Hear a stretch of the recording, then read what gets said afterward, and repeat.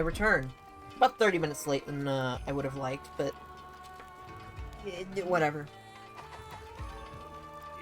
I did a little bit of money grinding off stream. That's why I'm a little late. I didn't want to do that on stream, to be honest.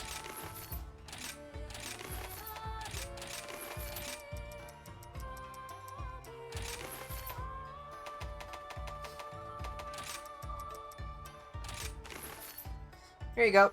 Some decent amount of money. Switch back to dual blades, and I'll take a wild guess what we're doing today. There's actually two things I want to focus on. The first is obviously Rampage, so I can get at least to like HR 230, maybe 240. And then, just a moment.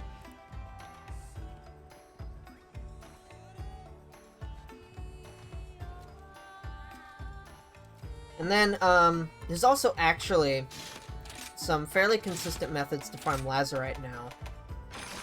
So, I'm probably going to do that a little bit. So if I can speed up the decoration making process, which, speaking of which, I should see what I need. I don't need much. I have pretty much everything I need at this point. The only things I'd really care about are Handicraft and Fate.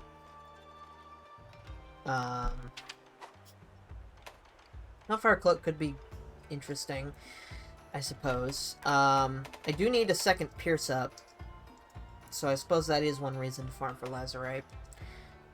Same for normal/rapid. I've got Protective Polish. Having Razor Sharp would probably be good. Same for Spare Shot.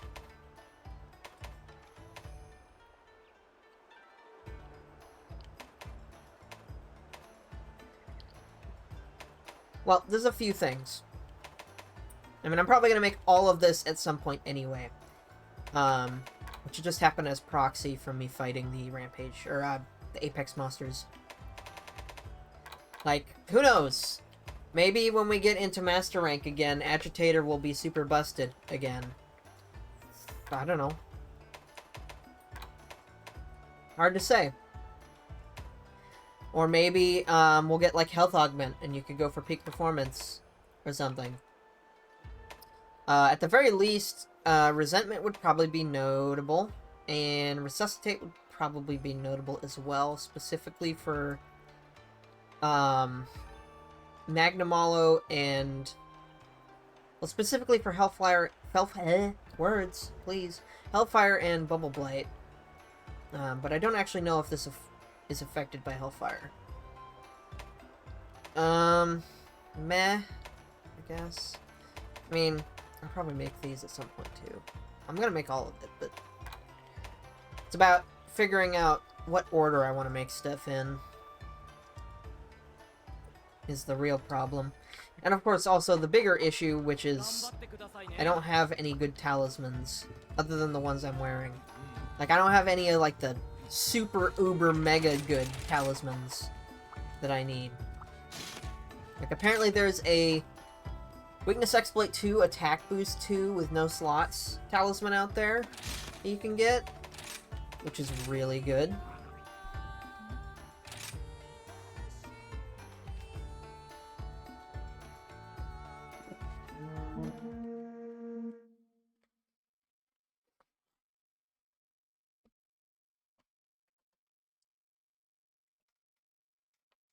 Granted, it'd be better if it did have slots, but that is significantly less likely.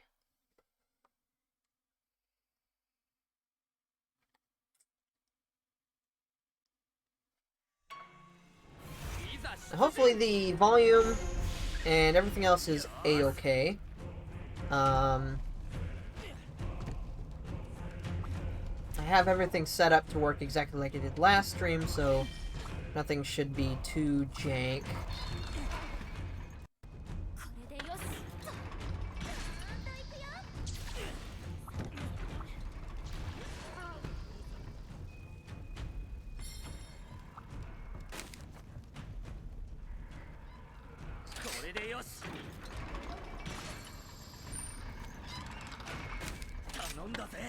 So I've been doing this a few times off stream, and I've noticed that there are lots of people who do rampages where they basically what they do is they host the quest, and then they just AFK the entire quest. I don't actually know if they get any hunter rank from that, but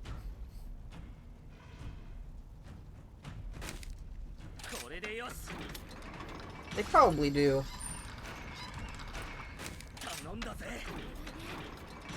And I kind of hate that, because it kind of completely removes any sense of accomplishment from doing this. Like, if I meet anyone with an HR of like 300 or higher right now, I feel like, I don't know.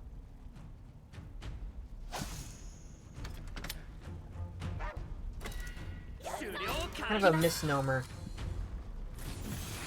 It's nothing respectable about being a high rank if you didn't actually, like, put in the work to do it, as far as I'm concerned.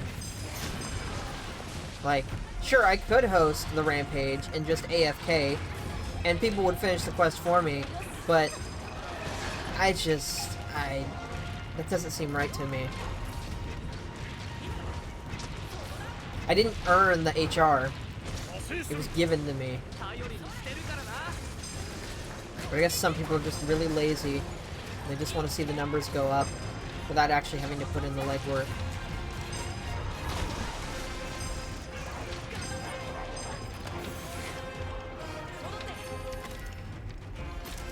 And that is why I am perfectly okay with not being one of the highest HRs you can see. There are definitely there have been people I've seen that do have really high hunter rank that are definitely still actually trying to play the game. And kudos to them, because man, this is boring.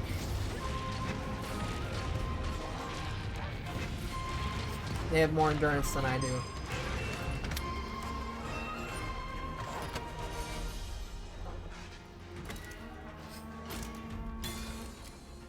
Okay.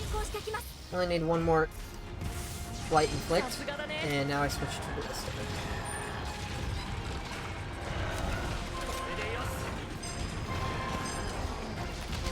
So hopefully I should be able to at least get to 230 here via rampages. That's like 2 rampages at least. But if I go more than that, I should get pretty close to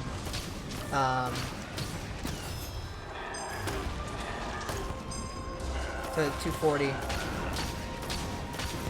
I kind of wanted to aim for getting to 250 before the weekend, but I don't really feel like that's going to happen at this point.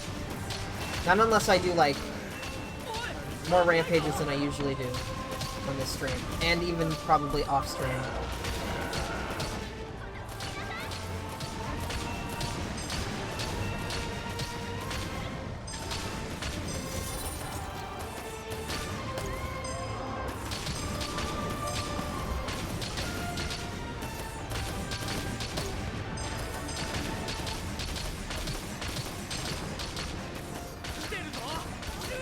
That would be 7 rampages, which seems doable. That's only like 2.5 to 3 hours of rampages. Just 2.5 hours. I'm definitely not going to do all of that on stream. Maybe 2 hours of rampages.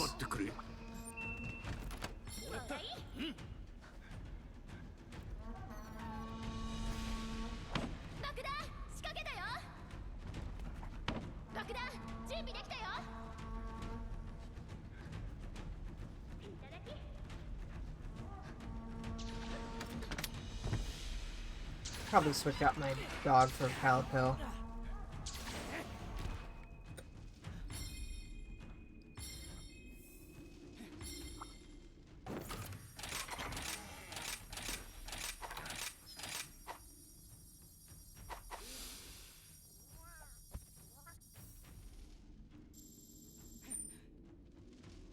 Let's see. Elemental Blight, Ballista, repel with a weapon, okay?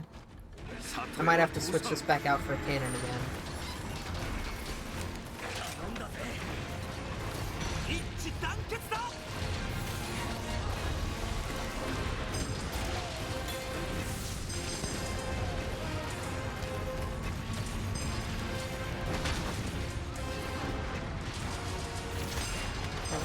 I'm just gonna wait until I've got light back again. What? I didn't let go of the button.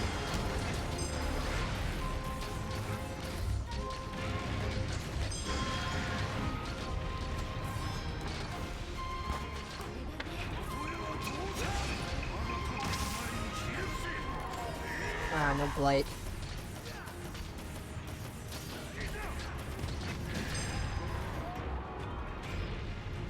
It's kind of a waste of Fugen, but okay.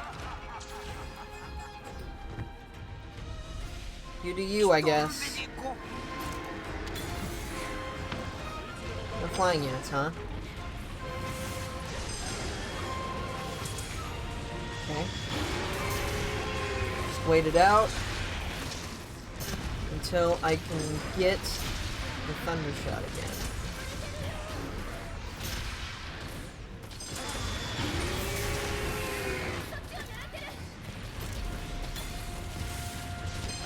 There you go.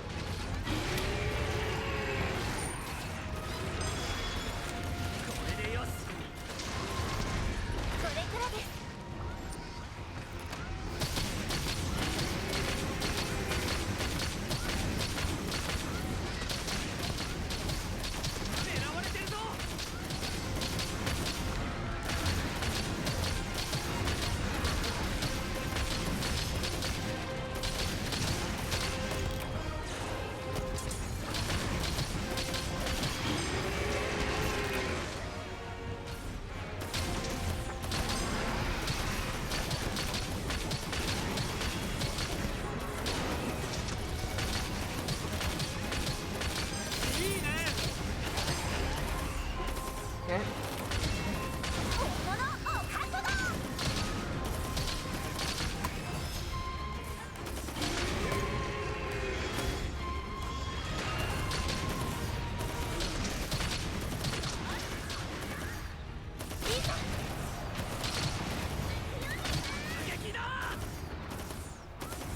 Okay, cool. Can't hit it.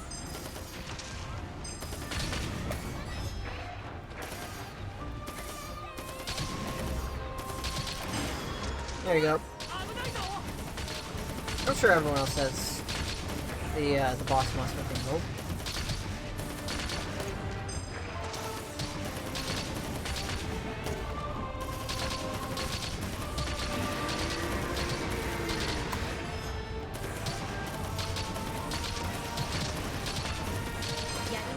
There you go.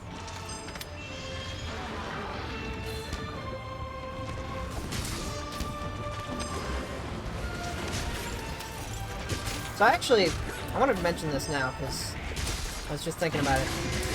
I don't think this is going to mean anything to any of my regulars, but I was able to get into a hunt with, Estelle.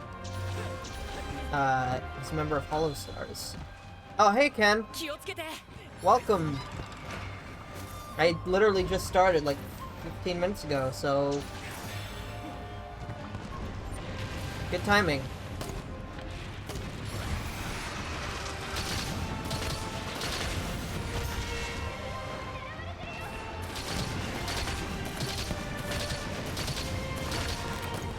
Granted, I was only able to get into, like, one hunt against an Almudron, but legit, it was, like, the best I've ever done against Almudron ever. Ah, cool! Welcome back! Oh, I was about to pop the counter gun. Don't mind me, I'm just gaming. Oh, cool, it's Ibushi.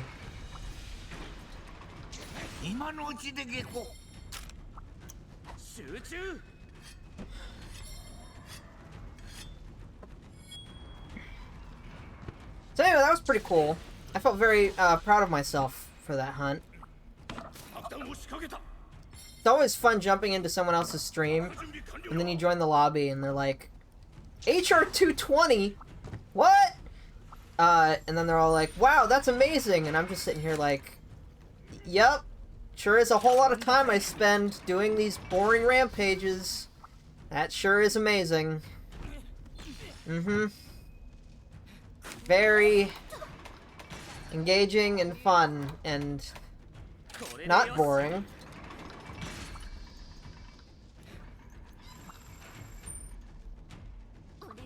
I'll probably hit 250 today. If not today, I'll hit it tomorrow. And at that point, I think I'll be close to being satisfied, but I don't know. Maybe I'll want to go to 300. 300 would be a cool benchmark to hit. Oh yeah, I also changed my, my auto shouts, which is neat.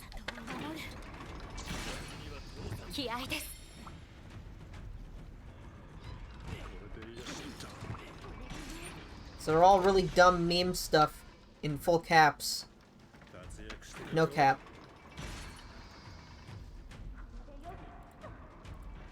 Anyway, so, Ken, if you need help with hunts, just let me know.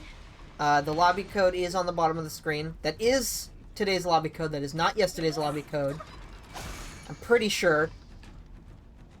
75% sure. I don't know.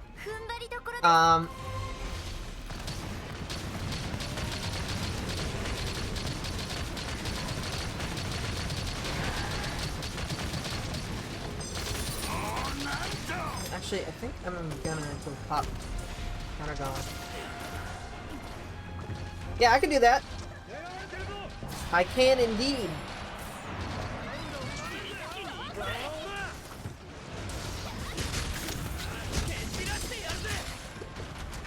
Go. Just gotta finish this rampage. I gotta say, you kind of spared me the torture of doing this for 2 hours. That's probably what I was gonna end up doing.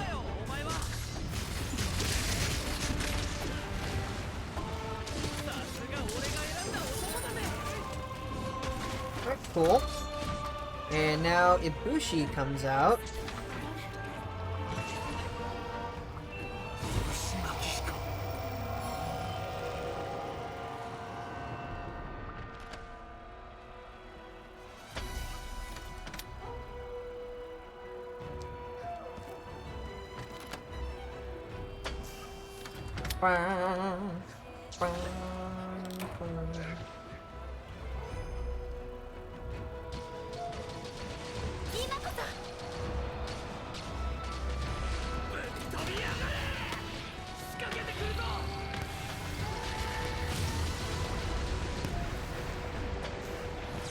See if we can't knock you down before you even leave. Nope.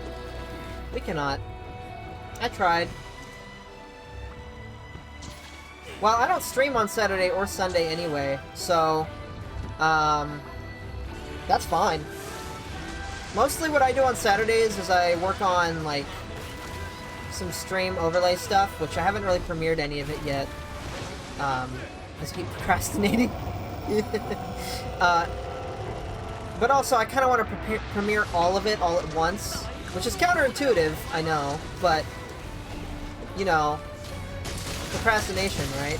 The other thing I do is I usually visit other people's streams and help them out on their hunts, which is mostly what I did last week. I stopped by a few different people.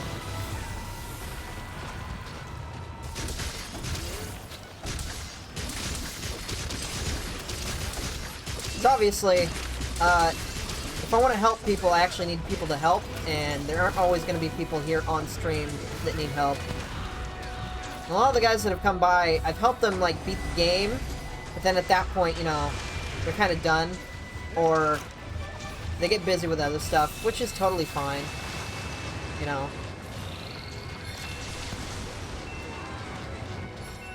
So sometimes I have to go out of my way to find people to help.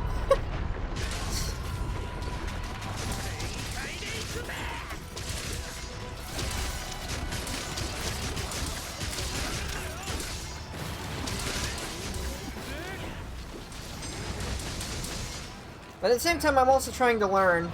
At some point, I'm considering learning how to, like, speedrun or something. It's not good.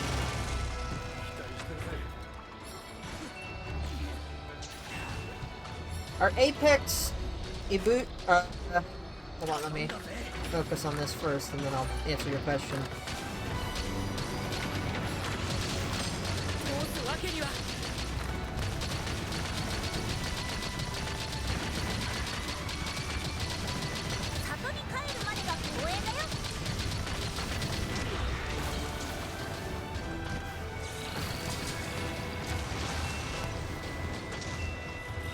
Our Apex means Tsune and Rathian worth it. I appreciate Rampage is actually blah blah blah.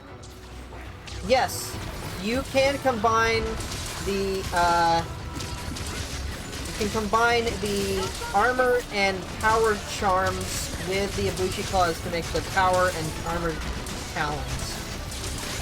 Usually I keep charms and talons in my inventory at all times. As for the Apexes, they are worth doing, but not necessarily at the moment that you can. Like, not where you're at right now. There's not much of a reason to.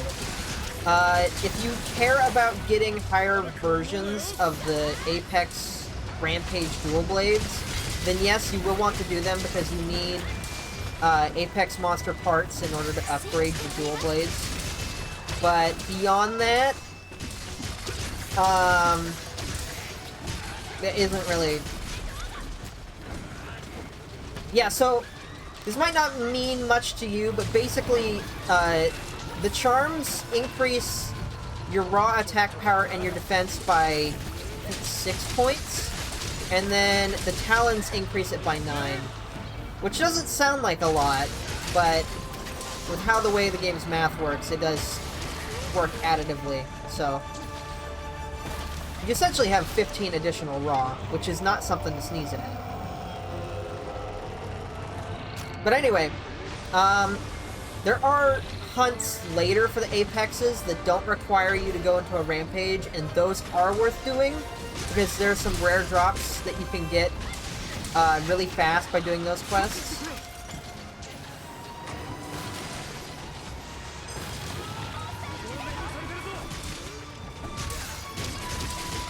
Did we get the tail? Yeah, we did. Man, people are getting fast at this.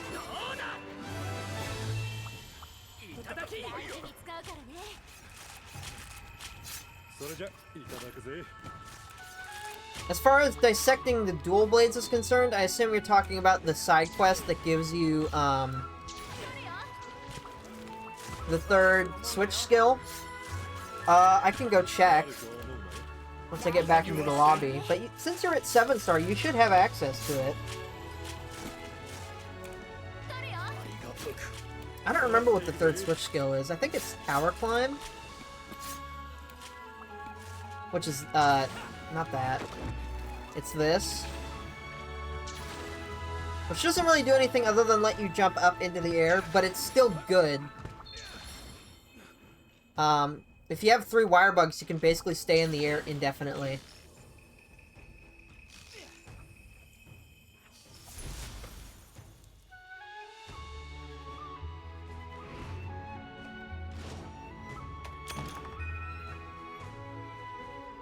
Okay.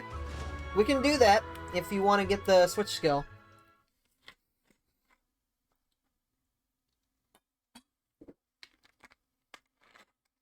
I really need to move the chat somewhere else. It's hard to read where it is.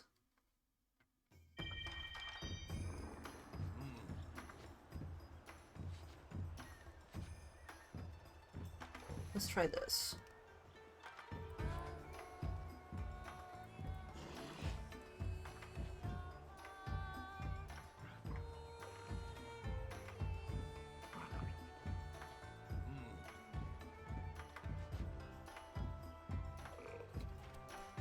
There you go. That should be a little bit better. Could probably move these down a little bit too.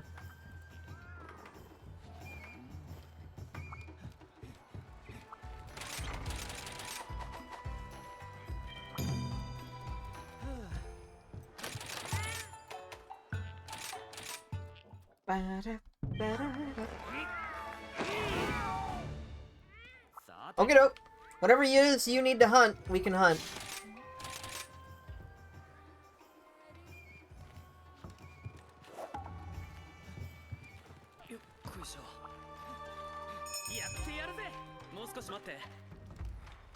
I should probably switch my dog, actually.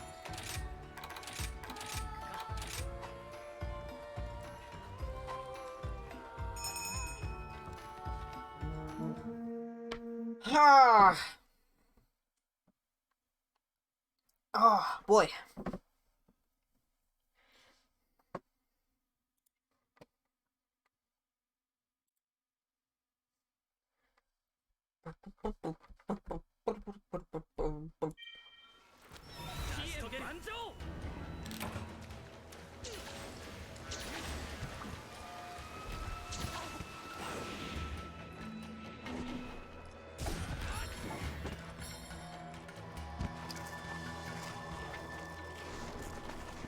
Probably should have switched sets. In fact, actually, I'm going to do that right now.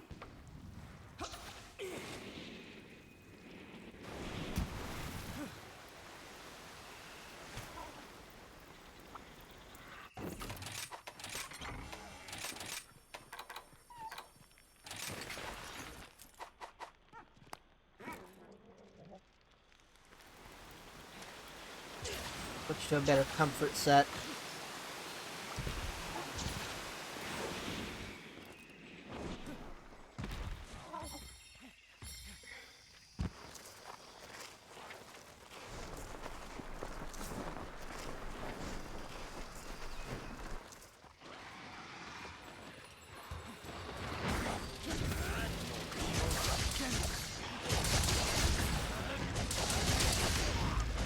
Oh, right, I remember. Yeah, I remember I switched to longsword for this fight. So I can get the tail easier. Oh well, nothing I can do about that now.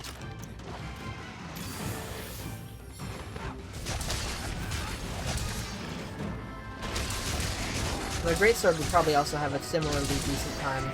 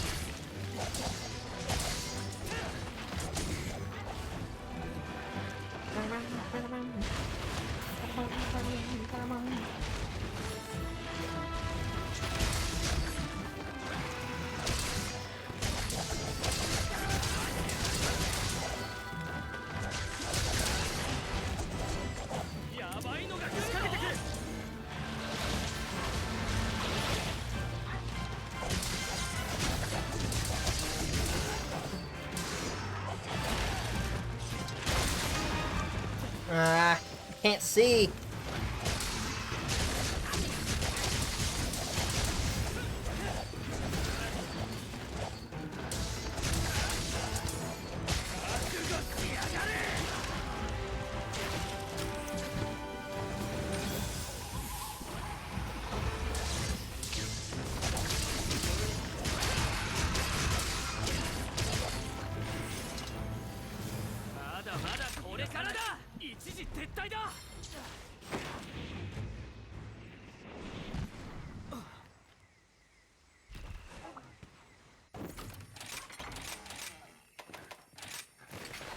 There you go.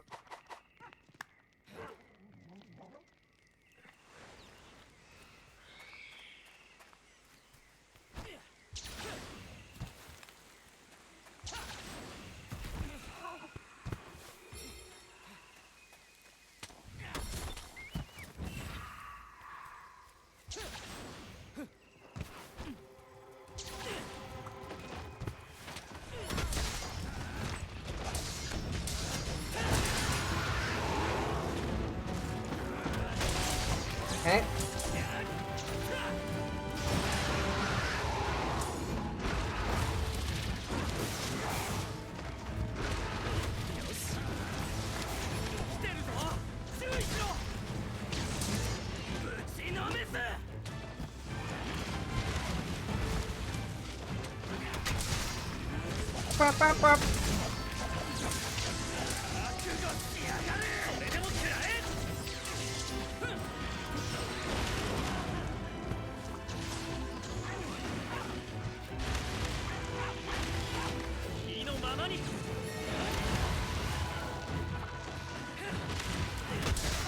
Wrong monster.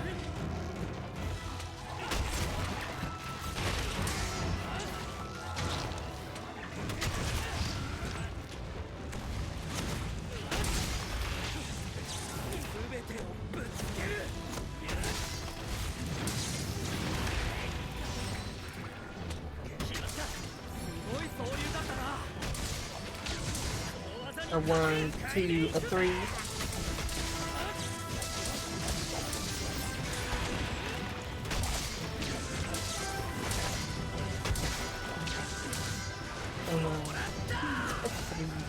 A bit.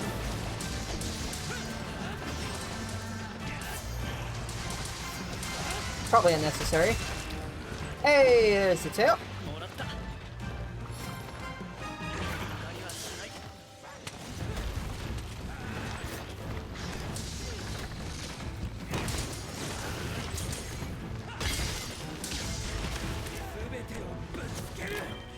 That sucks. At least you got the tail.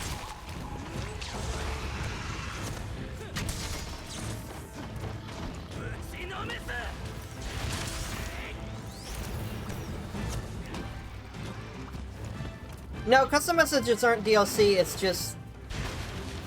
It's complicated to figure out how to do them. I mean, I figured it out, but the menus did not help.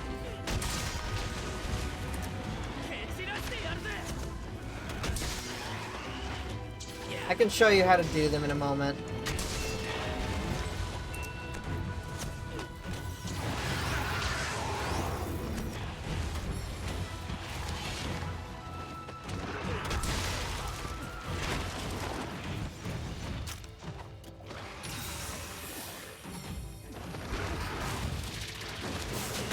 It would help if you have a keyboard plugged into your Switch. Help you type them. Not that it's necessary, but you can do that. That's what I do. In the event that I need to type something, such as a room code.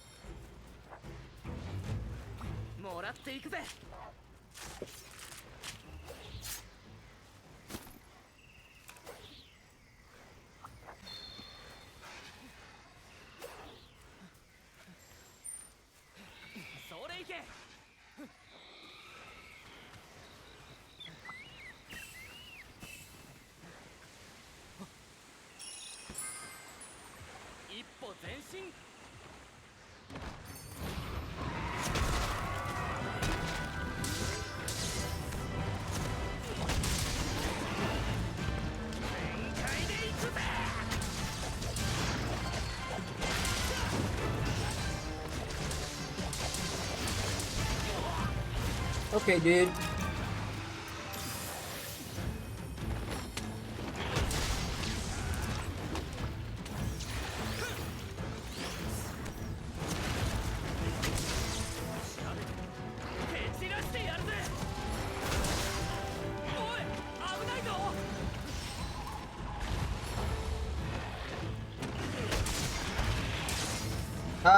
If you want the medulla, then we cap.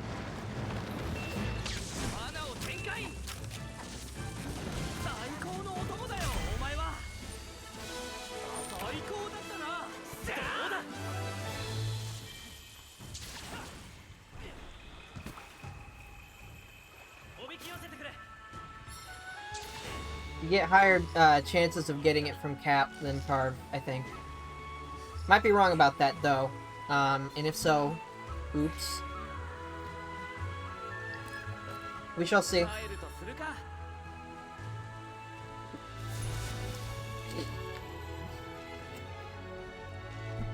Under normal circumstances, most of the time, the rarest drop has higher drop chances from Cap, but that isn't always true.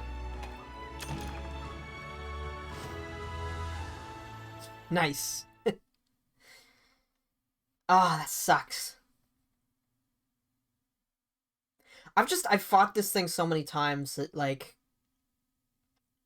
there isn't even anything I need anymore from it. I could probably just dump all of the materials I get from it into melding or something. Speaking of which. What are my goodies this time?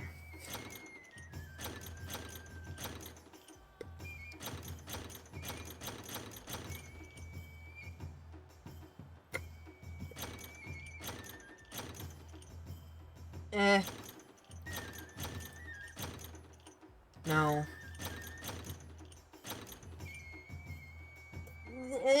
No. No. Possibly.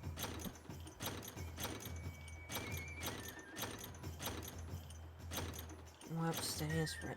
Wide range hellfire cloak.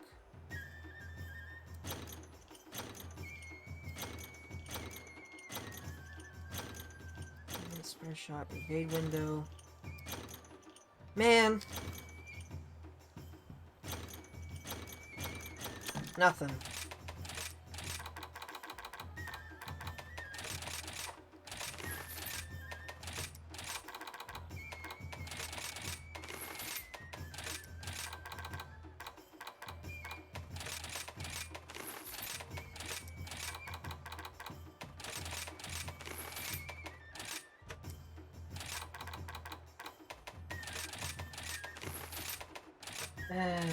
Alright.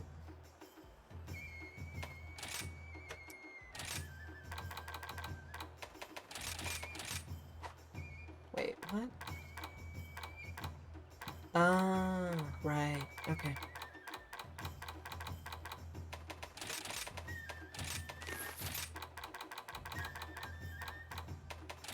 Wow, wow, baba down, wow, down, wow.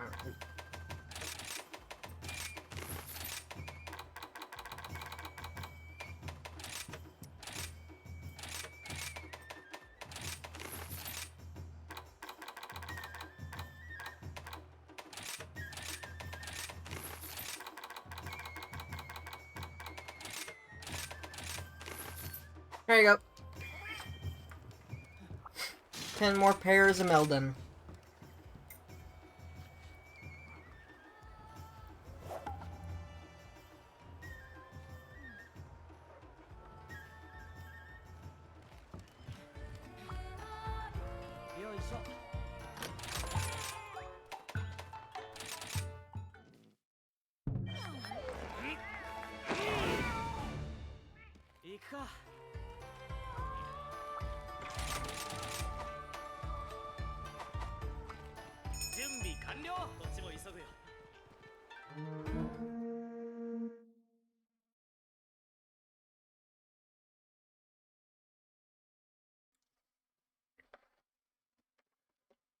Oops. Well, at least you can eat in the tent, so no worries. Ugh.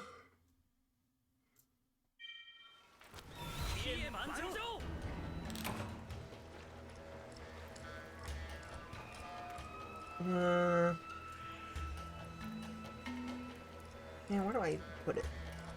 It's so hard to see, like, the message.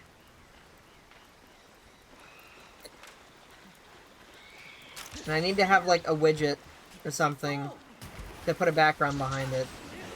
Because I can't find a way to do it via the application.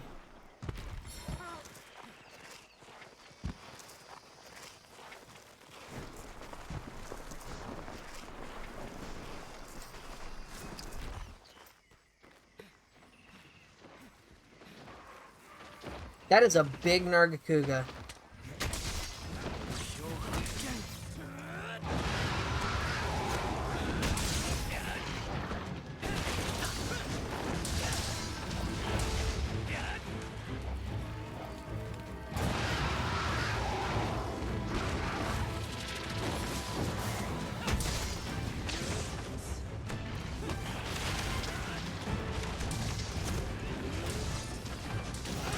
that sucks. What?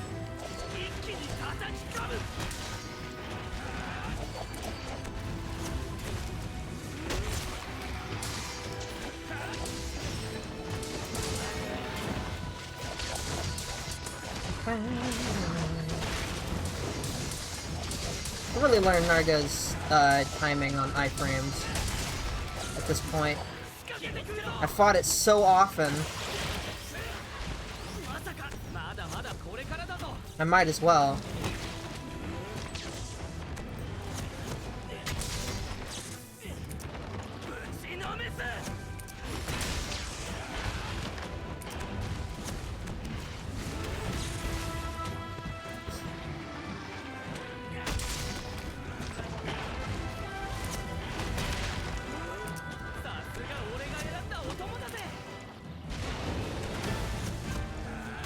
There you go.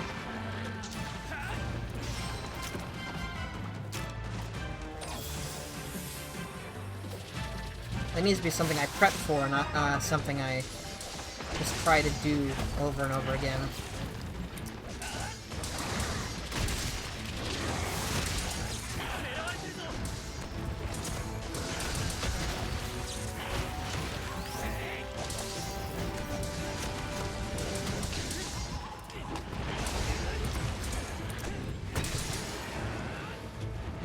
Not happening, bud. Bum, bum, bum. Bum.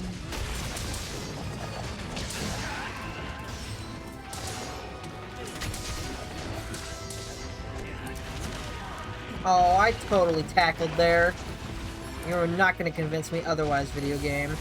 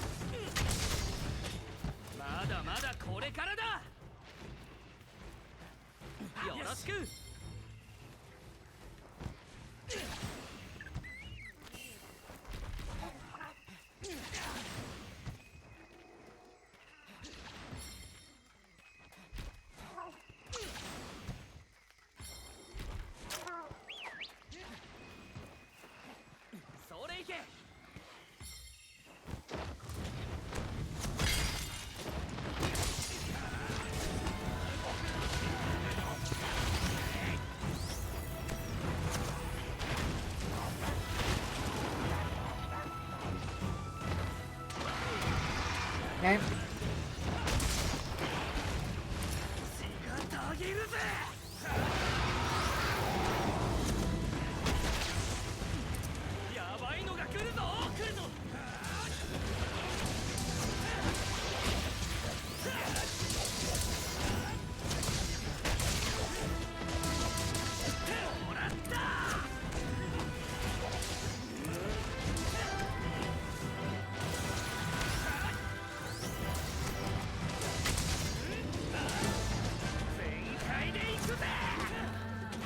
Okay, Toby is here.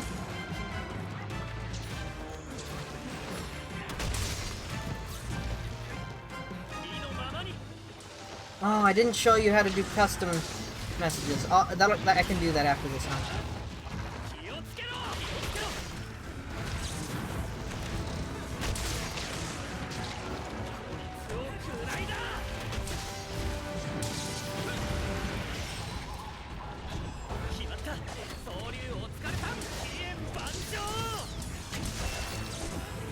Okay, bit of a waste of a knockdown, but whatever.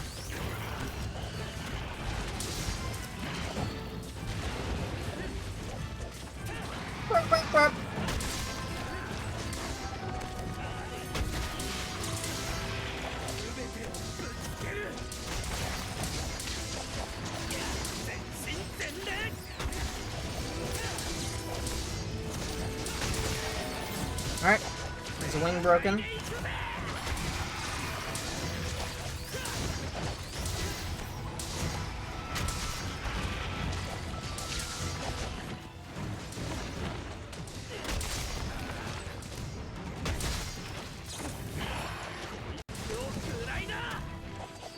Alright, don't forget that tail. I do so frequently.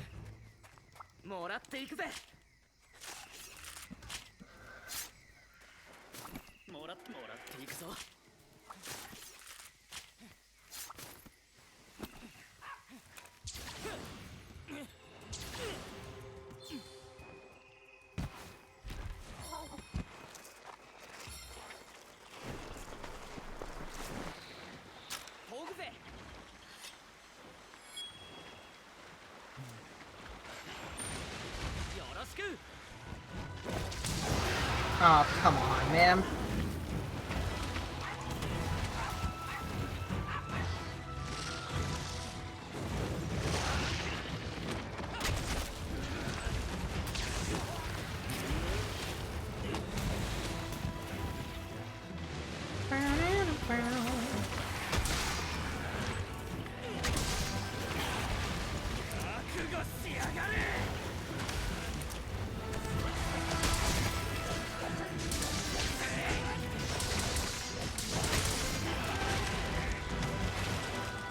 I should have used one of the wire bug techniques and not double tackle.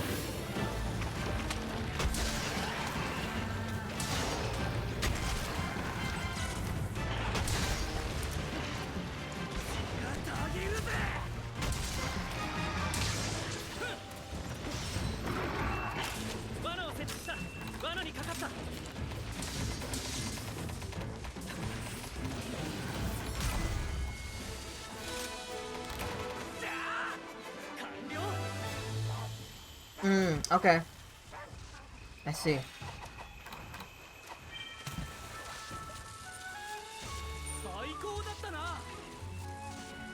So...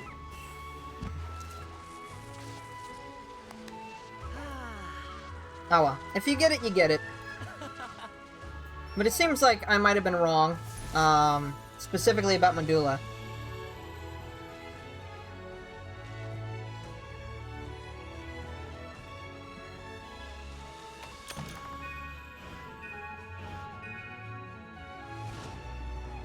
Or, yeah, Medulla, not Marrow. With the Marrow, you want to cap, but it looks like you have a 7% chance of carving it from the body, versus a 3% chance of getting it from capture reward.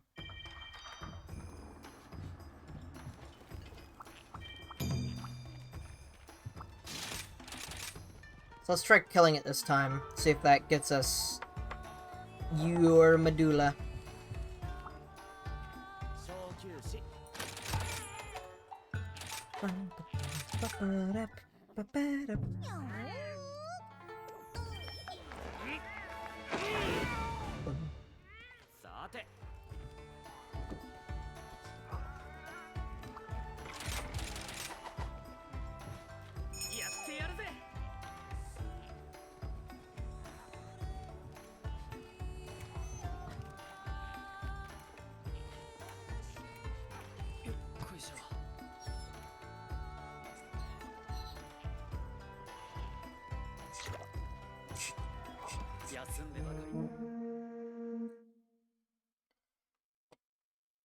Yeah, okay. Now we wait.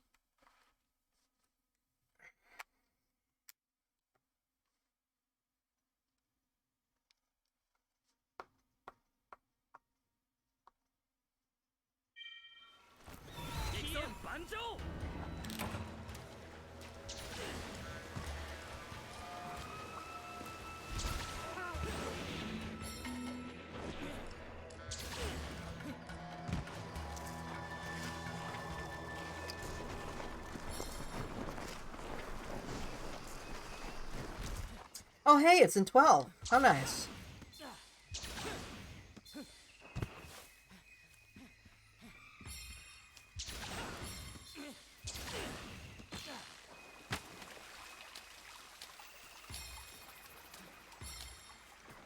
Unfortunately for this game, I'm too smooth-brained to just teleport to the camp, so I'm gonna walk. I will take these, though. Anything to get me closer to the 1,000.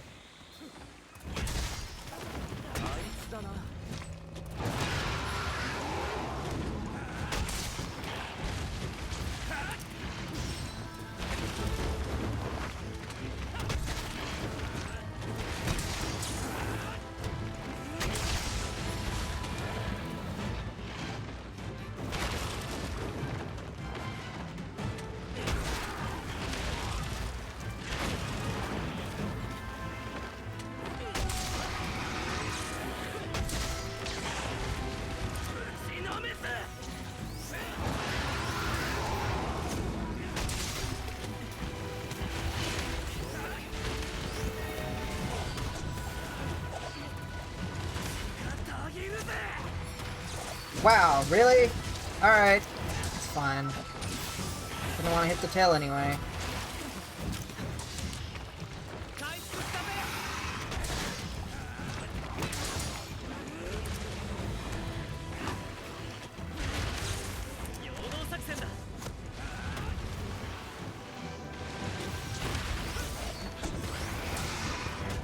Wrong way.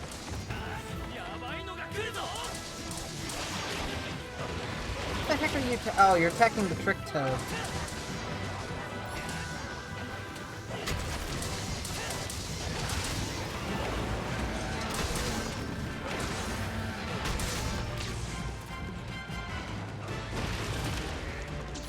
Okay, dude. Just a moment.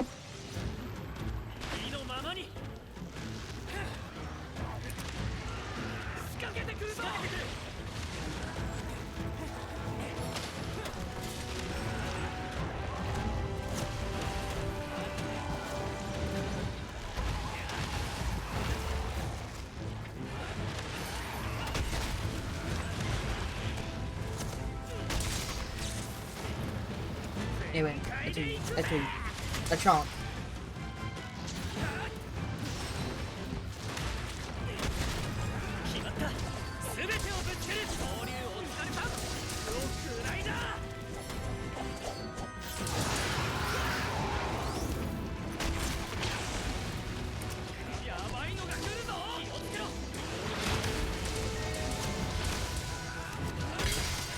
Okay.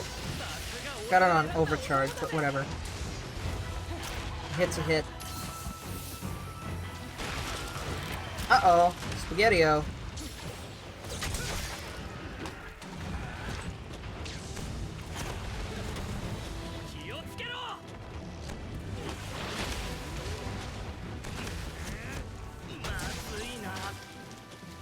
Okay. You gonna eat your max potion, my dude, or are you just gonna run away like an idiot? It went. Oh, you didn't do a two swipe? Okay.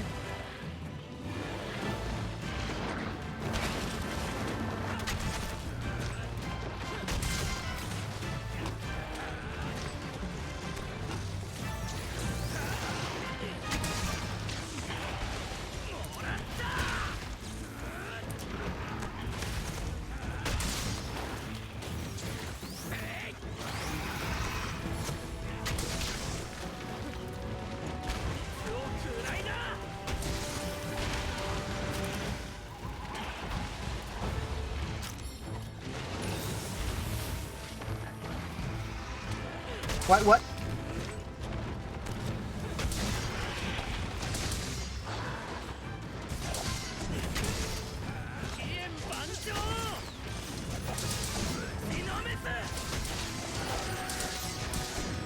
Probably should have parachuted there. Because I don't have a charge. This is fine. It whip. It whip. Good for you.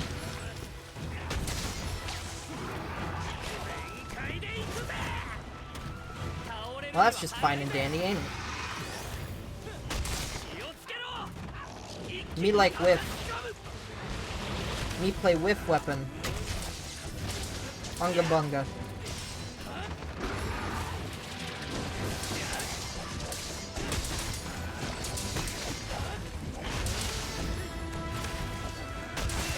There you go.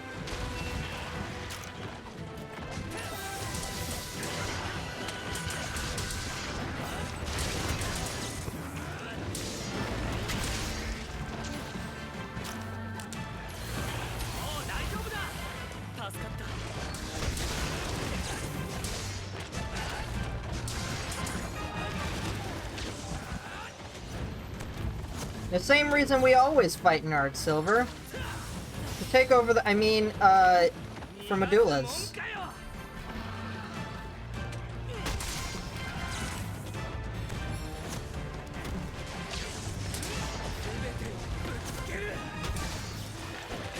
Don't you know?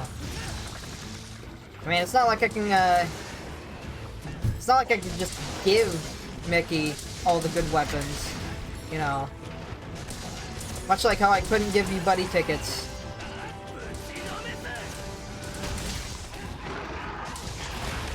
Ah, too early on that.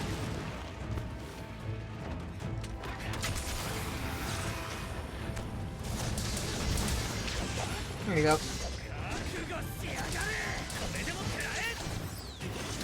I'm amazed I did not crumple you.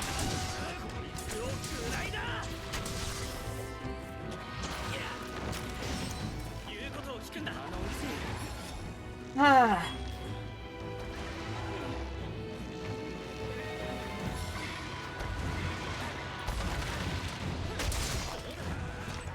Man, I'm a slinger.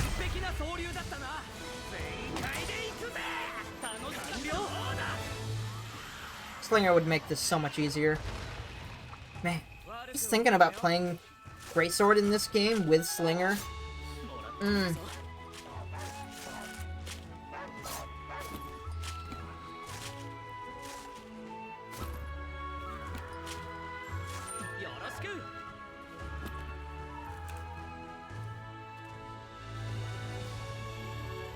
Oh, is that an invitation to do Narwa?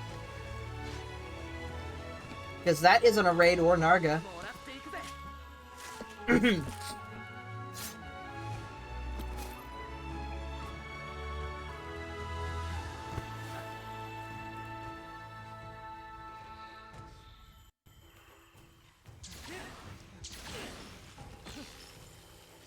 Don't worry, we're still at least, I don't know, a few hunts away from Narwa?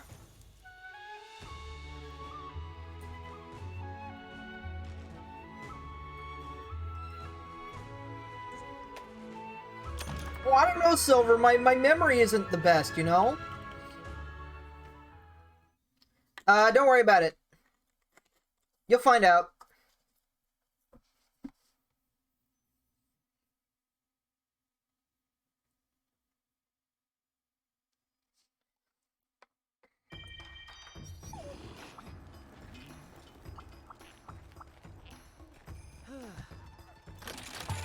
Did you happen to get a medulla from that?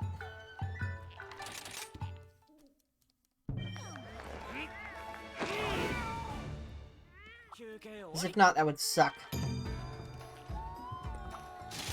I'm gonna take that as a no.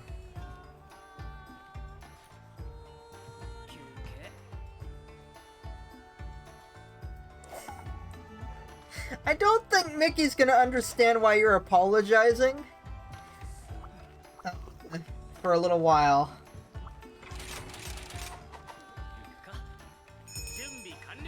I mean, hey. Be happy you don't have to farm her for talismans anymore.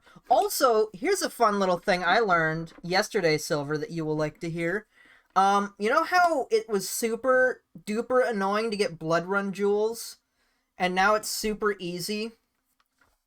And then I was worried that now it's going to be really hard to get the new high tier of girls.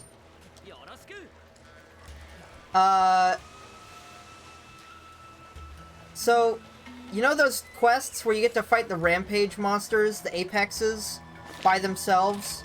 If you do those have a chance of giving you, blood run and lazarite in spades. Like, I think this, the video I saw...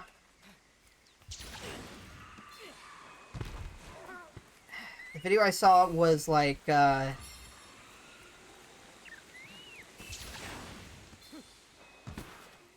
guy was getting, like, an average of 5 lazarite jewels per hunt. And it was only taking him, like, 7 minutes. Also, no, I didn't. You lie. The password is always 1111.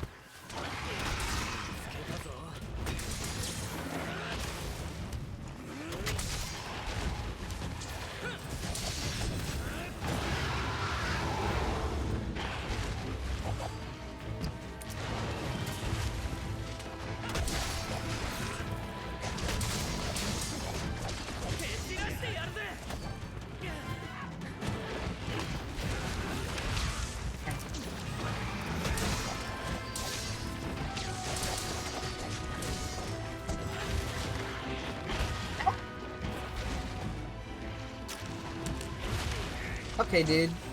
I get the picture. And every time I see it, it makes me laugh. You know?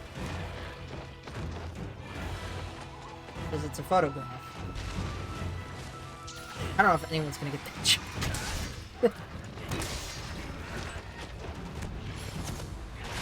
Only the deepest cuts here on twitch.tv/Seth649. I tell you that, I visited, another streamer last weekend, and when they saw my name, when I followed them, they read my name as... Okay. They read my name as Sex69 instead of Seth649. That was interesting.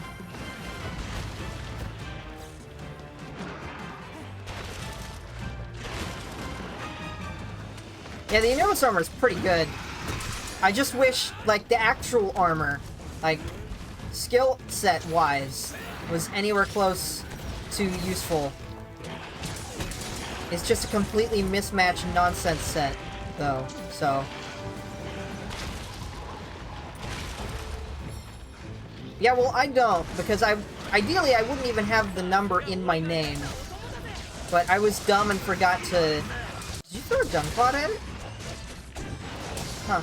I was dumb, and I have a separate Twitch account with my name on it. But you can only change your Twitch account name every 6 months. So basically, I have to wait, like, 4 more months before I can change my Twitch username again. That's a huge hassle.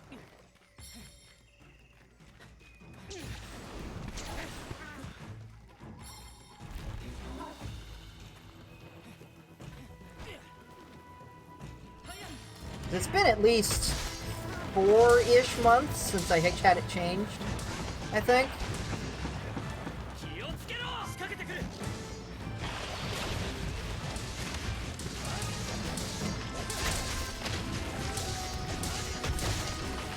I mean, thankfully I have the name, because I just have it under a different account, so I don't have to worry about, like, not having access to the name. Oops. It's just, I have to wait.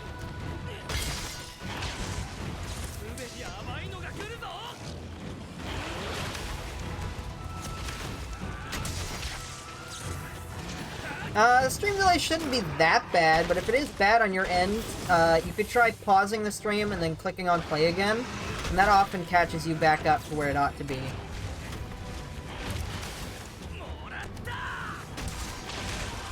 Okay. I just recognized a pattern. Interesting.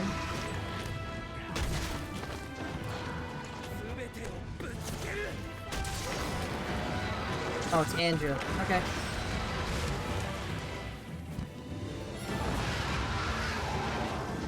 Oh, yeah, I get that. I mean, I was considering doing that too, but it's just...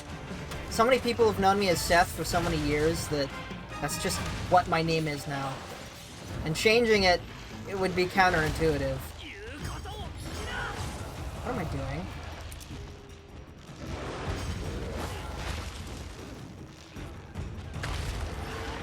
That was dumb.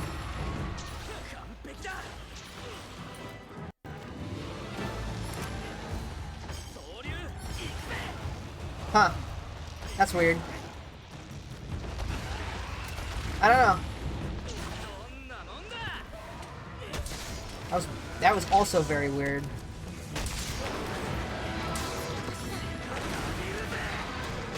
I'm sorry. Sometimes hit registration is really weird in this game. Even if you're the host.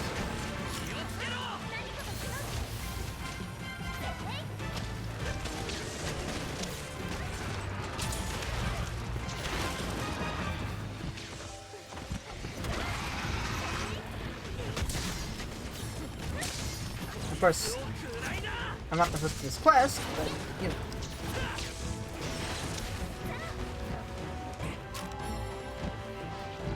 I want that tail.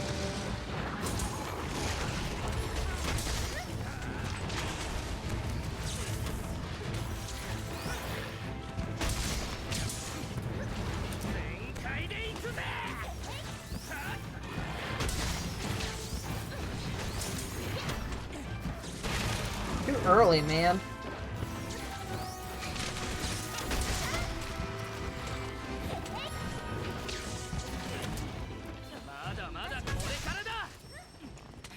I tried. Dude, what are you doing, dog? Stop chasing after the monster and let me ride, please.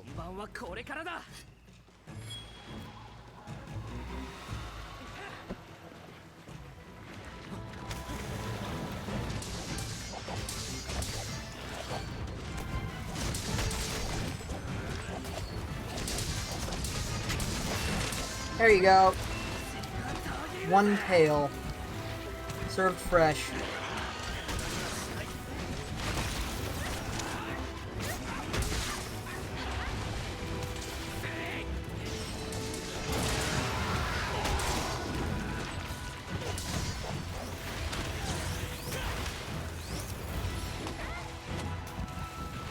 A hip, a hop, a hip, and a hop, and a hip, hip, hop.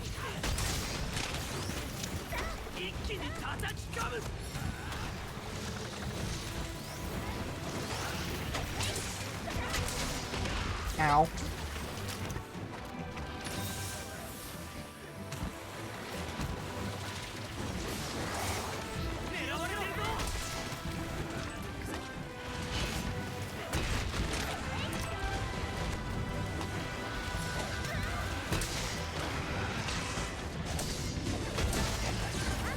Bum, bum, bum, bum, bum.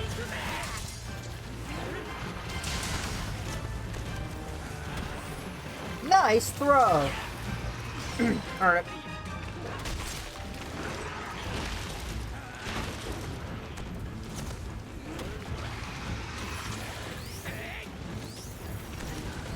Whipping is my job. It's what I do. That's why I play Greatsword. Where whipping is the most, punishing.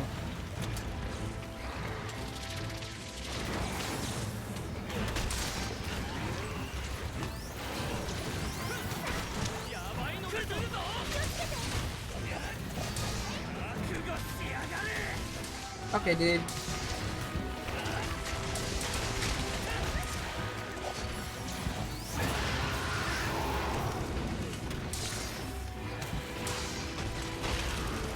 Okay. Yep, that's fine.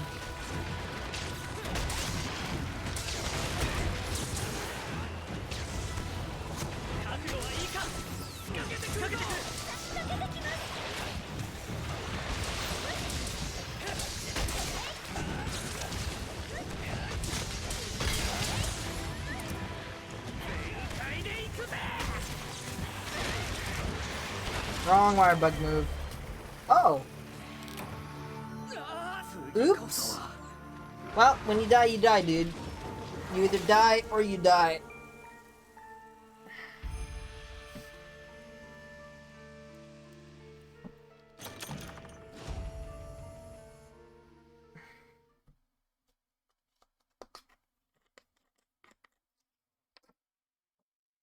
Alright, so now that we're going back to the lobby, I'll show you how to make custom shoutouts. Since you have mentioned them and have asked me, I will show you. Okay. So, when you press minus, you'll open up your shoutout menu. And on the left side, you'll see the chat menu. So basically, you have 4 sets. You have translated shoutouts, which is the shoutouts that you'll be looking at normally. This is the set of shoutouts that you'll have under normal circumstances. So if you press R stick once, you'll get to your set 1, which is your first custom set. And so now, once you're in set 1, you just press X, and there you go. Now you can modify them. Oops.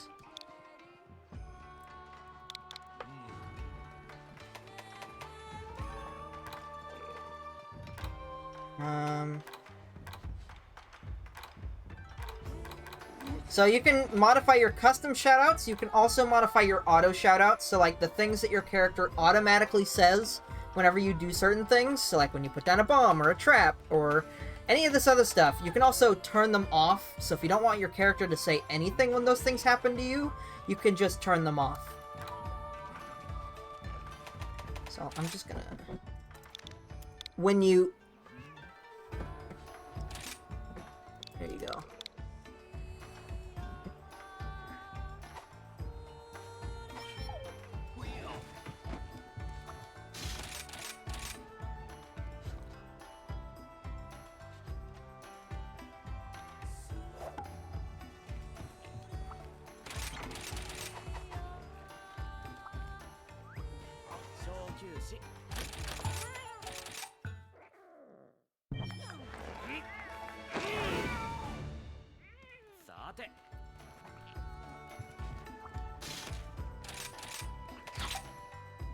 Oh. Oh, okay.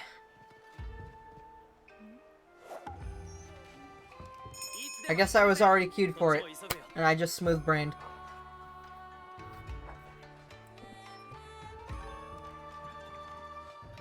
And you can set them to, like, whatever you want. I have one guy that comes by every now and then, and all of his shoutouts are Dark Souls themed.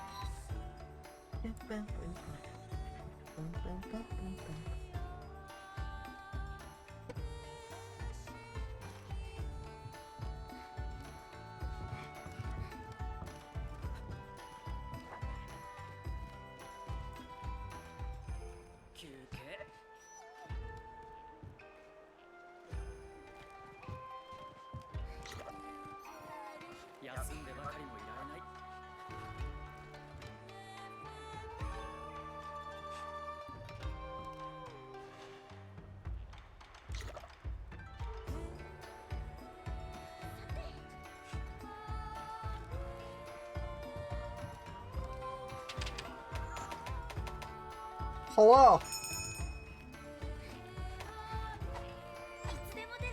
You also have, you can I think you can also customize it so that your custom shoutouts use, stickers, or stamps, or whatever they're called. And you can enter in whatever text you want for the different stamps. You can also add unique actions for your character to perform whenever you say the thing that you tell them to say. So, like, you could add a custom emote where you'll do the boxing emote, and your character will say square up. Something like that.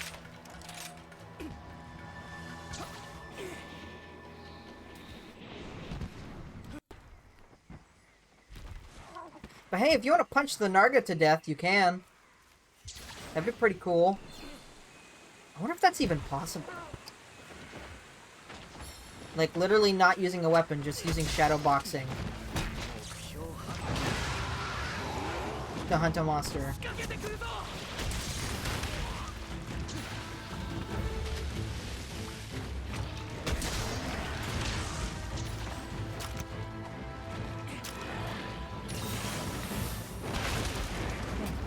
At range.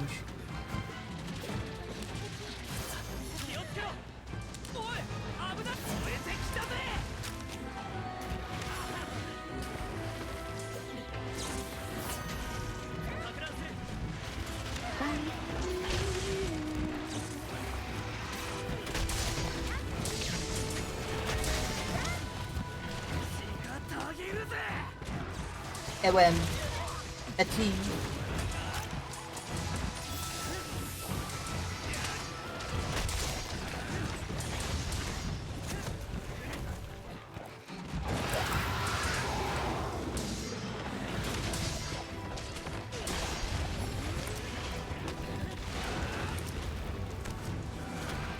Okay.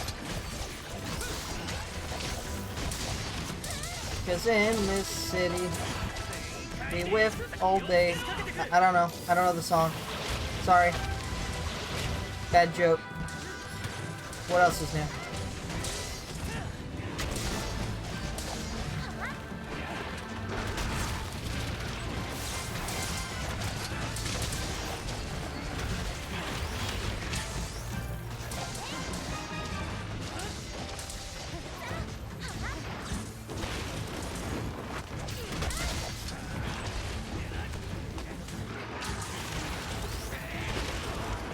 Oh, okay. I guess I didn't start holding down the button soon enough.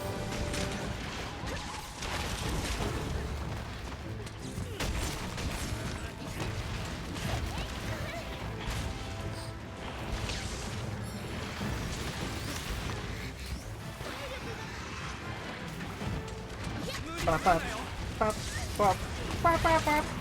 Oh. This isn't going very well. I don't think I've ever done this poorly against Narga. At least not in a long time. Like, with City.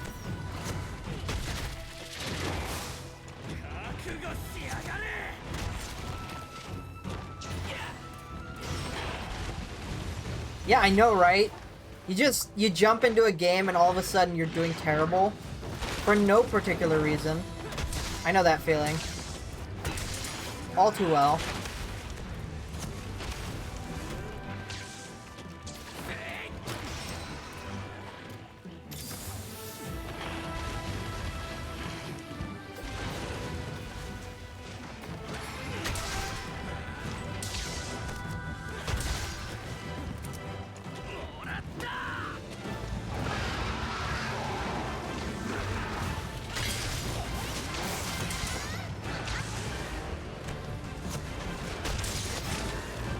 Pop, pop, pop, pop, pop. Oh, nice KO.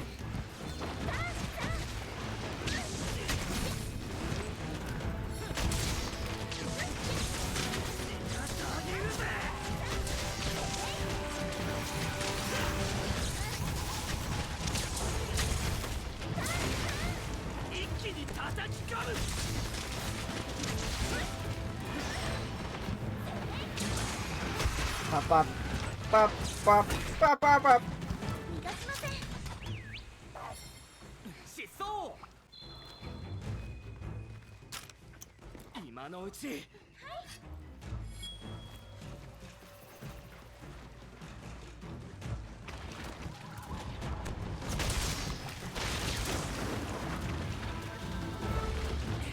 Gib tail.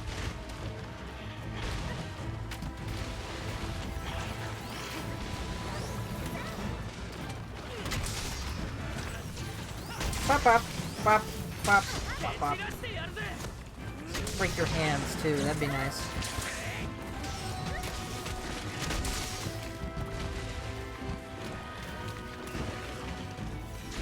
A hit. A hop.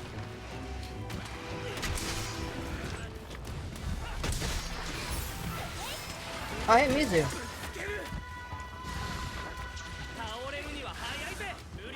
Oh, nice.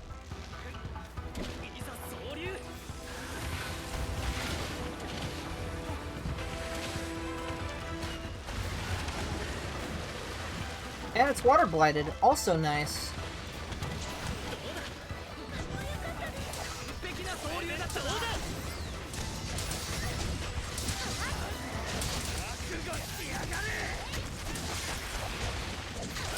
Awesome. Broken hand. Broken tail. Broken life. Needs to see a therapist. Probably a physical one.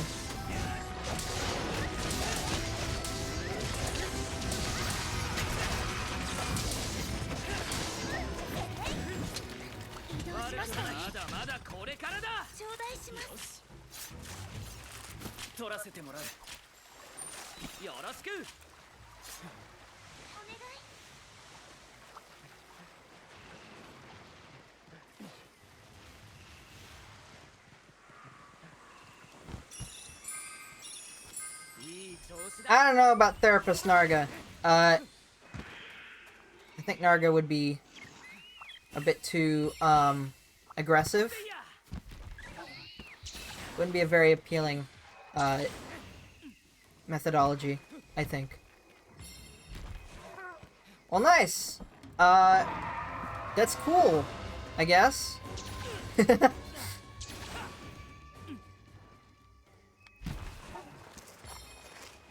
That you got a marrow? Bro, where are you? What the heck? Are you up above? I think you're up above. No, you're down here. Okay. Whatever suits your doom, my dog.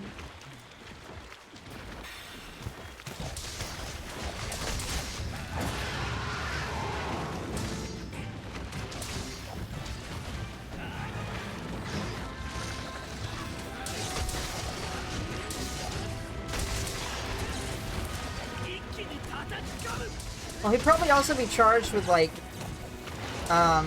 sexual harassment, because he likes to hit people with his tail a lot, and that's no good.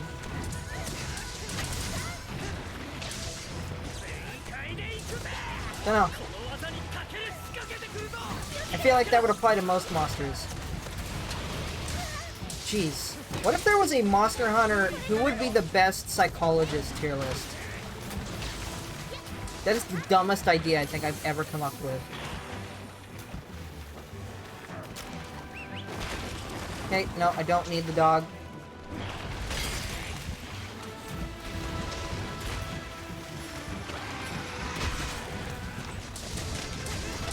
Mizitsune would probably be really high on that tier list. Because, like, soothing bubble baths and stuff like that?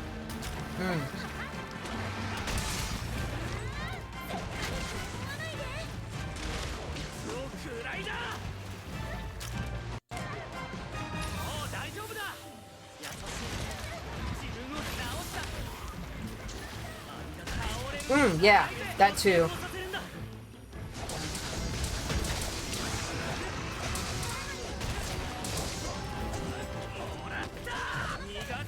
But I guess Somnicanth would also make a good barista.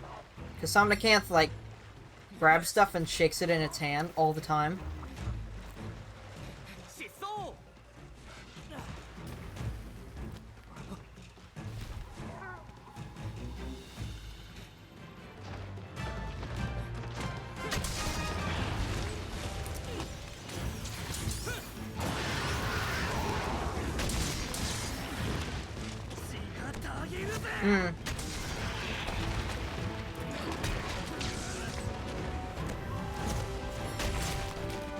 Yeah, no, Narwa would only ever talk about her husband.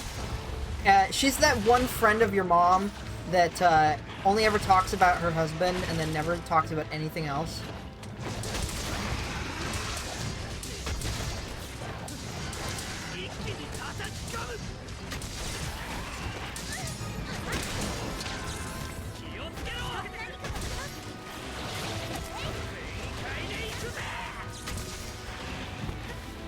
Same applies for Ibushi, but the opposite.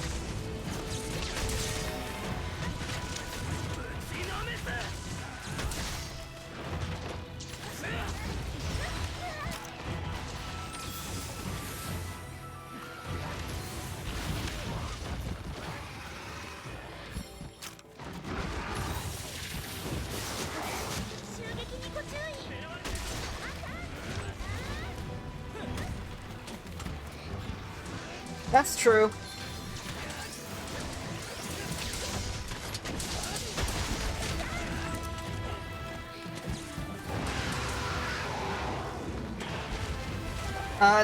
The monkey, the blue monkey, I forget what its name is.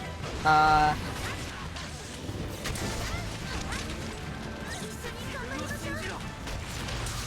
think that one would be pretty good at, like, football, American football. I don't know.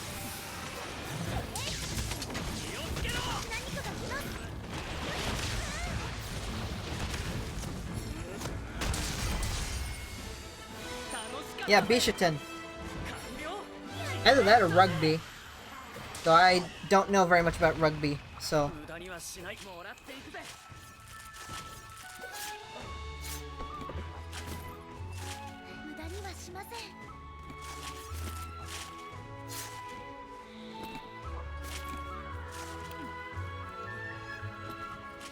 Hey, you got a medulla! Now you don't have to spend any time farming for weapons for a while. Probably.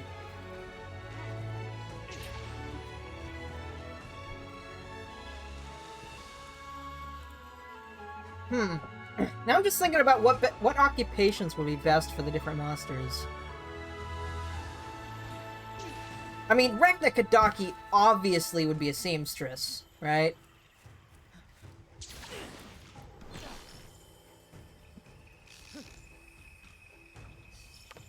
I mean, obviously, Tetranodon is a sumo wrestler.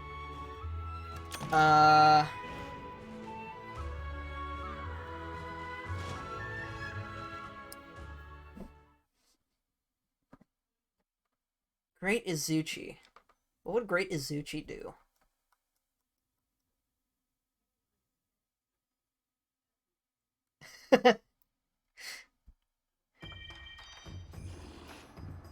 Why is my chat over on the side again? I thought I put it in the middle. Huh?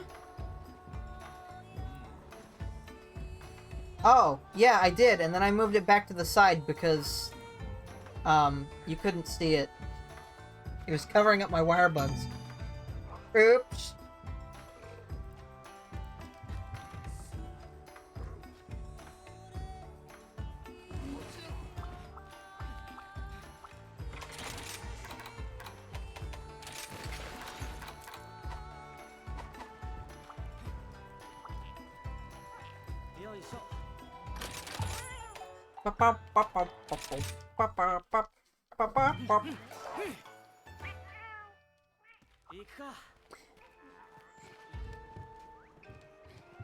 Monarch gear? I'm trying to remember what that is. Is that, what I think it is?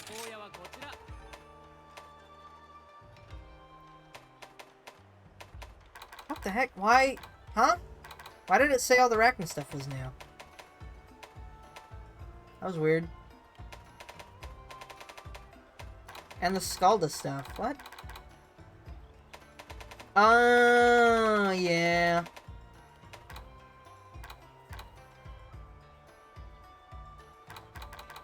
I mean, the best parts of this set are the arm and the helm. So if you already have those, you should be good for the time being. But I'm going to assume you probably don't.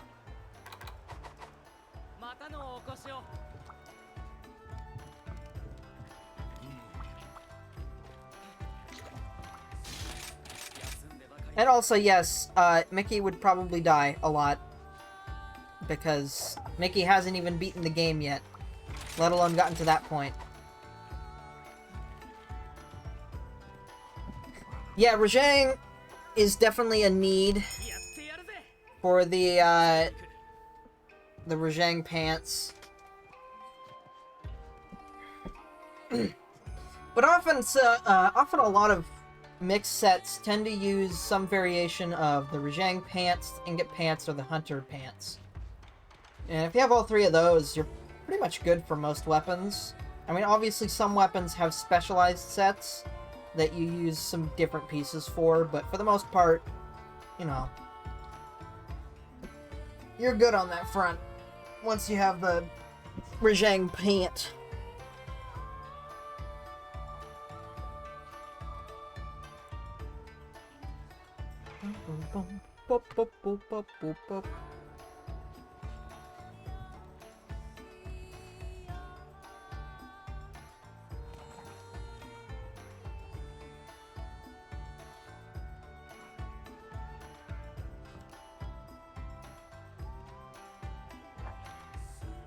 Alright.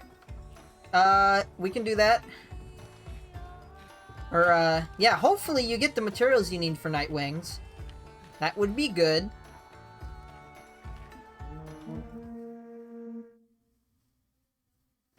You should those weapons ought to be able to carry you like through the end game. Quote unquote end game, you know. But yeah, those should be fine. You could probably just make like a normal mixed set. It doesn't need to be anything crazy.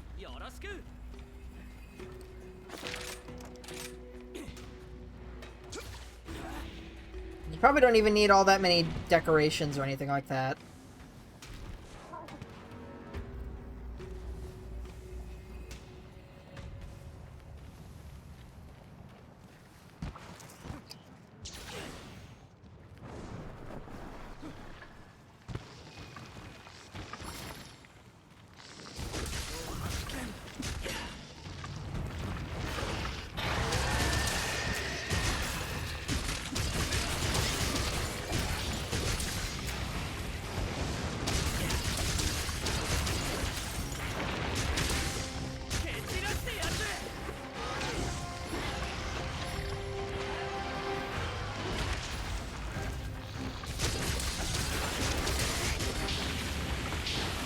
Bop, bop, bop, bop, bop, bop, bop, bop.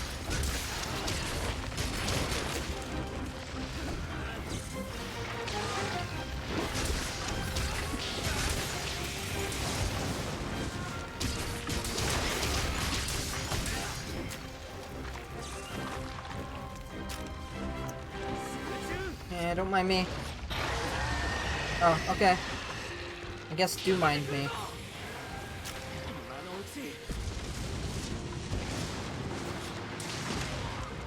At least I got the sharpen. That's fine.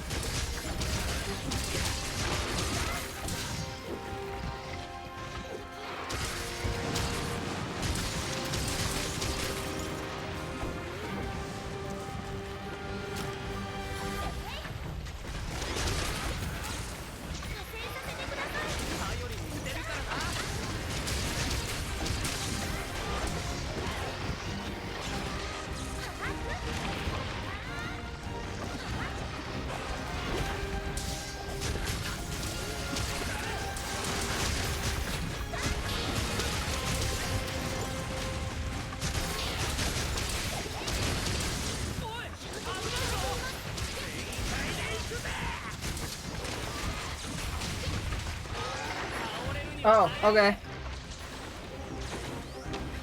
Cool. Cool and good.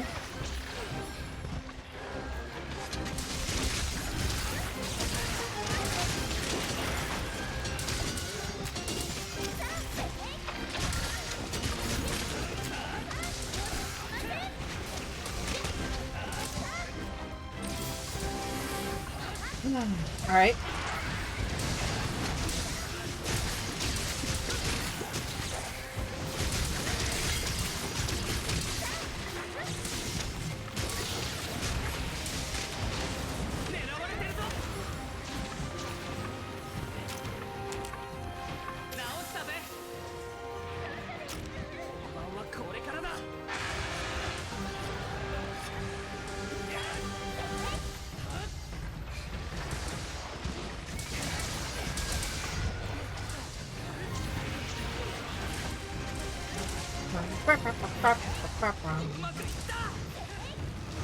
Hey, babe. Hey, babe.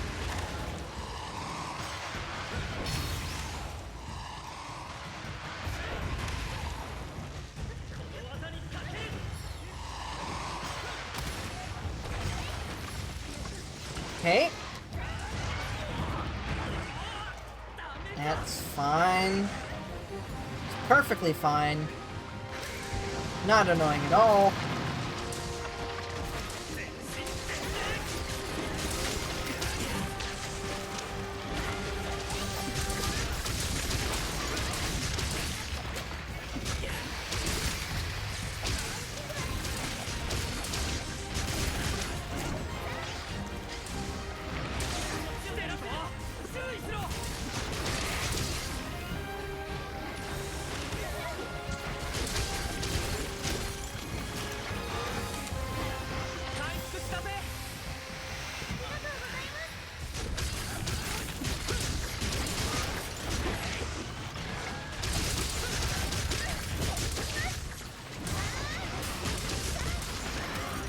Okay.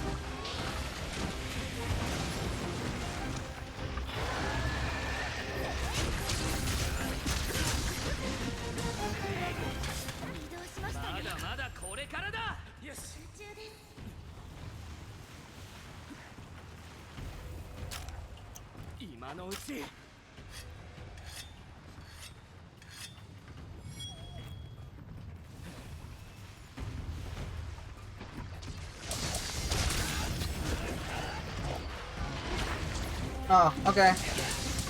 Guess I was too far away.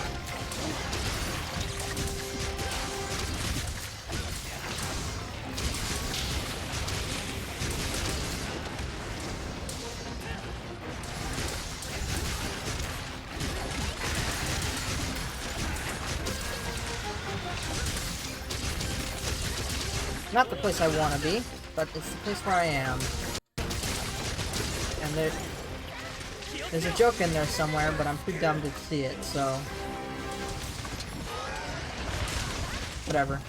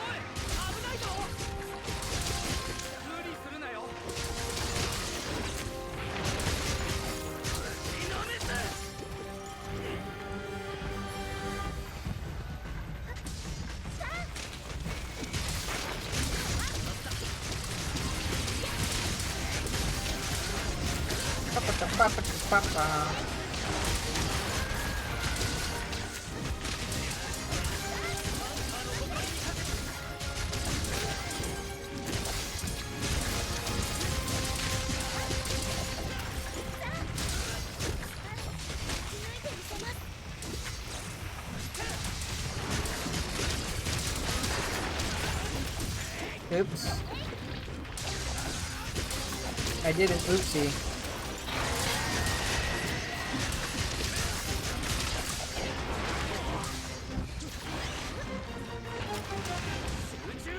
Whoa!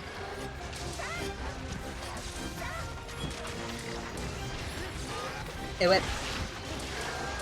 Okay, no. We can do that. Just gotta not kill defy it.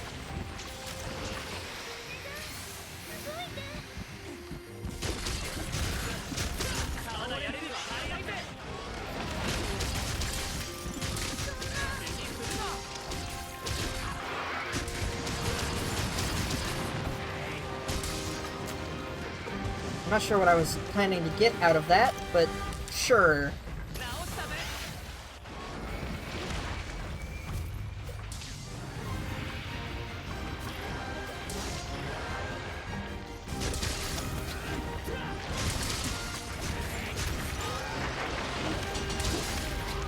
Wow, okay. That lasted longer than my parry did.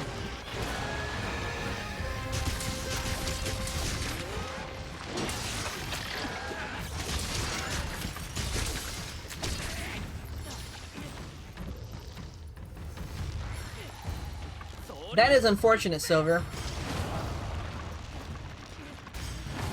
I believe that's called being murdered. Might be wrong about that, though.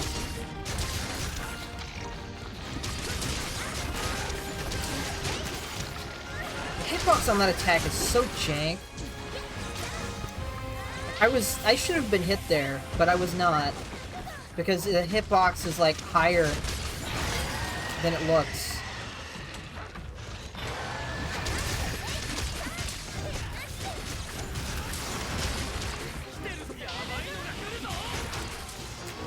Nice. Well, that was my bad.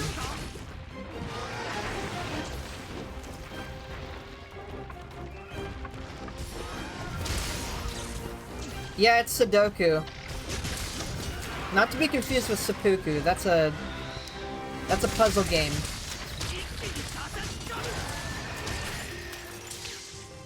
It was a flamethrower. It was a flamethrower that killed Silver. That's what that was.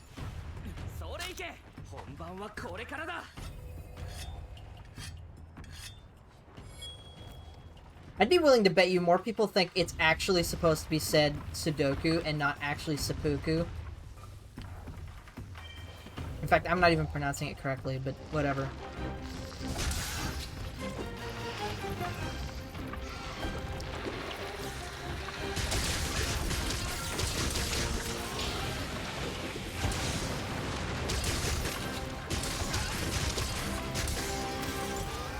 You would be surprised.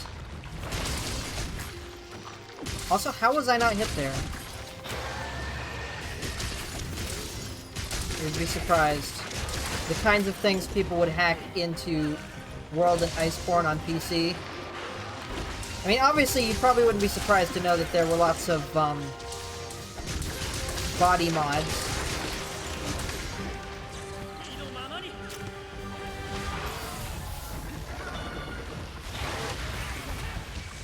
What's going on?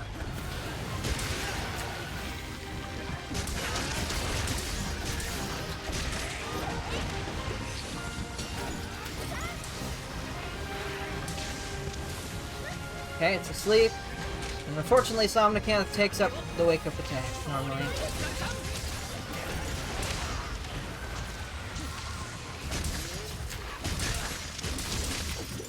Bro, really? I pressed X just a few too many times. Stop mashing.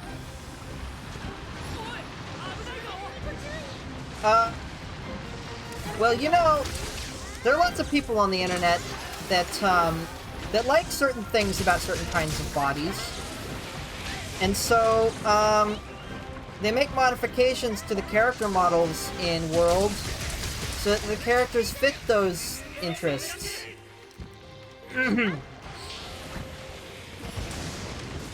Is what I mean by body mod.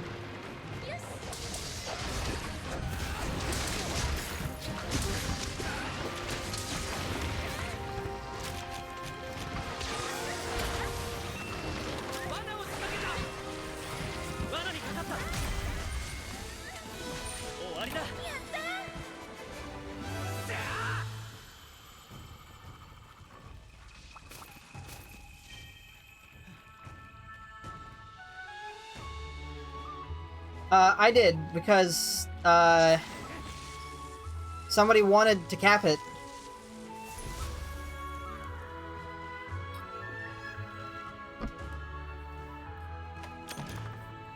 Somebody said in chat, at least they wanted to, so... Like, in-game chat. Unless that was a mistake, and person did not intend to send that message. I don't know. Cool. Well, then we are good to go to proceed with other stuff.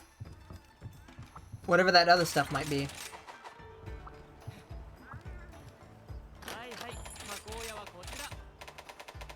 Oh, I've got quite a few outfit vouchers.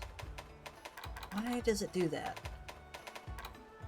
I need Neopteron stuff. Mang.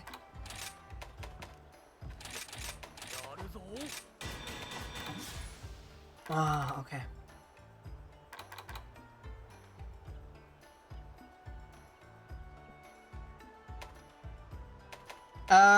We can't really do that yet. Like, we can't fight Begoozle yet. I mean, we can. If Mickey's alright with it. But that's up to Mickey.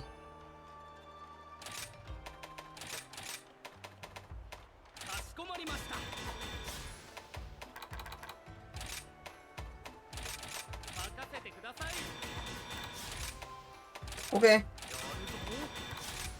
I have to apologize. Sarcasm on the internet is not the easiest thing to clue into. You'll find out when you're older who Bagel is.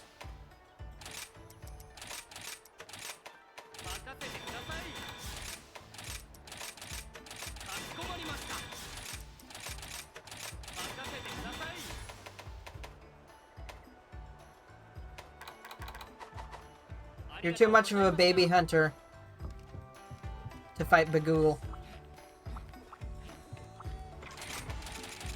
To fight Ham and Cheese Bagel. How do you do that money thing? Well, let me see if that's available, and I will show you. It is not. Yes, it's a Monster Hunter Rise thing. I mean, it's a monster that came from World, but it's in Rise.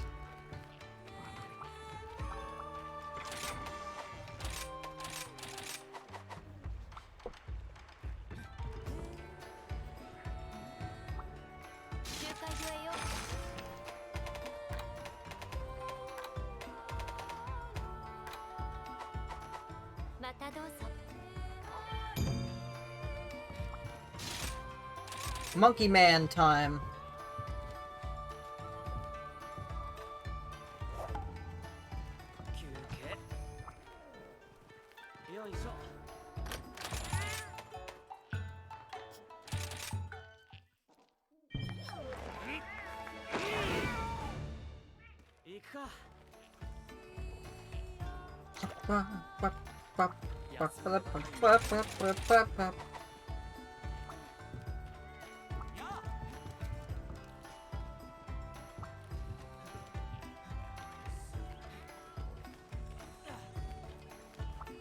Yes. The big ape. King Kong himself. Donkey Kong's uncle and half-brother at the same time.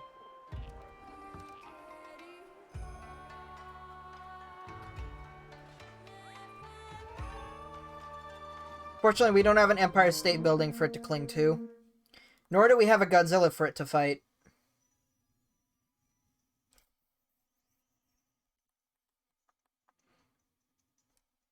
Because, what was his name? I can't believe I'm blanking on his name.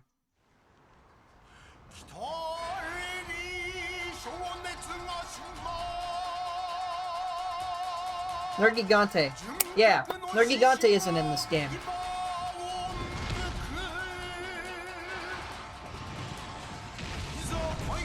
Yet.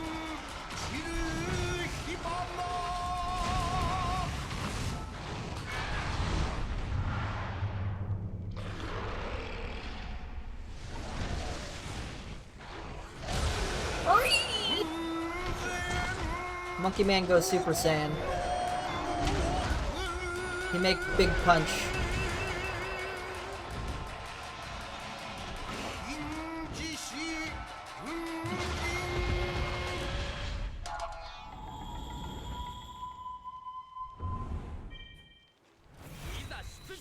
I mean, it kind of is, but Nergigante is literally the Godzilla of this universe, kind of.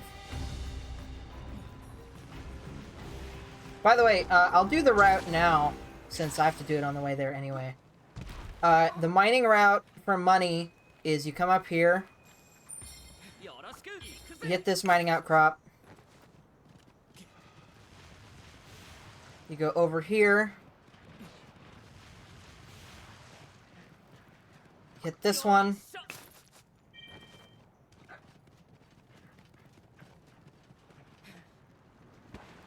you hit this one. In fact, I'm just gonna ignore the monkey so I can show you. Hi, monkey. Bye, monkey.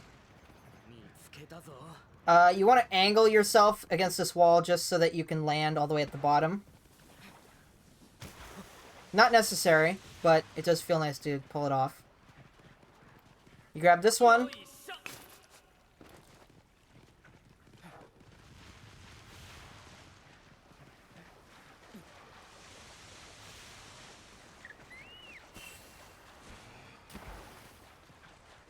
And you grab this one.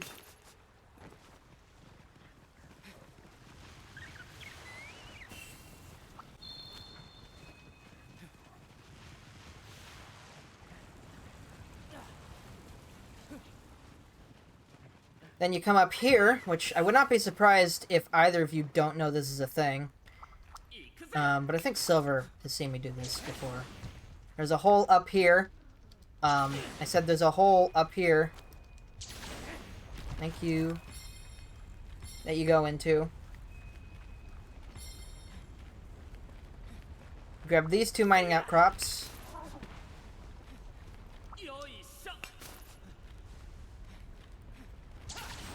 Jump up here. This one. This one.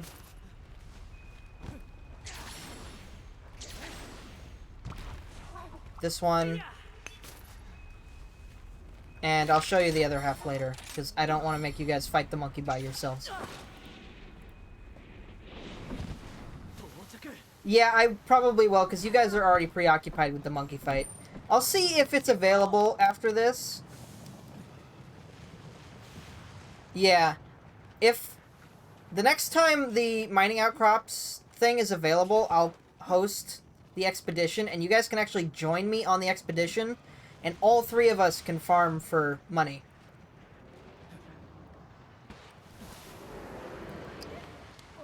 And all you'd have to do is just follow me.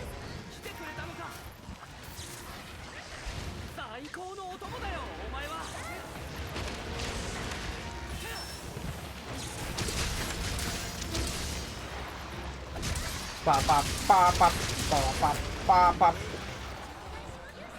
Bop, bop, bop, bop, bop, bop, bop, bop, bop, bop, bop.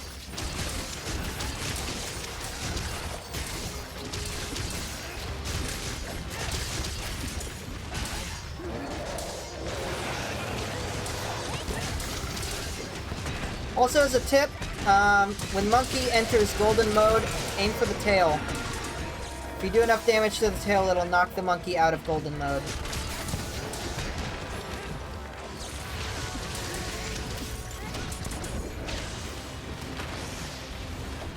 It's more important that you focus on that once it enters Enraged Golden Mode, but we're not there yet.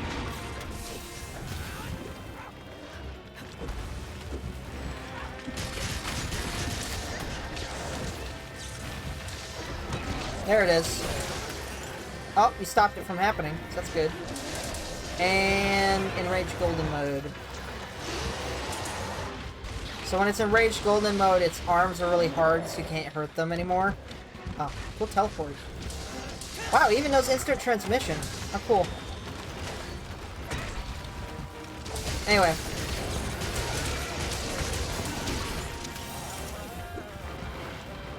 So you have to go after the tail to break him out of this Enraged Golden Mode. Alternatively, you can aim for the head as well, but the tail is faster, in my experience, but I might be wrong. There you go.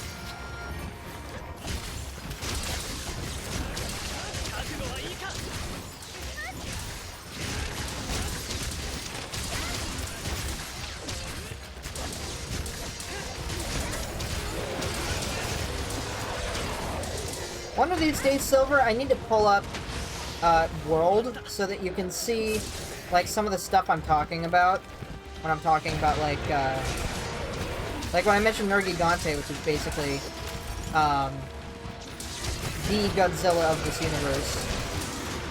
Nergigante is the Godzilla of this universe because Nergigante's entire shtick is that Nergigante is an Elder Dragon that hunts other Elder Dragons to keep them in check. Essentially.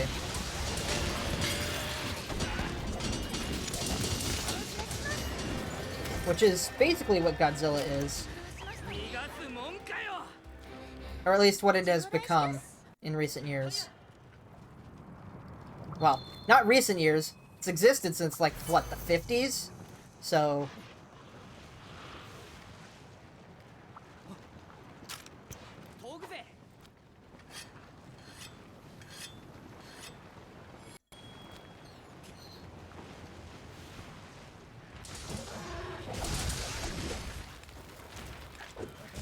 He's a pretty fun fight, too.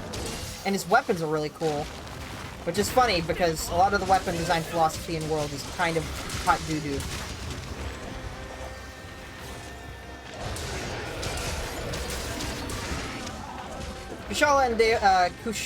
Daora and Teostra are also in that game. However, Chameleos is not. I think the last time Chameleos showed up was in Generations Ultimate, which is on the Switch. I think it came out in 2017. I have it. But it's a pretty different game than this game or World.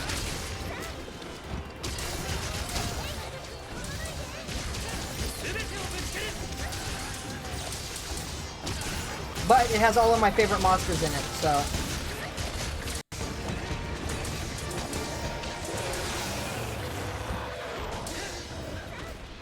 Save for Otogaron. Otogaron is only in World.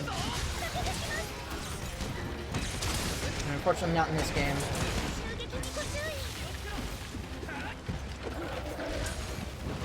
Yet.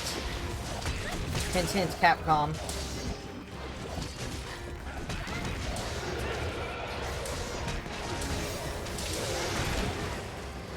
Nice. Boom.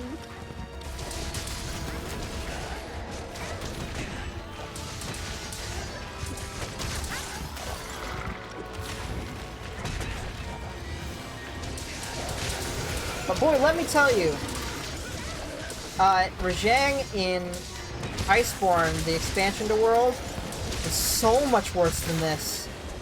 Like, he would never sit still in Iceborne. Legitimately, like, one of the most annoying monsters in the entire game. Whereas in this game, he's pretty manageable. Though, to be fair, that was Master Rank Rajang, not High Rank Rajang, is what this is.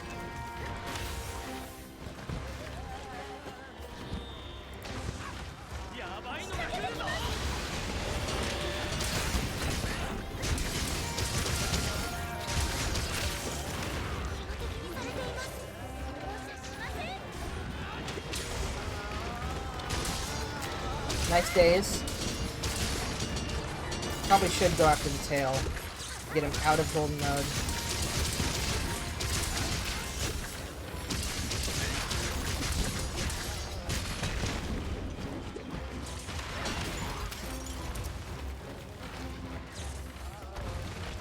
Bow, bow, bow, bow, bow, bow, bow, bow.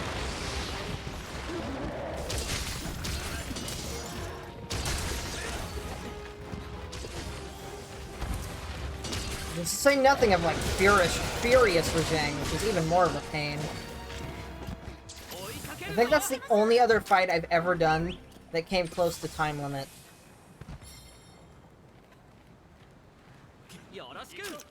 Besides Kushala Daora. The first time I ever fought Kushala.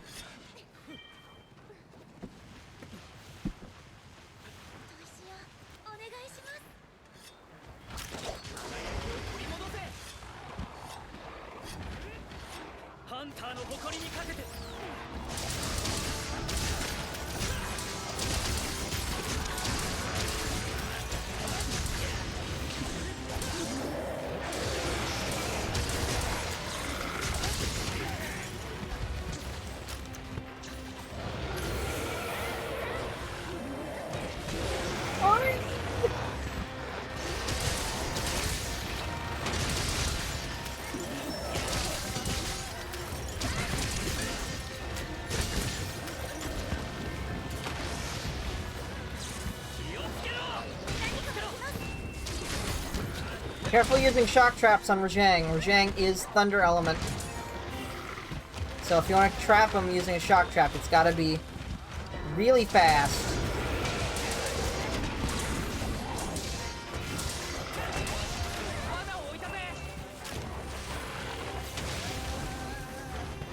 If you can even do it. Which I think you can, but only if it's not supercharged.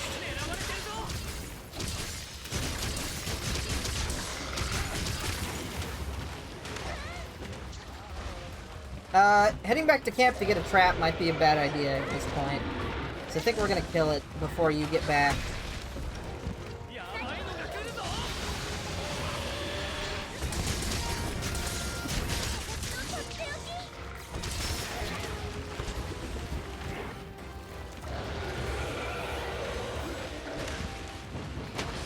we can certainly try to stall.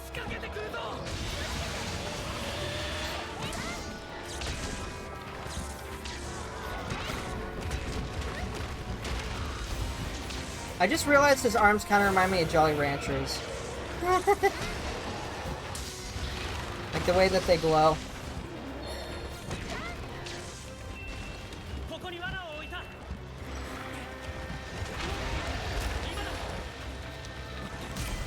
There you go.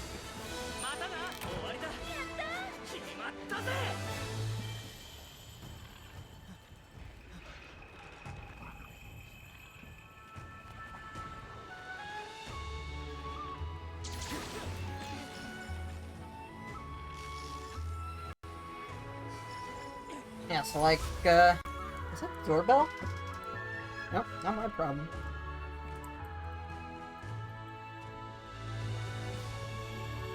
And then there was like Ruiner Nergigante, which was an even cooler version of Nergigante.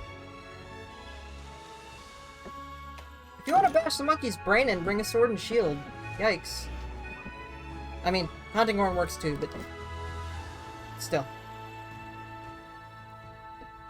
The point still stands. I just want to show you some of the kind of things you'd like, it's like, hold on.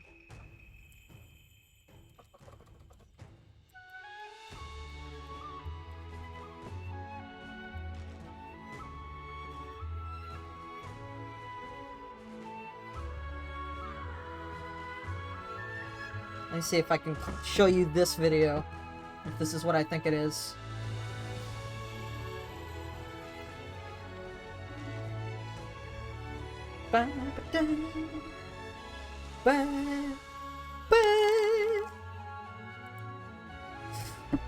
Okay. Yeah. This is what I was looking for.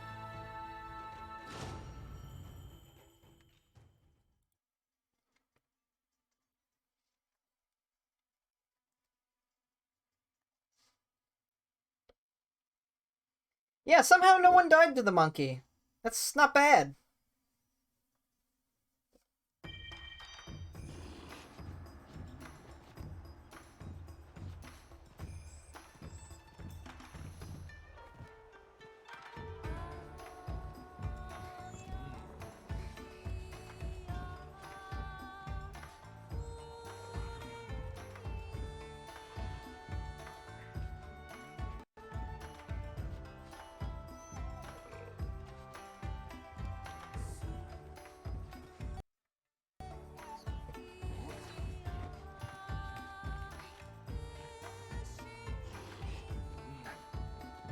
Okay, that is not the window I want to capture.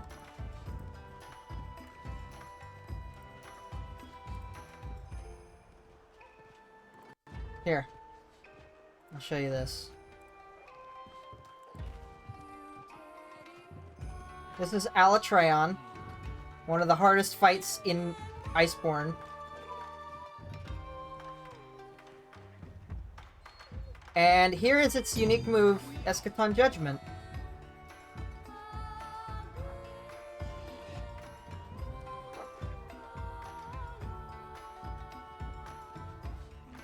And now they're dead.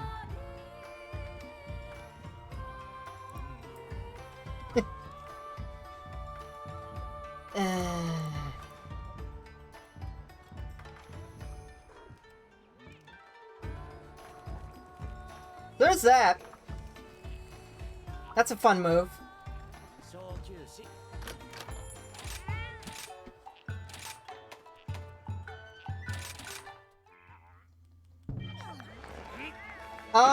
So, Alatreon is a unique monster in Iceborne in that Alatreon has a DPS check, where basically, the way to avoid... Eschaton Judgment does flat damage, and how much damage it deals scales based on how much elemental damage you deal to Alatreon. So, if you deal enough elemental damage to Alatreon, how much damage that explosion is going to do to you is going to be significantly reduced, so you can out-heal the damage you take.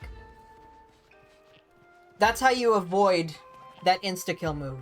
And it's worth noting that that's one of the hardest fights in the game, probably the hardest fight in the game, Because a lot of people go into that hunt and they don't bring elemental weapons. They bring blast weapons, or they bring non-elemental weapons, or other things. And since they didn't bring element, they're not going to be contributing to the DPS check. So, you know. And so, when Eschaton Judgment goes off, and the team didn't do enough elemental damage, everyone gets carded and the quest immediately fails. So, you might as well not even do that quest in multiplayer. You want to do Teostra? I mean, we could, I think. Wait, no, Mickey can't join, because the last time we tried doing that... Yeah, so Alatreon is a special monster because Alatreon is an Elder Dragon that has access to all 5 elements. So it has access to water, thunder, fire, ice, and dragon. So, how much... You deal more elemental damage based on what type of weapon you're using and what form Alatreon is in. Alatreon has a fire mode and a ice mode, and you can stop it from switching between the two by breaking its horns. And it's a whole bunch of other... It's basically an MMO fight, but in Monster Hunter, and I kind of like it outside of the fact that it has an elemental damage specific DPS check. I think Fatalis is a much more better balanced fight than Alatreon. Like, I don't necessarily have a problem with a DPS check if that DPS check doesn't punish you for not bringing the right weapon. Because it limits your options. Like, when I started doing the Alatreon fight, I wanted to use Greatsword, because, you know, Greatsword was the weapon that I used. It was my main weapon. But, you know, I just couldn't do it because Greatswords don't have a whole lot of element to work with. And since they don't have a whole lot of element to work with, I wasn't dealing enough elemental damage to out DPS Eschaton. So... Oh, the money thing is up? Let me see if it's up for me. It's not up for me. If you have the mining outcrops thing up, post it, and we can all do it, because I know all 3 of us need money. And then I can show you guys how to do it.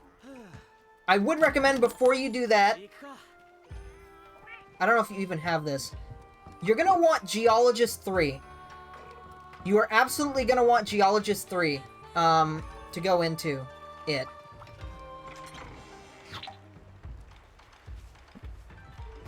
If you don't have Geologist 3, it's fine. You'll make less money. You can still do it without Geologist 3, but you would want, ideally, to have Geologist 3.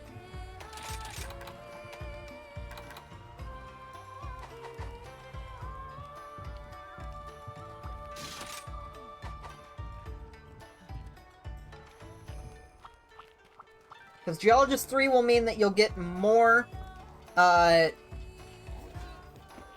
more gathers per outcrop.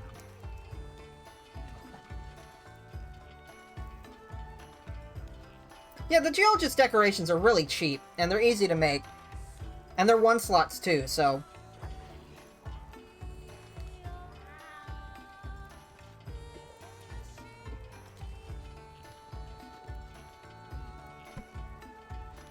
I definitely recommend you do it now, or as soon as possible, so that in the future, when you run into more money problems, which is an inevitability, you'll know how to make enough money, so you don't have to worry about it.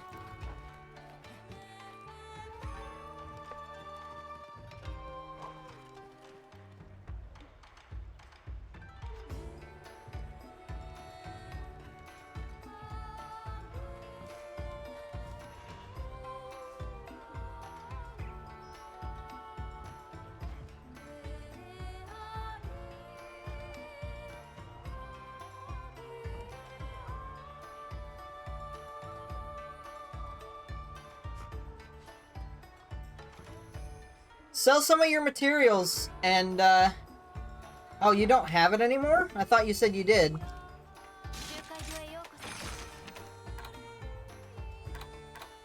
Do you have Mining Outbreak on Caverns? Because Caverns specifically is the one you're looking for. I don't know routes for the other ones.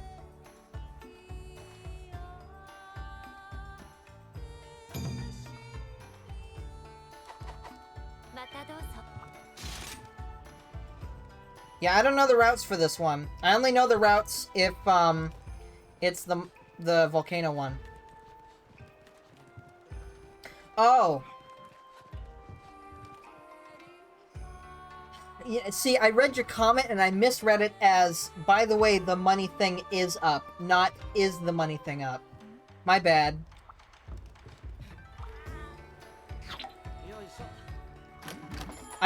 We can check after the next quest, because that's what I would usually do anyway, is I check in between quests.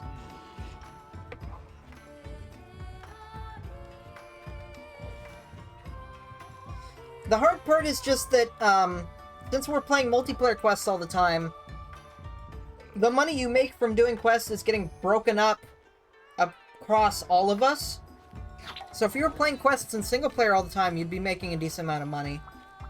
Not enough to make everything, mind you, speaking from experience, but you'd still be making a decent amount.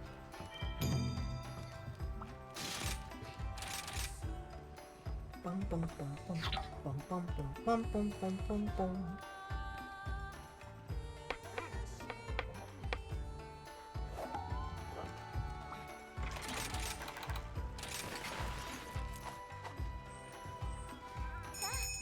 My dragon, it's getting easier for me. I'm starting to figure out the Mud Dragon a little bit.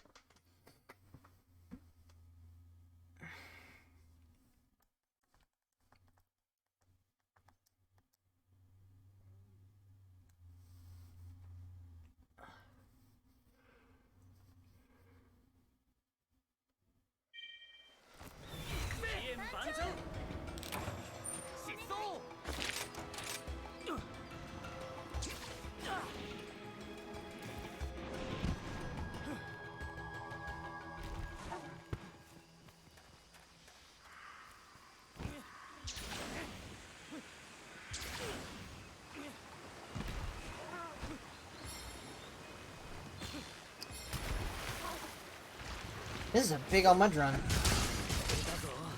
Maybe not. Maybe I'm just seeing things.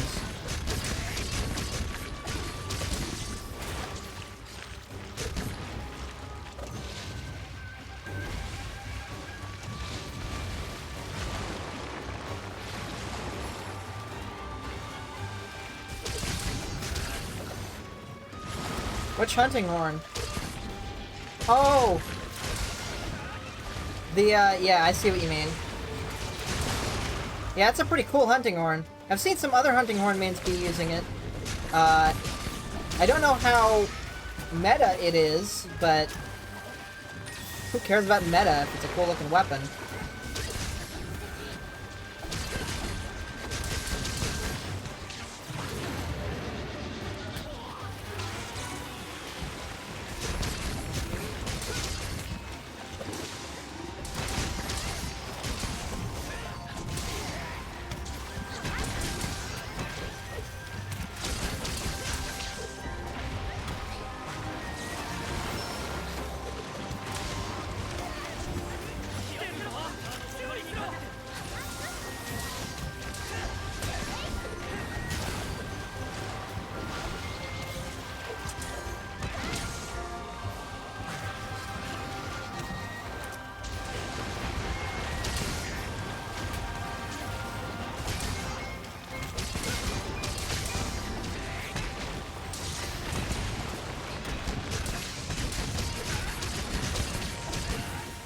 Oh, did it already use its mud ball?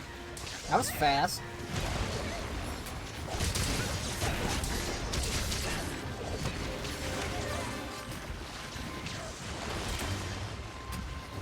F.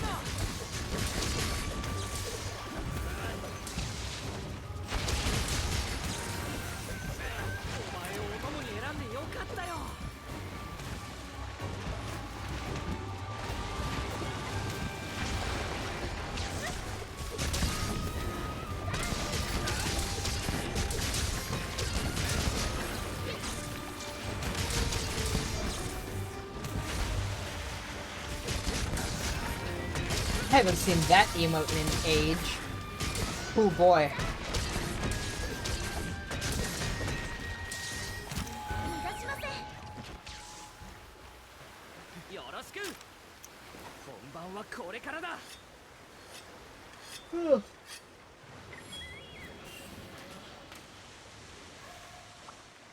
I really need to make sure that my BTTV stuff is working.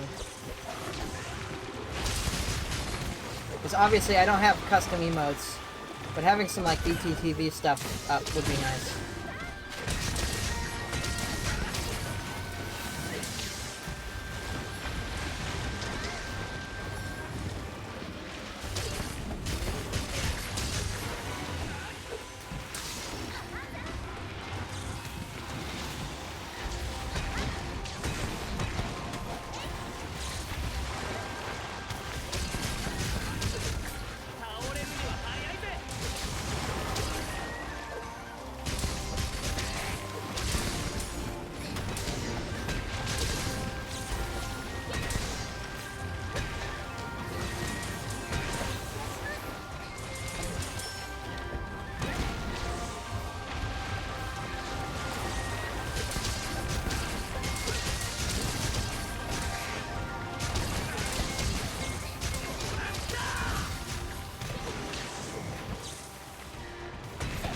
What the heck happened to its mud ball?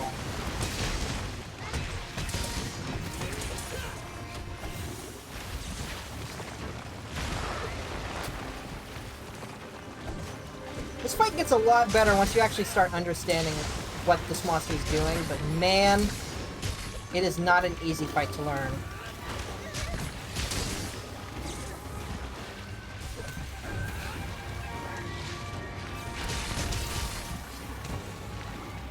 You have to have a lot of patience to figure this guy out.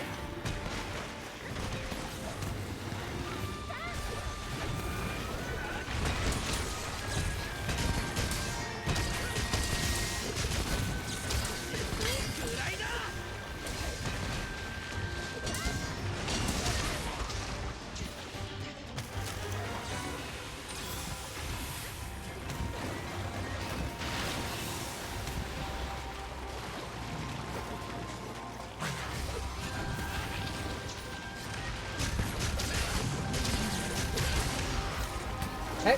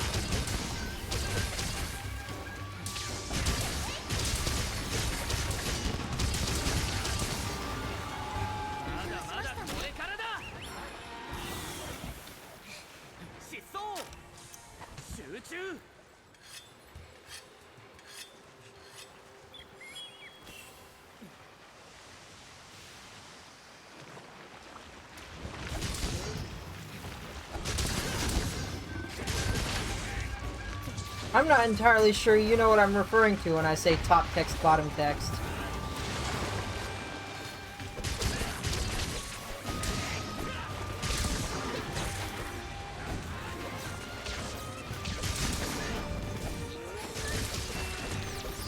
Alright, there goes the tail.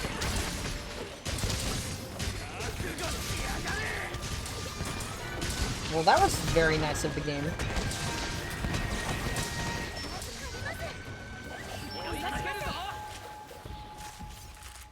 Don't forget the tail.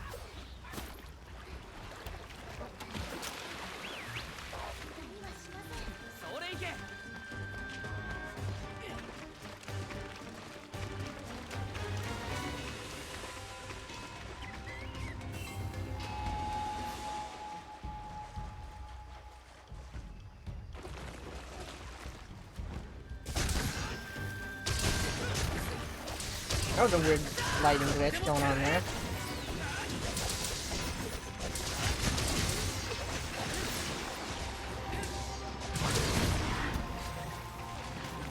I sure really hope someone else gets that, because there's no way I'm going to be able to.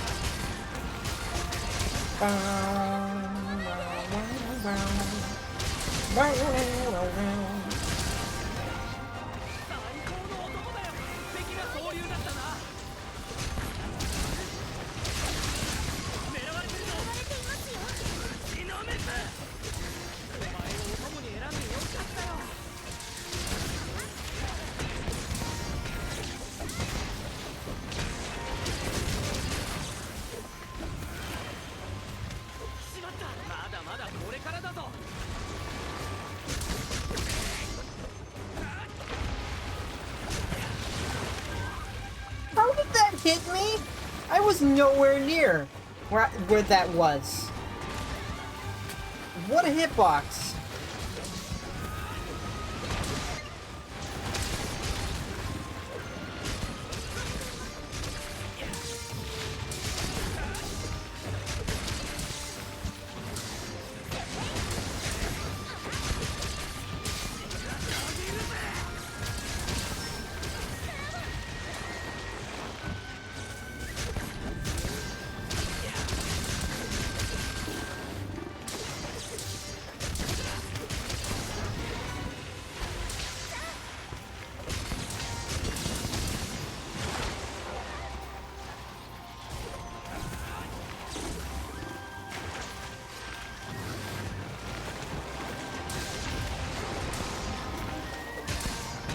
Okay.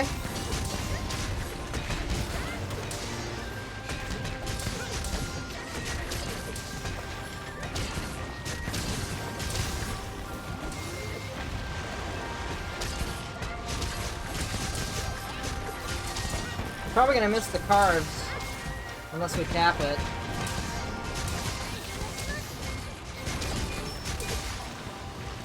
Assuming you even care about the cards, because I assume you're just taking this quest to fill out key quests.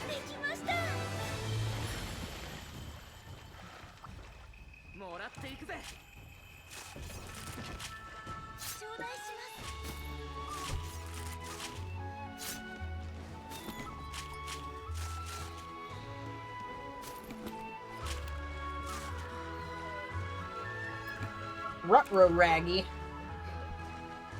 Oh well.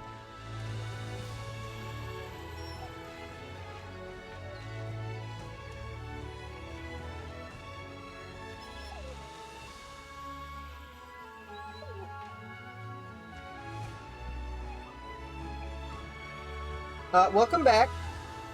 You missed out on carbs. Oops.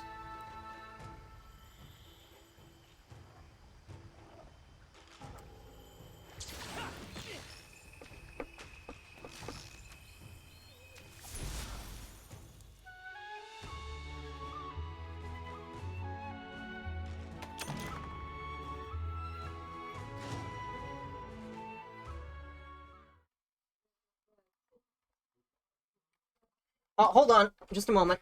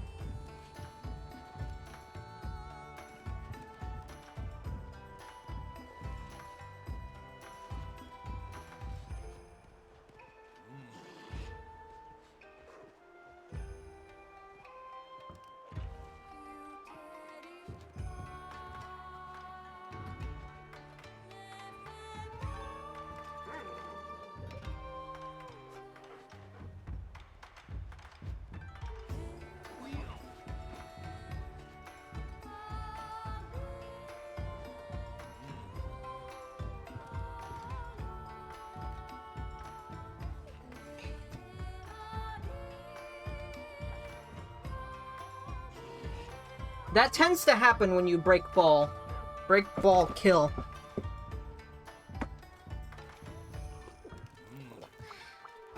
There's a big correlation. That's why it hurts so much.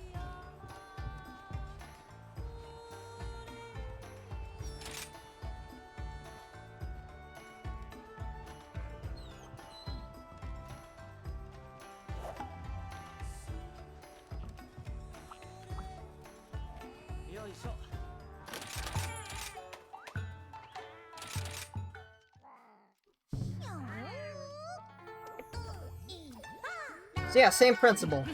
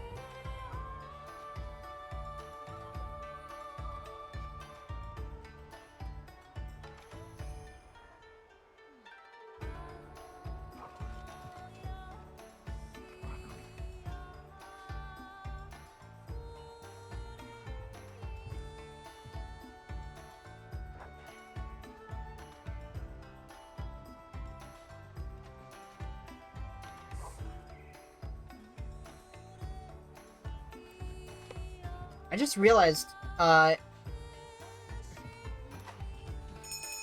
I had my browser muted, so you probably didn't even get to hear, like, the amazing music or sound design of the Eschaton, Judgment. It's really good.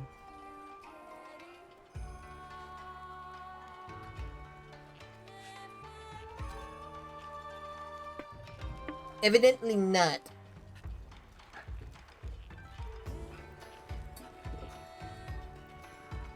But I did check Cavern and I don't have it. Unfortunately.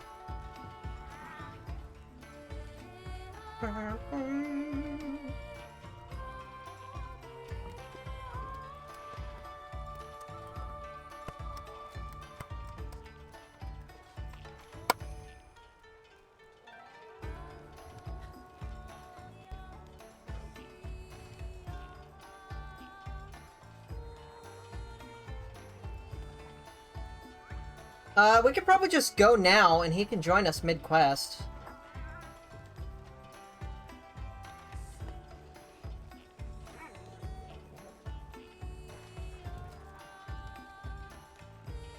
Yeah, the only route I know for mineral upcrop is, the volcano. That's the only one I know. So unless it's that one, I can't really help you.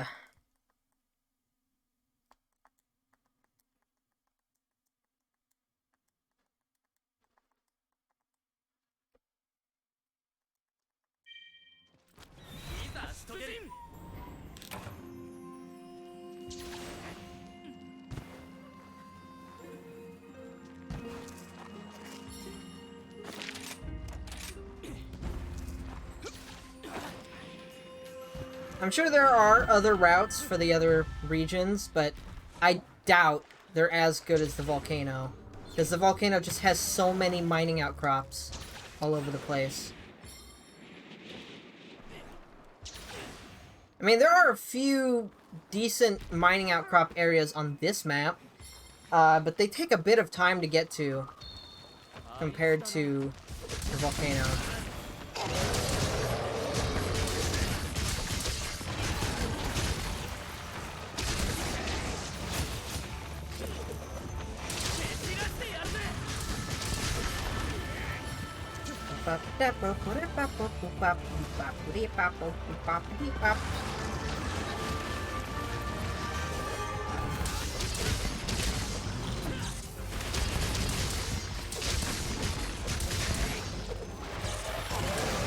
Aw. Phooey.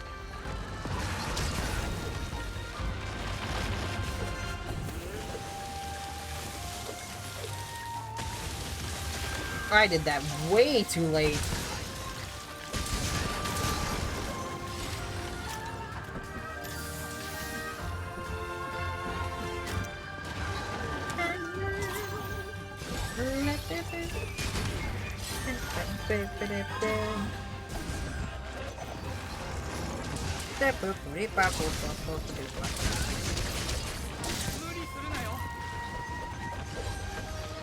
It's good.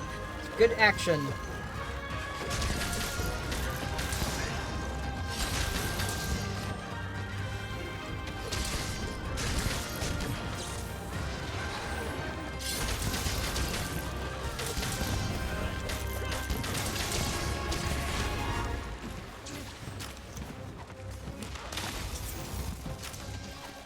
What if that swoosh? Swoosh? Oh, that sucks.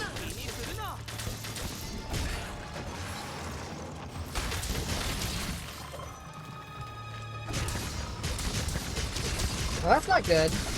Have you been upgrading your armor? Like, not actually making new armor, but like upgrading them. Have you been doing that?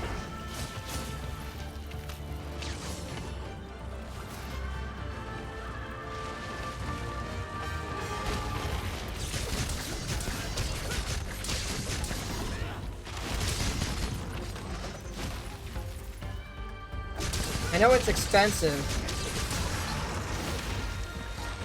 so I can understand if you haven't been. Huh.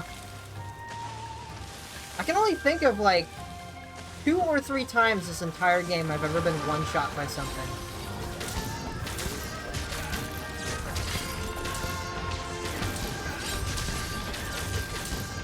I mean, it's possible maybe the set you're wearing has bad ice resistance. I guess. That could be it. But I don't know about that.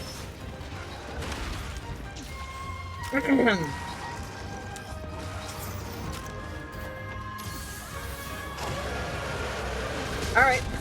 No problem. I needed to fight Gosrag anyway. At least I think I did.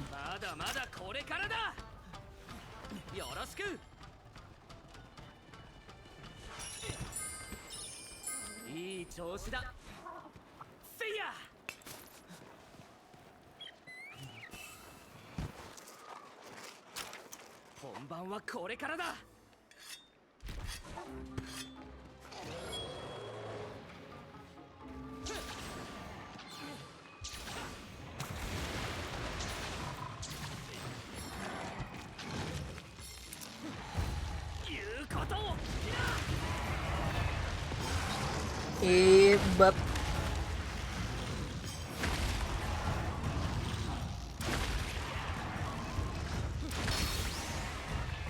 cool.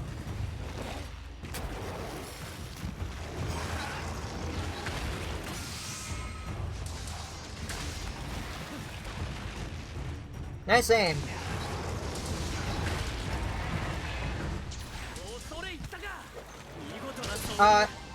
You know, I kind of just turned my brain off there for a second. That was the exact opposite thing I needed to do, actually. Maybe that's why people do that. They just completely forget the order of operations like I just did then. Oops. Oh, hey, Ramobra. Don't mind if I do.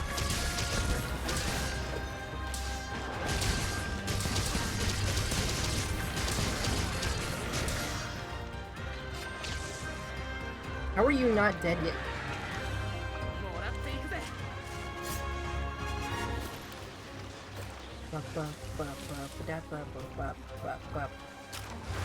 Oh, there they are.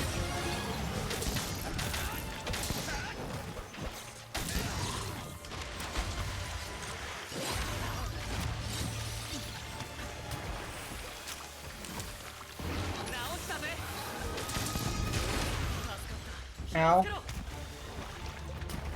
Please no kill. Okay, thank you.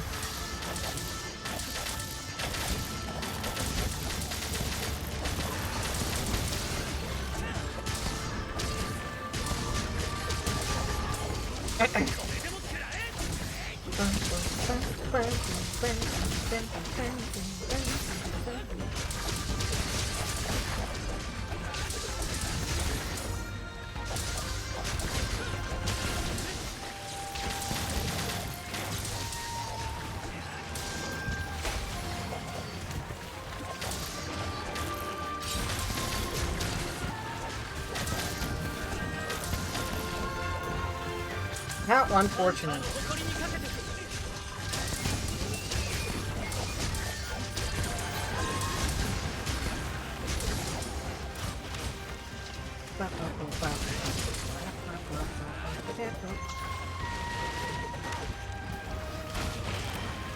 Ooh!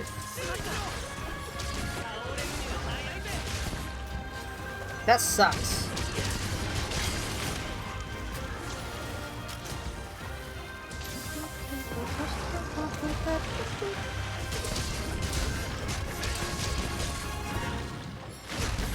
Ow.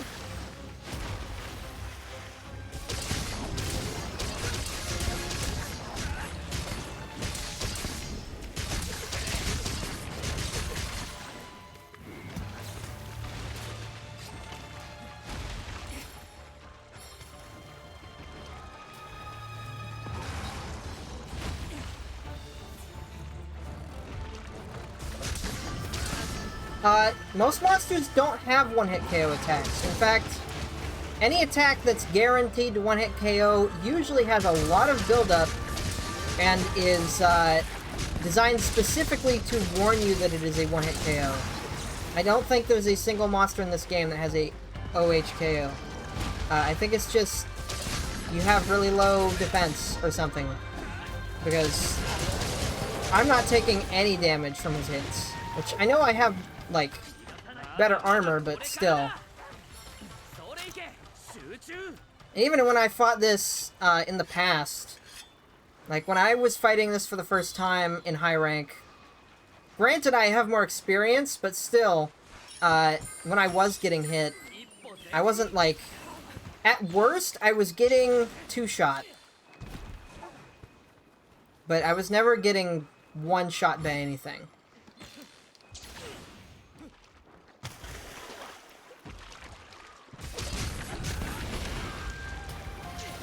There's only a few monsters in the entire franchise I know of that have instant kills. And the instant kills have extremely specific situations in which they are active and have extremely specific methods to avoid them.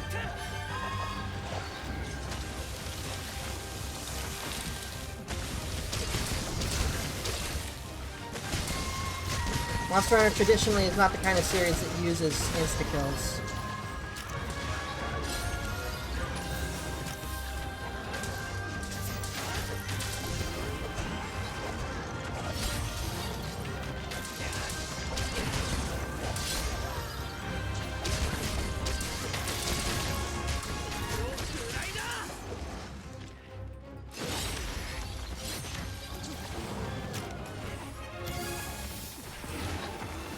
It's not a one-hit KO, it just deals lots of damage.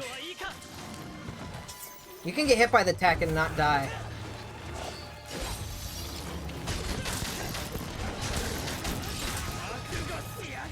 I mean, Nergigante has an OHKO, but same principle applies. It's not guaranteed to kill you, it's just... it does a lot of damage, so...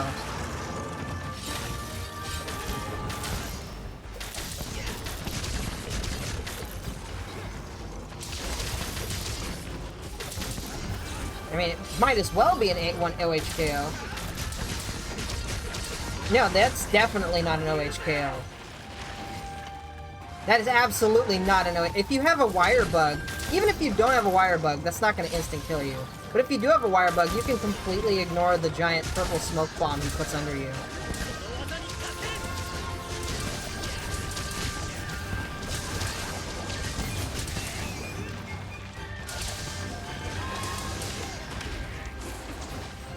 I thought you were talking about a completely different move that he doesn't use very often. That hurts way more than that attack.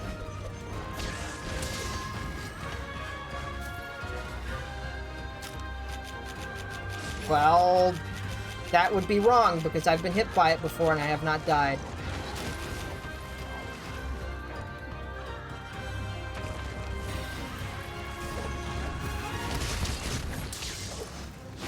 I don't trust everything the wiki says anyway, because obviously the wiki is made by fans, and, you know, there can be inaccuracies.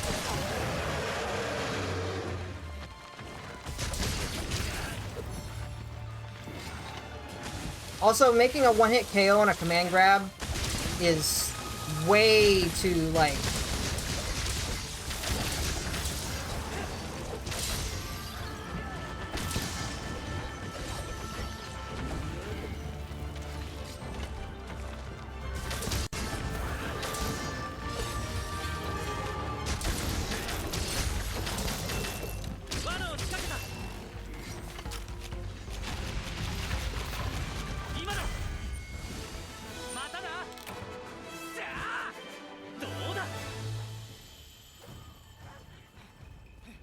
It just does a lot of damage, and for most players, it probably would be an OHKO.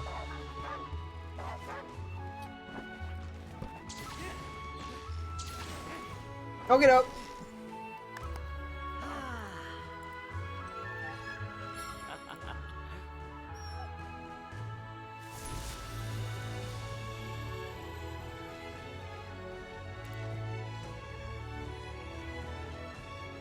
Bye-bye.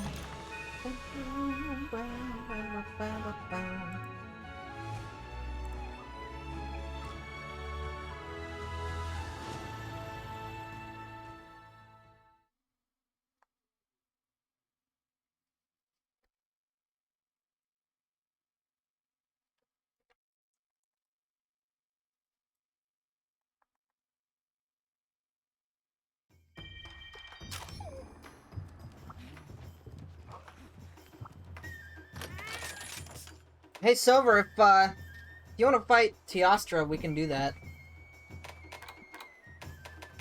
But first, let me see if the mining thing is up. It is not.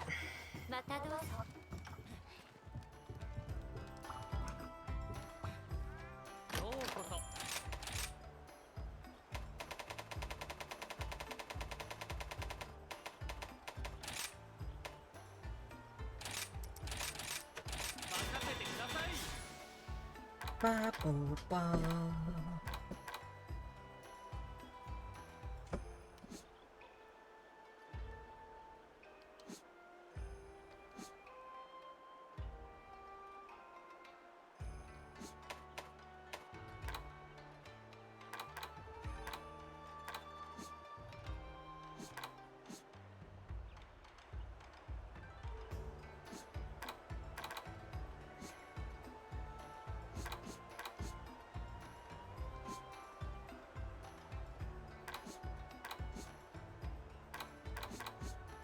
Alright, we can do it then, and I can show you how to do the, mining thing. Just need to check my Meowcenaries real quick.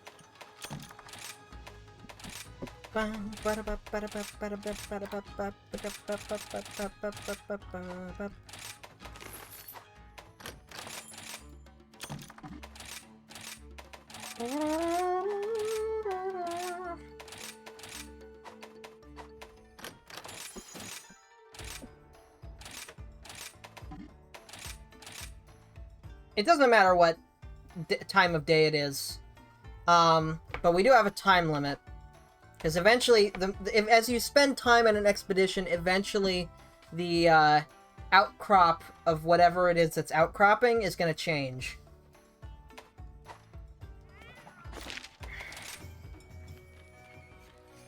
Yes, I have. Give me some tickets. Thank you.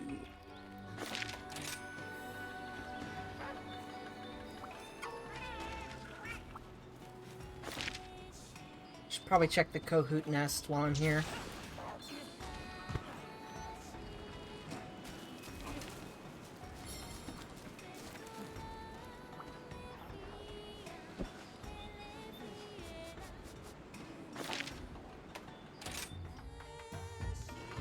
Alright, let me switch to a resource gathering set, and then, we can go do that. Just make sure that you have Geologist on you. Geologist 3. Or at the very least, I think you can go for Geologist 1. Let me see. No, you have to have Geologist 3.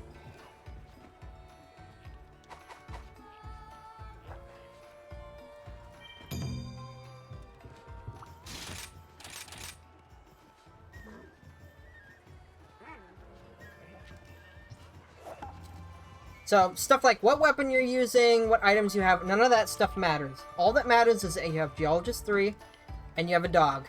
Those are the two most important things. I'm gonna eat so I have more stamina, but it really doesn't matter what you eat.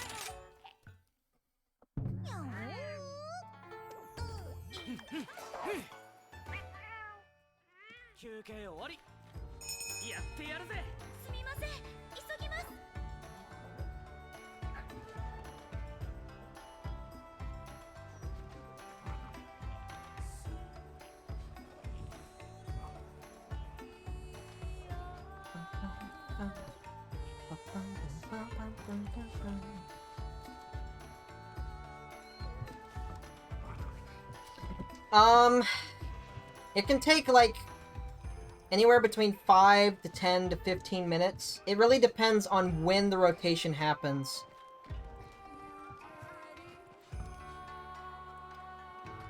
Usually what I do is I start it, and then I just do it until the,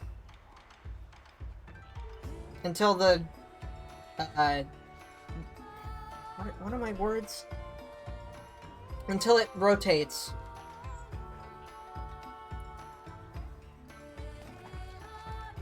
I don't know. I don't know what that means. Like, I've never done this quest with other people before.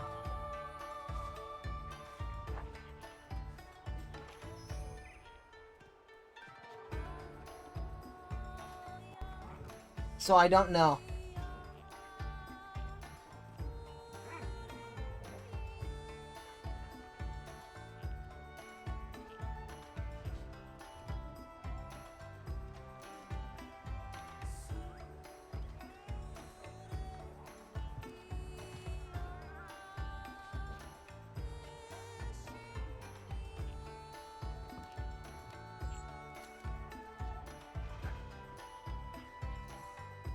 Okay, well, we can do this for as long as you need to. So, however long you're able to do this, I can at least show you the route. Because the route itself, showing you what the route is only going to take like 3 to 4 minutes. The thing is just that the money grind is what you do is you go through the whole route, and then you teleport back to the initial camp, then you wait for the mining outcrop to respawn and you do the route again. And then you just keep doing the route over and over again until it changes what the outcrop is.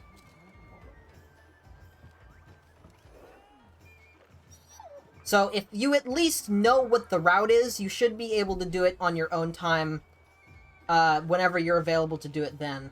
So you don't have to, like, wait until I can show you. Well, here's the thing. There's actually exploits you can do to ensure that you get the mining outcrop thing to show up faster. I just wasn't doing them because it's a village quest thing. Basically, if you want to grind for money, but the mining outcrop thing isn't up, all you gotta do is go out to this lady, do this 1-star 8 Fire Lantern quest with Botanist 4 on, and this quest should only take you anywhere between 20 to 30 seconds to complete.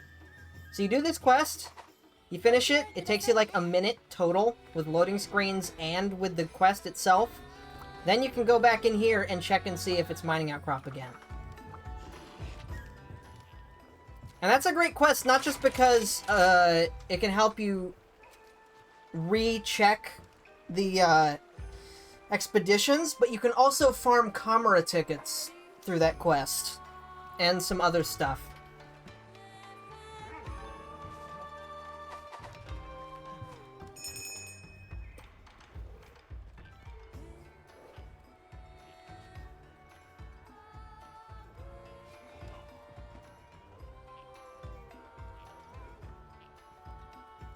Oh, I see what you mean now. I misread your initial comment. Well, I don't really have anything I need to be doing right now, so...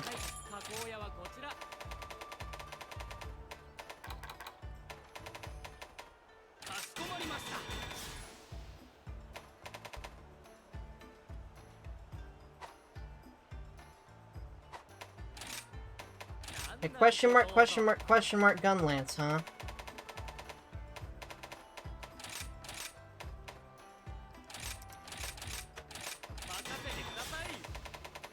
Where is that at?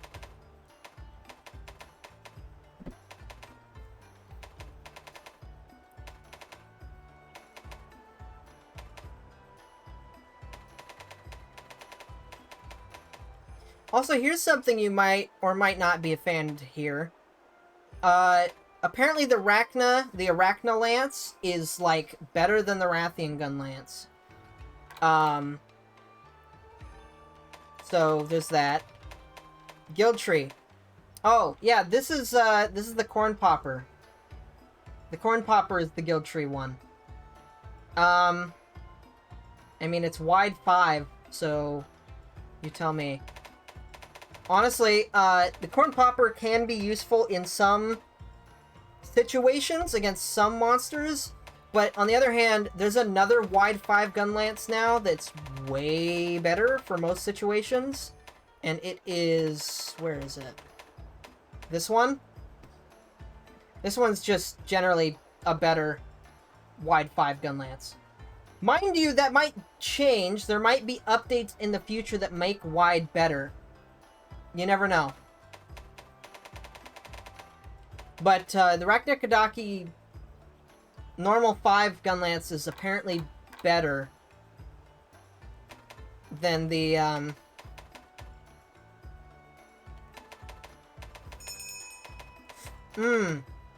Oh no, you get attack boost. Oh, you get attack boost 4 on that. No wonder it's better. Yeah, you don't need Master Rider. Subbind boost. I wonder if that increases the damage of your...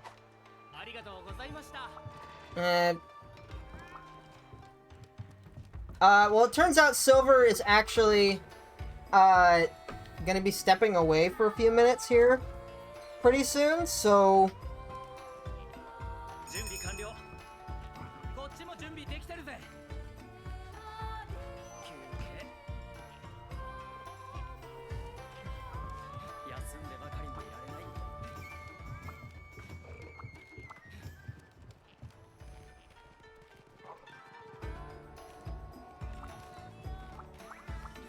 Let me look at your equipment.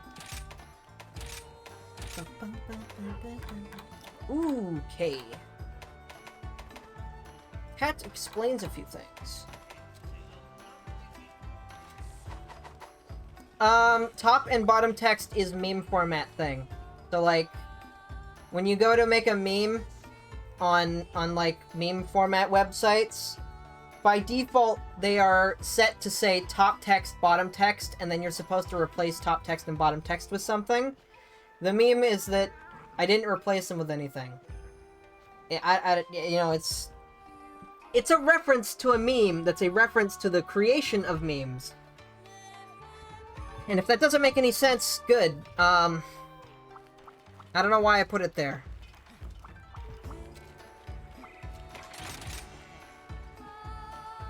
Middle text is a level of irony above the level of irony that I'm on, clearly.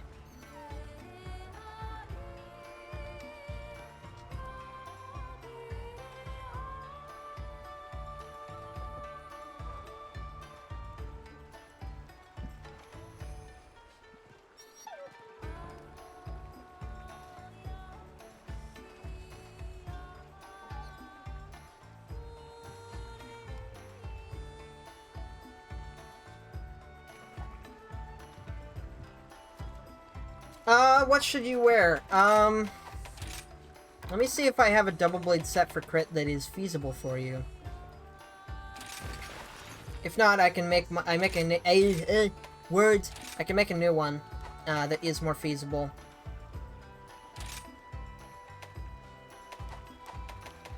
So let's just assume you do not have a talisman that is worth using at all. I'm just gonna assume that and work from there. In which case... Well, for starters, probably... Yeah, that's what I thought. So, let's see.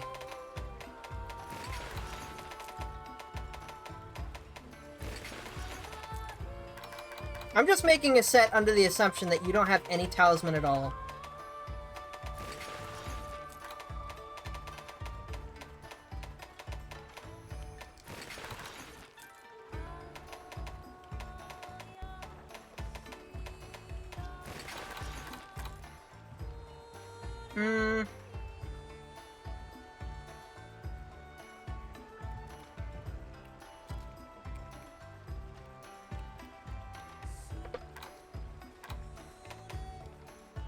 I guess that's fine.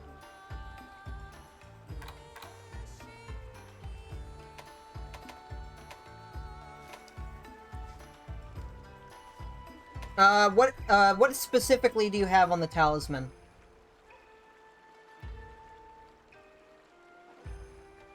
Is it weakness exploit 1, no slots?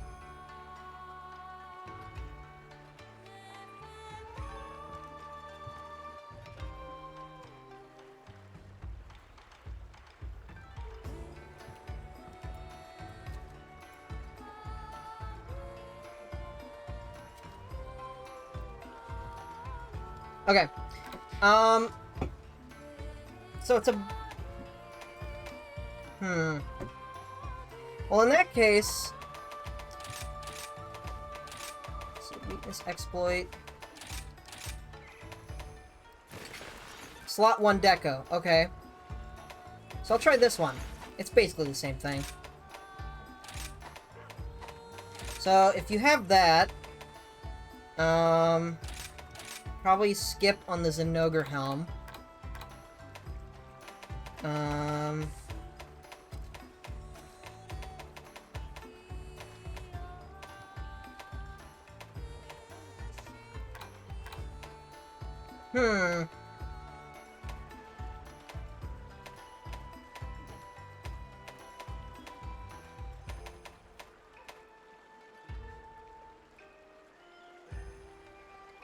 Well, you have a few options. Ideally you'd want crit boost 3, because you're going to be hitting crits pretty much 100% of the time if you have weakness exploit 3 and the Nargacuga dual blades. It's not guaranteed, because you're at like 90%, but most of the time. Let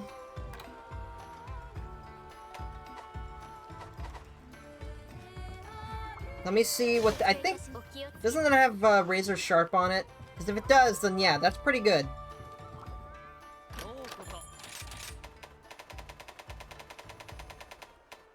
Why is this happening?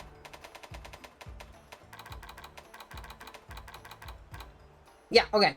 This would be good. Yeah.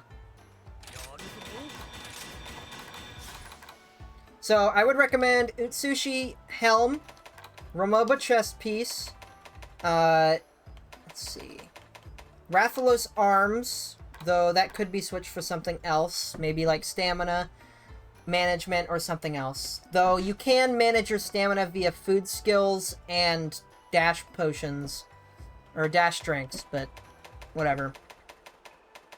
Golden Hakama, and then the Scalda Elytra.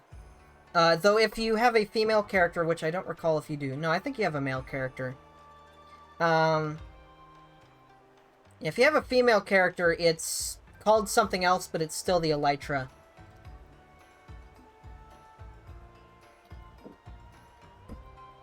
And this whole set will give you its crit boost 3, weakness exploit 3, so you're getting crits 90% of your hits, and you're dealing 40% increased damage thanks to crit boost. So I can show you what these are if you don't already know.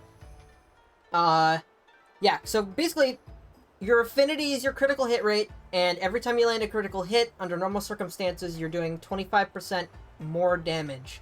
But with crit boost, it basically brings you up to 40%. The chest piece is Remobra.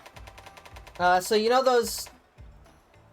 What exactly is... I can explain that as well in a moment. Remobra's suit is, it's from those flying, you know, like in the Tundra map, or in the Volcano, you have those big flying pterodactyl-looking things that kind of have, like, the head of a snake? That's what a Remobra is. And, yeah, weakness exploit basically means anytime you land an attack on a monster body part, where, you know, if you land an attack and the text of the damage number is yellow, that means you hit a weak point. In other words, you hit a part of their body that has a high, what is it called? Whatever. Point being, it's a weak point. And if you land an attack on a weak point, you get an increased affinity. Okay. I can wait. So let me work under the assumption that I just have this.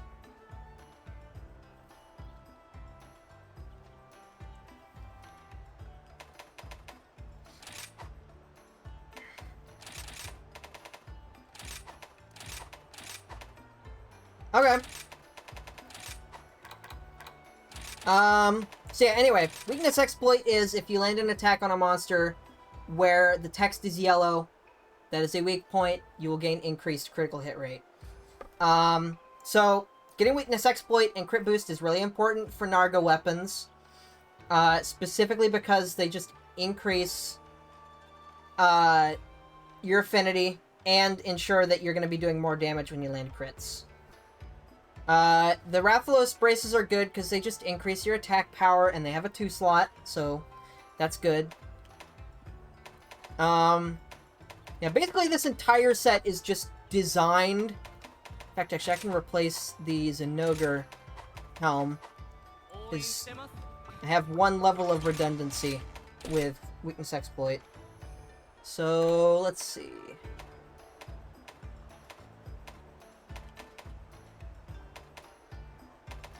You could increase how close you get to, like, 100% by using this, and you get Constitution. So that's an option. Oh, no, yeah, you want the Utsushi. Yeah, let me put that on, because we were just talking about that. Yeah, so Razor Sharp is really useful, because Razor Sharp... Oops. Razor Sharp basically makes it so that you are less likely to lose sharpness when you land an attack. Which is good, because dual blades chew through sharpness a lot because of how often they attack. So, the more you can mitigate sharpness loss, the better. As regarding sharpness loss as well, I absolutely recommend, if you haven't already, make 3 grinder decorations. Because these will cut down the number of times you need to sharpen your weapon to 1 instead of 4. So, that's really good. So now, with speed sharpening and razor sharp, you're going to have to sharpen less often. And when you do have to sharpen, you don't have to do it for very long. And of course, you also want to put brace in there, so that you don't get flinched. But anyway. Yes, let us do that.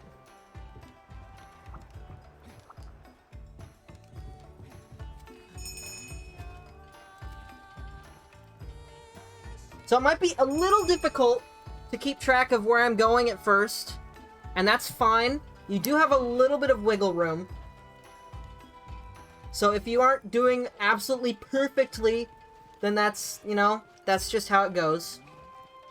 Eventually, once you start doing it enough, you'll get the, route memorized.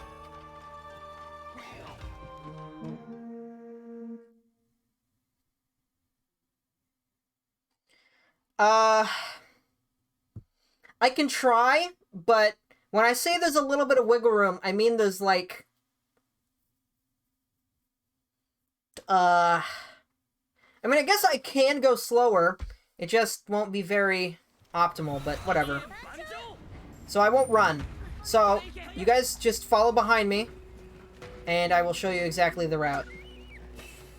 I mean, I'll run, but I won't do, like, the super boost. Essentially, you have a wiggle room of, like, 10 to 20 seconds between runs. So you jump up here. If you press the jump button while your dog is running, you'll jump straight off, and then... Also, just as a helpful little tidbit, if you hold down ZL and press ZR, you'll fire your wire bug directly towards where you're aiming with your camera. So that's how I aim at a higher angle. So anyway, you get that one. Then you go over and grab this one. Then you go past these two rocks and jump down here to this one.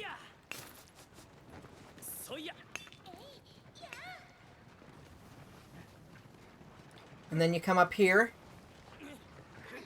These are remote, by the way, so you know what to look out for. Alright, so this little corner is pretty notable because you can actually jump all the way down if you get the right angle.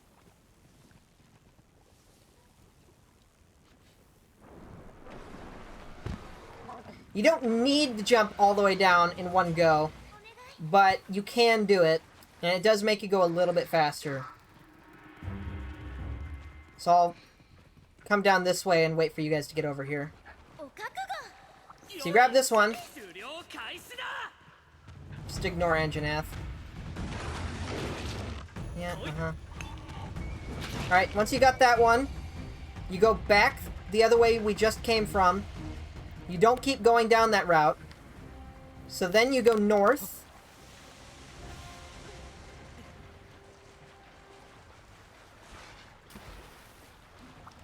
You grab this one.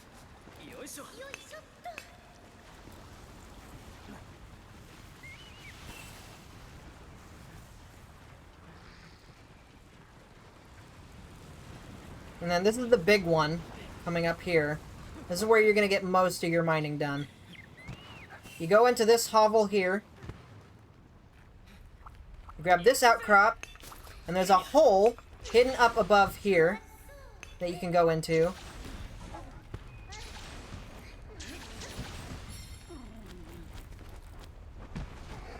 It's a little hard to aim for, which is why I recommend you use the ZL-ZR and not ZL and X to get in here.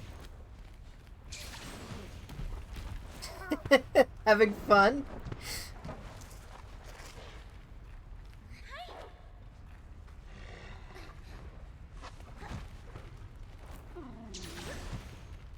Here, I'll re-demonstrate. So I stand down here, I hold down ZL, I press ZR. Oh, you hit me. And then I just hold up and run, and I'm in the hole.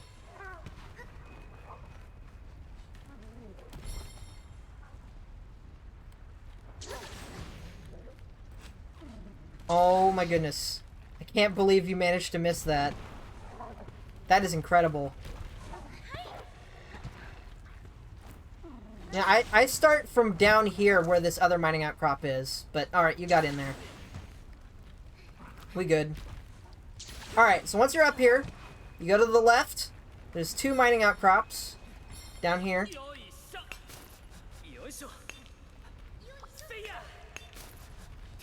Then you walk over to this ledge. You climb up this wall.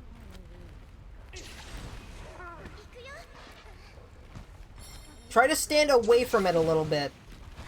And then aim up. Then you get that one. Then you go up to this one.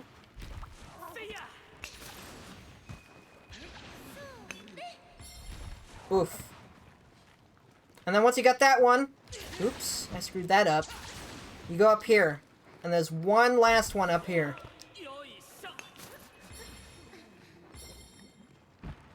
But if you are having a hard time getting that last one, or the one that came before it, you can completely ignore them. If you feel like it's taking you too long to get certain outcrops, just ignore them. However, I would not recommend ignoring this entire section because most of the outcrops you're going to get are in this section. So if you're not confident in your ability to use Wirebug, just ignore this one. Because this one can be a little rough to get to if you're not confident in your Wirebug skills. But anyway, once you've gotten this one, once you're done with this area, you open up your map, you teleport to Subcamp 2, and hopefully both of you have it. If you don't, uh-oh. I can wait for you to come here.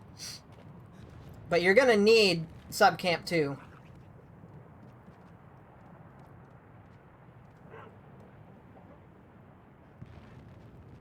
Okay, yeah. So, teleport to Subcamp 1, and I will show you how to get to Subcamp 2.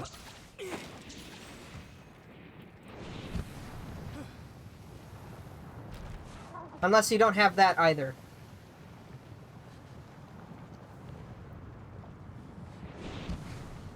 Alright, so I believe if I come down this way, we have this wonderful little thing right here.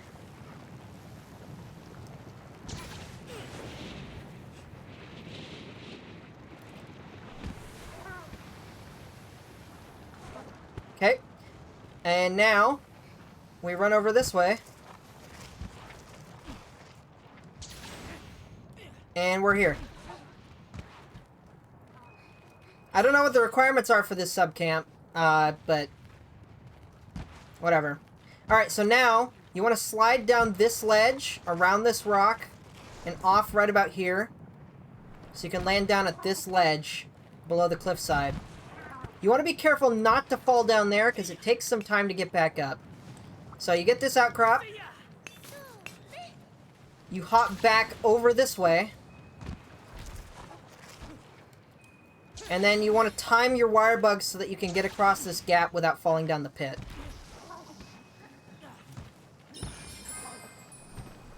If you fall down the pit, that's fine. You do have wiggle room to work with, so it's all about just repetition. So once you get up here, you go up here, get this one. This one's going to be a little rough. It's the same thing. Wirebug, hop, Wirebug, you're up on the ledge.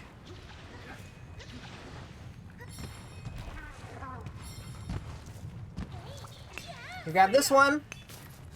Once you're up here.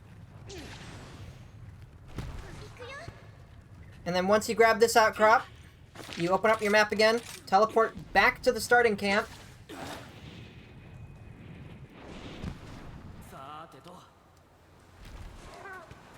Enter the tent to drop off all of your mining resources, then exit the tent. And that is one full run. And you do the same thing all over again.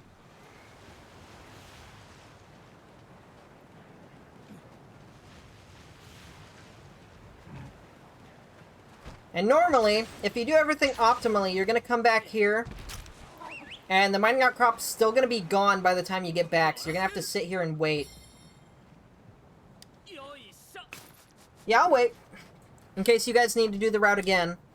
I mean, obviously Silver's going to have a hard time doing the route again, but... okay. I see. Right. Forgot about that.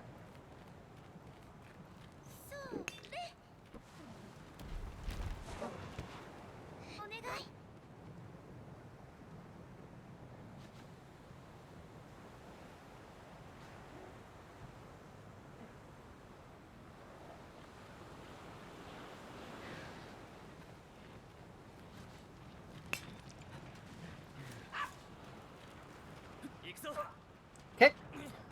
So, do it all over again.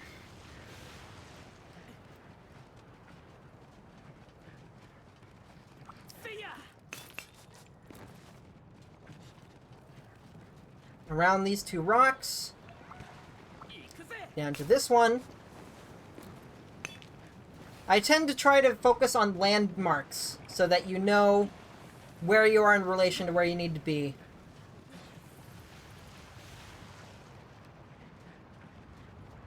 Hop down this ledge.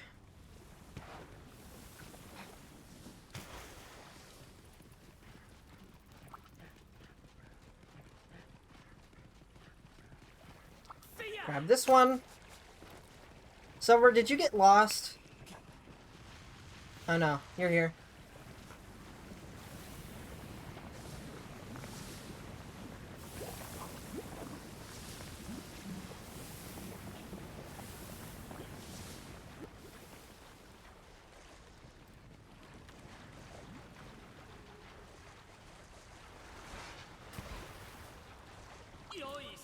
Dink.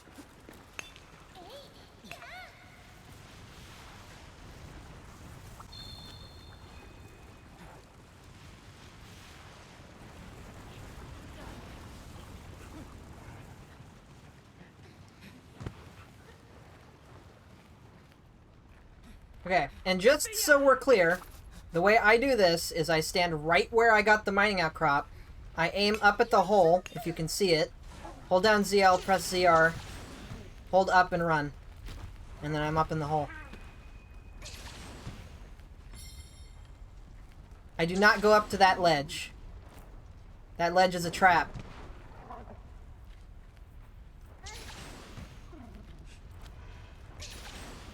There you go.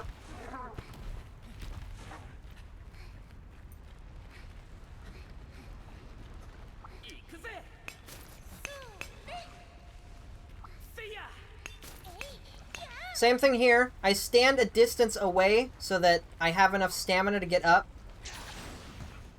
And then I aim up and run up.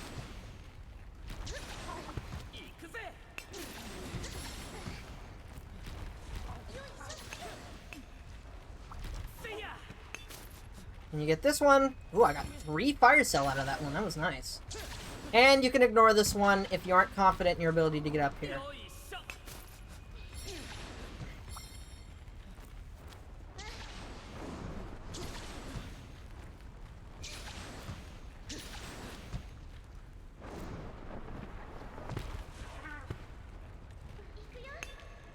Alright, once you've done that, I will teleport to Subcamp 1 since Silver does not have Subcamp 2.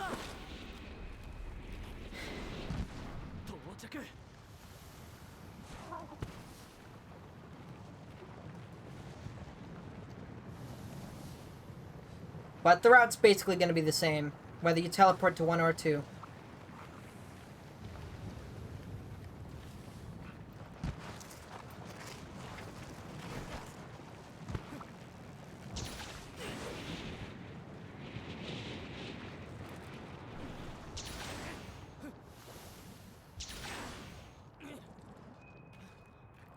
Okay.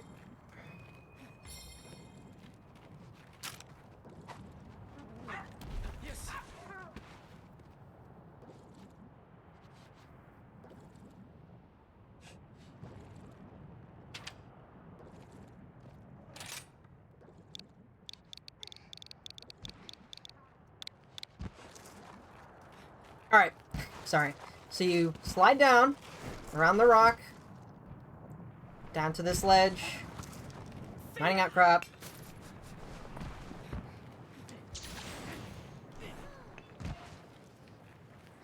Ah, where did you fall? Oh, down there? If you fall down there, honestly, don't even think about trying to get back up here, because it's just a major hassle. And it takes so much time. So if you fall down into the hole, just ignore it, and go over to this direction.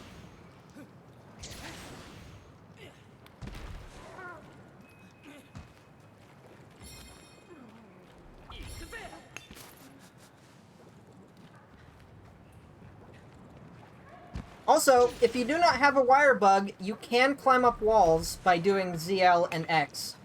You don't have to have a wire bug to climb up walls. It's alright. Now we go up here. And grab this one. If you fall all the way to the bottom, you might as well just teleport back to camp.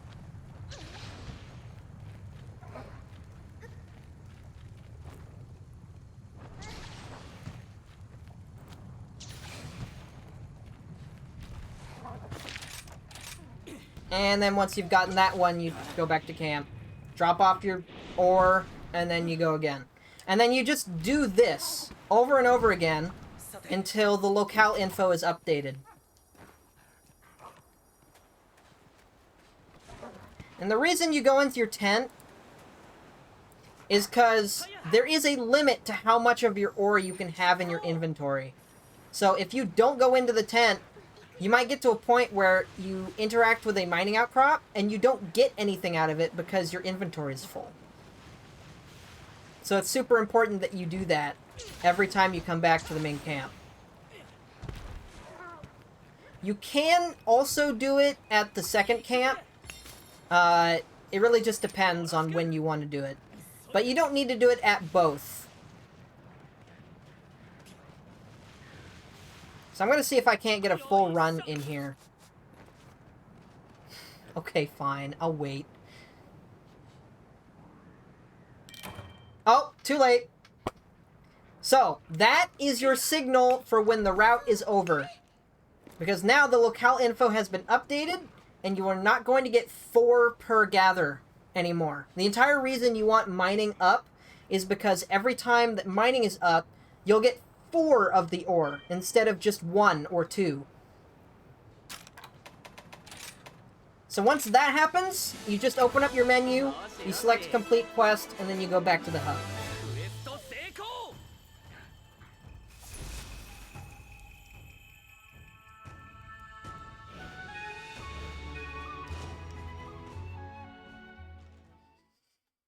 So for reference, we completed 2 full rotations there. Normally when I do that, I can finish about 3 to 4.5. So about twice as much. And you're going to get more or less money depending on how many runs you can do. And depending on what kind of ores you get. So anyway, once you've done that, you go to the shop, you go to sell, and then you go 1 page over, assuming your inventory's sorted. And the ores that you will sell are Firestone, Firecell, Carbolite, and Fusium. You'll also get Dragonite occasionally, and you can sell that as well. But these are the 4. These are the 4 that you're going to get the most of doing that. And you can sell as many of these as you want or need to. I usually sell all but 10, in case I need them for crafting.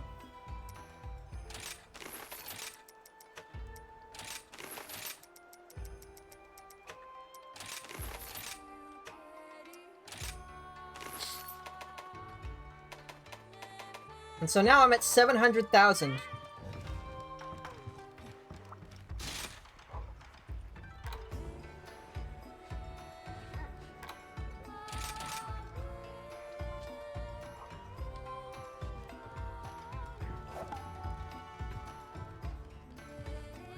I'll show you again what they are.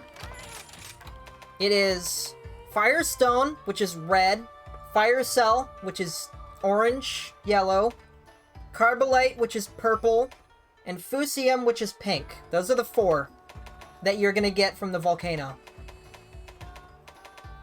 The most valuable ones are the Firecell and the Fusium, so the more of those you get, the better.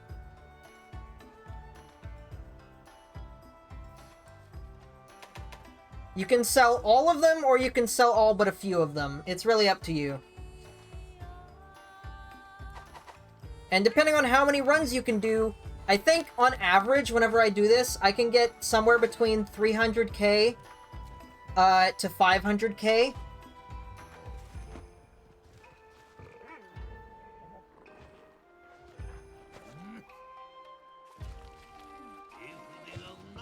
Yep. on average, when I do this, I get anywhere between 3 to 500k. And it only takes like 10 to 15 minutes to do. It's easily the most efficient money-making method I know of in the game right now. So, ideally what you would want to do, it gets a little boring when you've done it enough times, but ideally what you want to do is after you complete a quest, you check your available quests to see if the mining outcrops are up, and if they are, then you go for another attempt, and you make more money. Okay, so this time, I'm gonna do one more attempt where I'm gonna stay slow, so that you... Oh, right!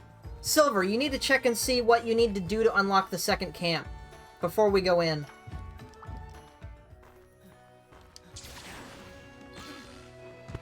I don't remember what you have to do to unlock that.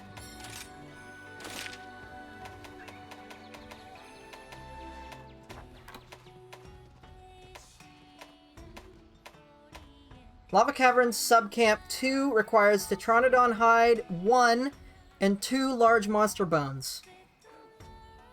So, if you have those things, which I would hope you do, it's only 1 and 2 of some pretty common stuff, then you can unlock the camp right now before we even go in.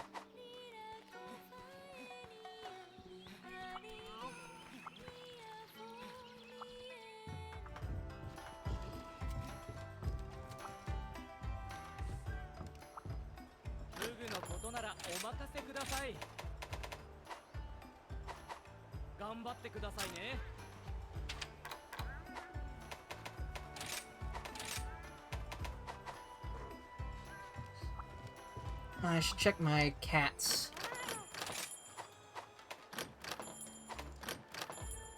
Okay. It's literally only been one quest.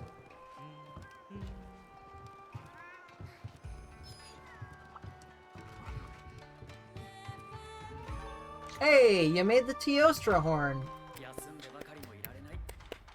Congratulations. Honestly, it doesn't really matter. I mean, you could get the, like, honey gatherer one if you really need honey. But ideally you shouldn't be wasting very much time doing other stuff. And there isn't really any food skills I can think of that are going to make this process any faster or easier. So I usually just eat whatever, so long as I have more stamina to work with in the event that I need to run. Yeah. I mean, that's an option, right? Whatever works best for you. Most of the time you're going to be on the dog anyway, so... Yeah, I mean, that works too. Alright. If you have the second camp unlocked, that's good, because that'll speed up the process a little bit.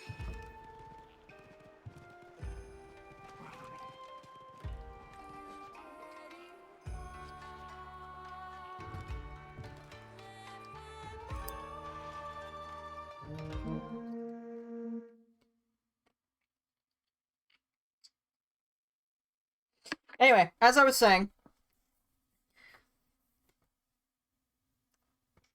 I will walk through it again, slowly with you guys, but after the first go of going at it slowly, I'm gonna go at my normal pace and see if you guys can keep up.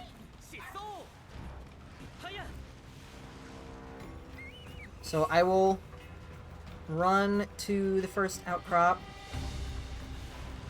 Because ideally you want to be able to do this as fast as possible, so that you can get more runs in before the timer resets. The more runs you can get before the timer resets, the more money you're going to get, and the less often you're going to have to do this.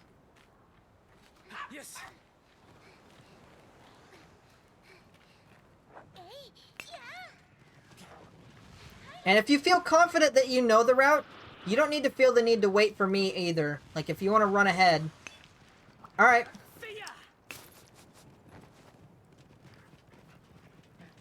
Around these two rocks.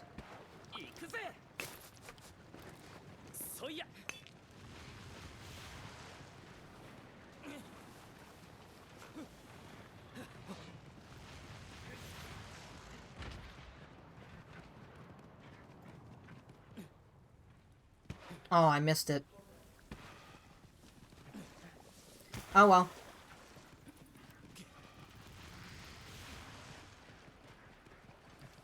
Grab this one.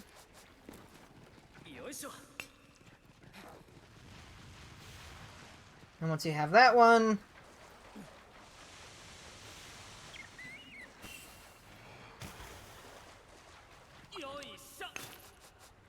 Up north from Area 10.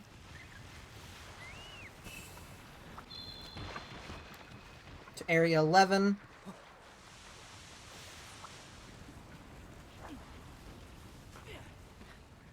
And I'll wait a little bit.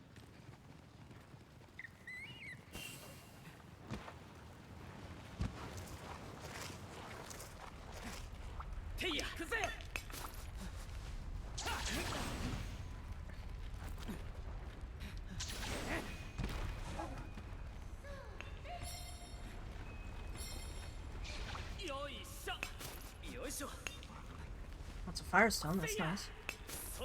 I want Fire Cell though. And Fusium.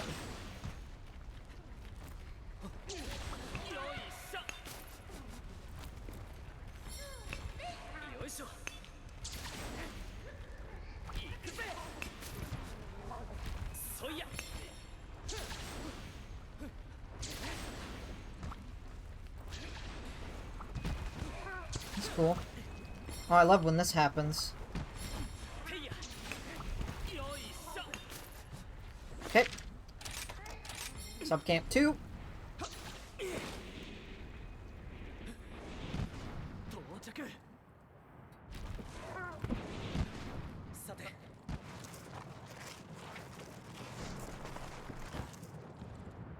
Oh. I mean, I could show it to you later, if you need me to.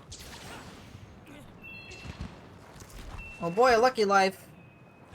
That's really not going to help us all that much. So we don't really need it.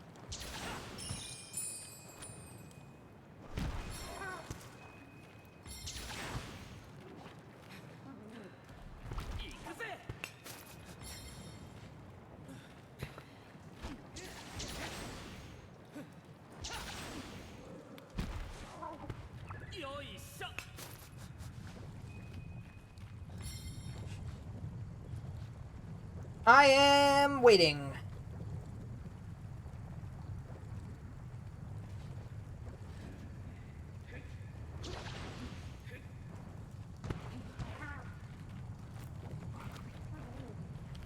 Okay.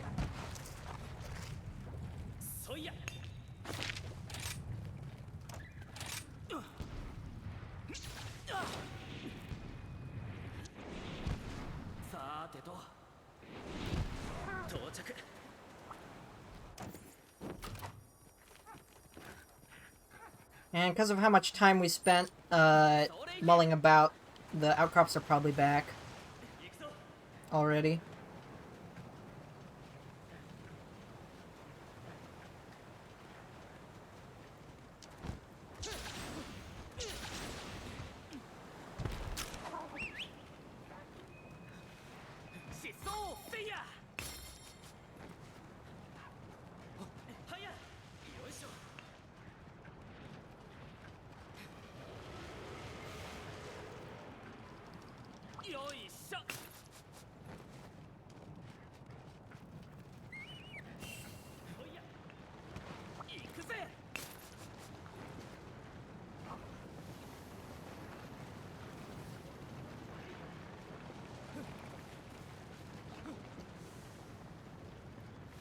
Ba ba ba ba ba ba. Ba ba ba ba ba. Ba ba ba ba ba ba ba ba ba ba ba ba ba. Ba ba. Ba ba ba ba.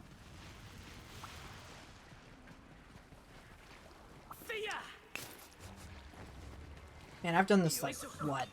3 times today? Also, if it helps, because it did help me at first when I was doing this, the first few dozen times, there are plenty of wire bugs you can collect on the route that can help you get up to the harder to reach places easier. So if you need that extra boost, there are lots of different places you can grab a third wire bug.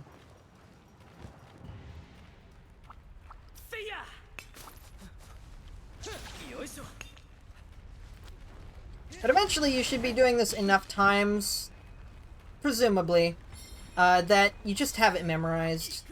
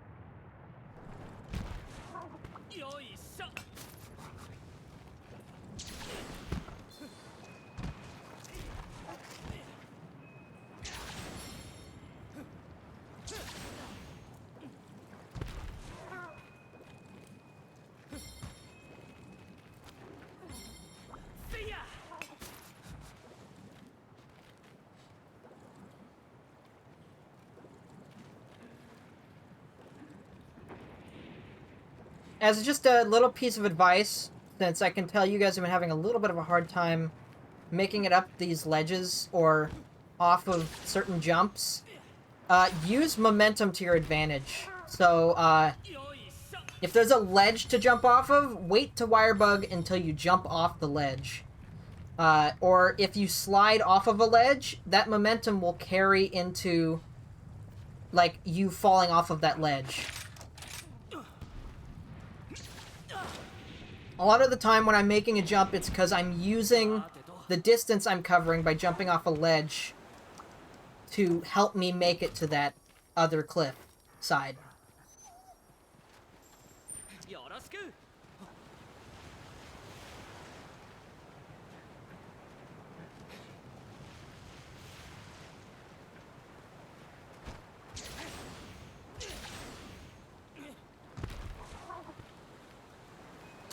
Hey, we outpaced it this time. That is what should normally happen, is you get back here and there's no ore to mine. Because ore respawns, I think, every 4 minutes. So the entire point of the route being the way that it is so that you can get as many mining outcrops as you can before they reset. That's the entire point of why it is the way that it is. So, you do have a little bit of wiggle room, so that by the time you get back to the first outcrop, it's not going to be there, and you're going to have to wait a few seconds. You might be able to fit, like, 1 or 2 more outcrops in there, but I don't know. I'd have to do some testing, and I don't really want to do that. And it's probably a better idea to give you a little bit of wiggle room anyway. Because inevitably there's going to be mistakes happening, like that. So that's a 10-minute mark, and that means it did not get reset at the first checkpoint. So the funny thing about the resetting thing is that it's not consistent. Sometimes it'll reset what's booming every 10 minutes. Other times it'll reset like every 15 or every 20. So how long you can do it will vary from run to run.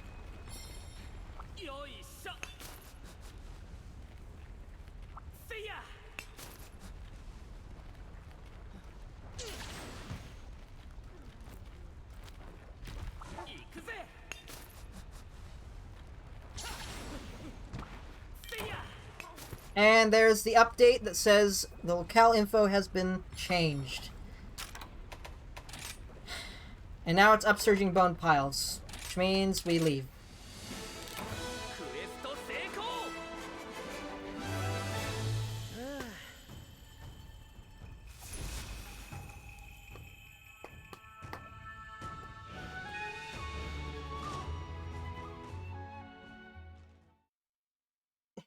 Yeah, well, I mean, to be fair, you didn't have the second tent to do part 2. So, you know, I wouldn't really blame you for not catching that. Do I get anything good out of this? That is almost good.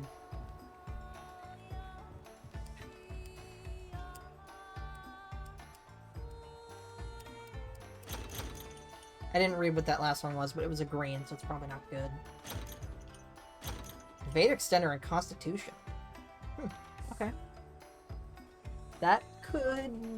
I don't know if that would be good with bow, because you want critical distance. So close, yet so far.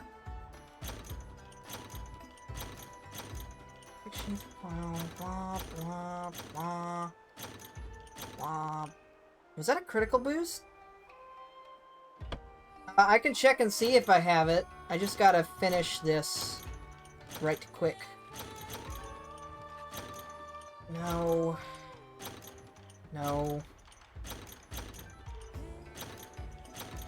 No. Oh, that is actually... That has potential. I can show you how to change it in a moment. Blah, blah. No. Okay. So you open up your menu, this plus, you go over to guild cards, you go down to edit, and then you can change these 3 things.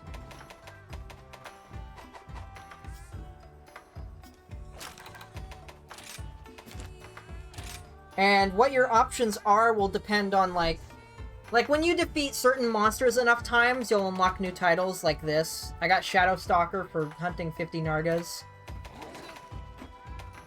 Wrath, the Wrath that I have, I got for hunting 50 Magnamalo. And then Dude is like Hunter rank 5 and yada yada yada. You get the idea.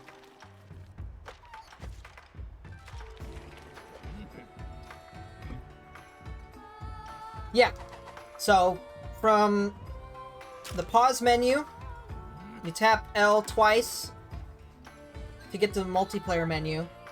Then you go down to guild cards, then you go down to edit, and then you can modify this. You can also change, like, what are your preferred weapons? You can change what playtime you play around, what kind of playstyle you have, like, are you increasing your hunter rank, are you farming for materials, are you a try-hard, or are you a casual?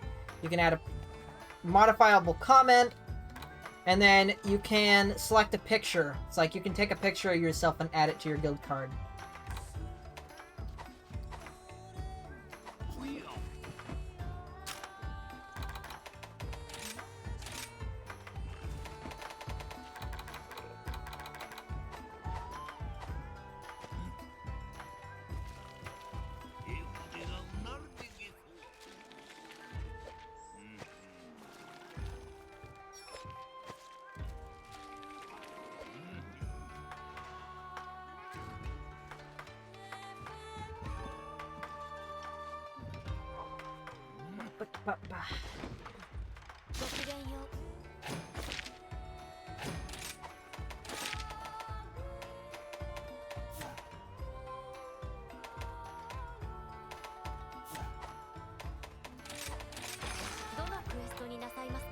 No, I have Upsurge of Honey.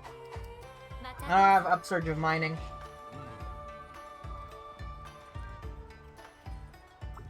And just for demonstration purposes...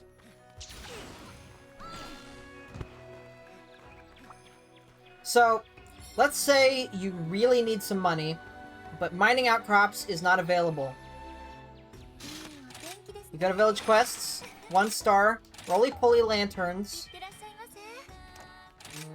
You don't need any food skills or anything for this. You just need Botanist 4. So you jump into this quest. And this is a really good way of getting Comra tickets as well. So if you want the Itsushi helm, this is a good way of getting tickets. You come in, you teleport to Subcamp 1.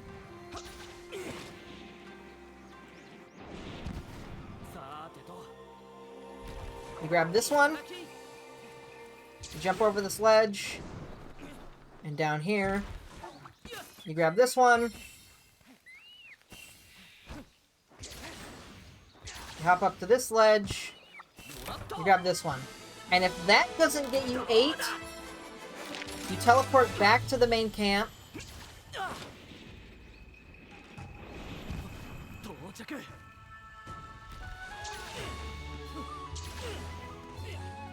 And there's another one over here.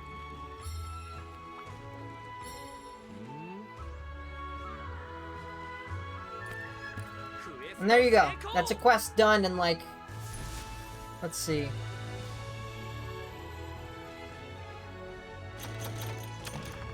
"28 seconds. So half a minute. And now that I've done that,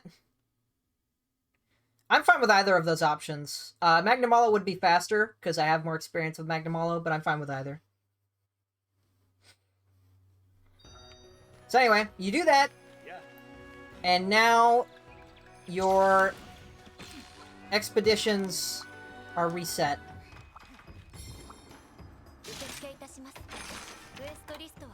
Hey, look at that, I have Mining Outcrop. So if you guys want to do it again, we can do it again. But if you want to do Magna, we can do Magna.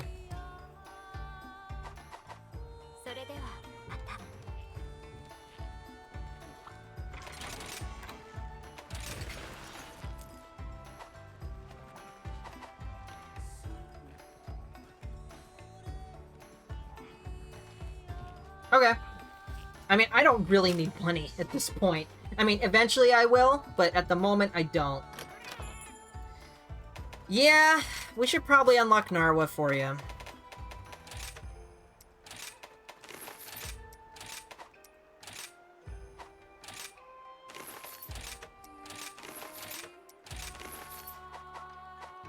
It'll disappear, but I could just refresh it anyway. I don't... It really doesn't matter. Like, I could do the roly-poly lanterns quest. In fact, all 3 of us could do it, and all 3 of us would have a chance to get the mining outcrops thing again, and then we could just host it again. So, you know.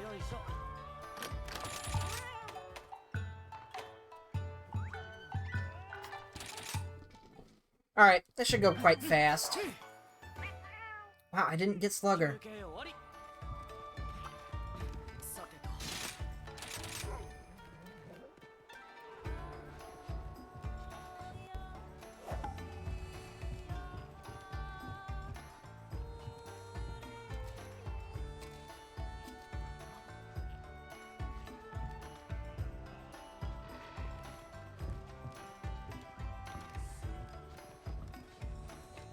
I actually have to go check something real quick, so I will be right back.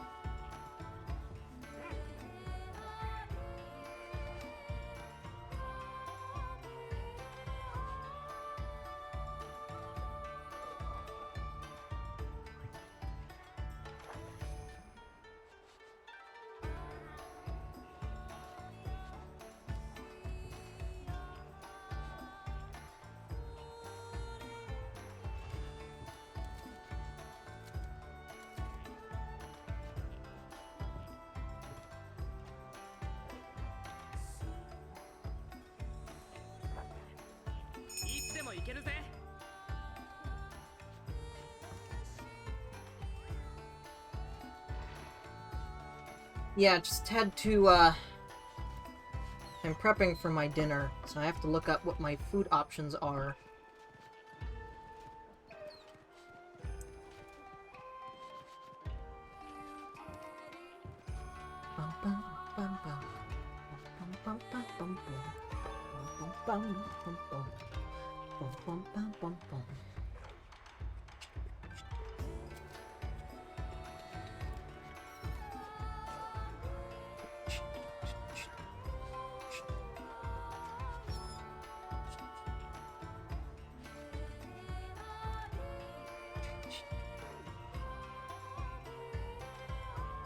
Oh, please, Discord, I beg of thee, cooperate with me.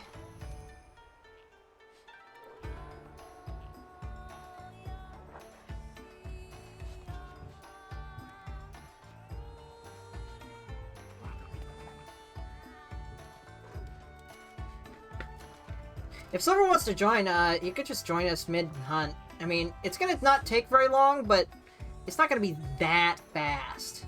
I don't think.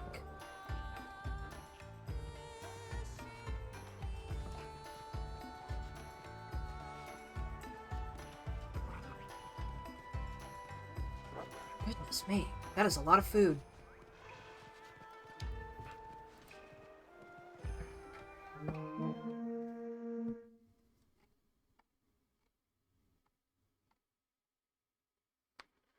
Medium. What are the sides?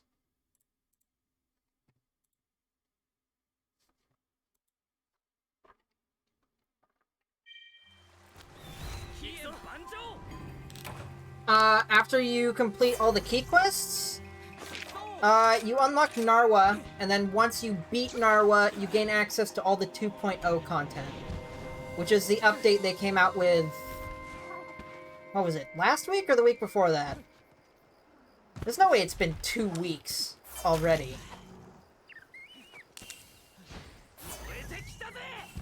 I mean, if we go up to Narwa, well, I guess, I don't know.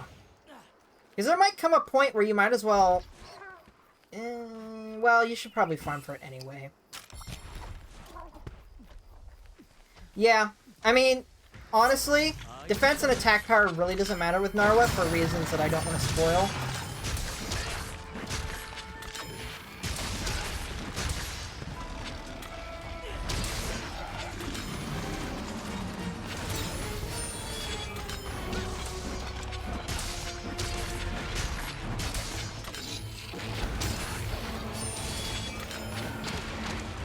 I was so close to getting a double EI. Or a double ISS.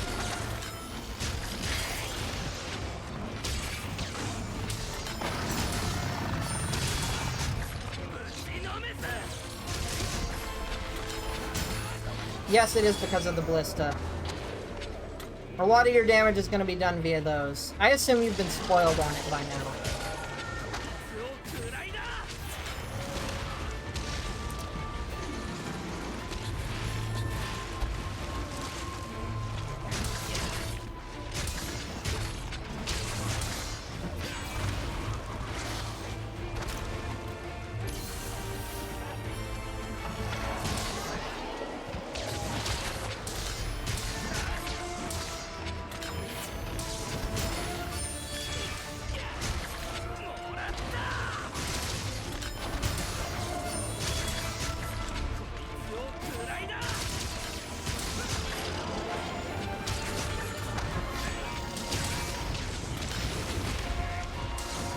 What was that?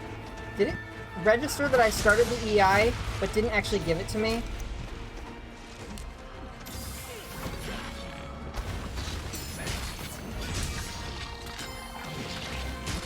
What was that nonsense?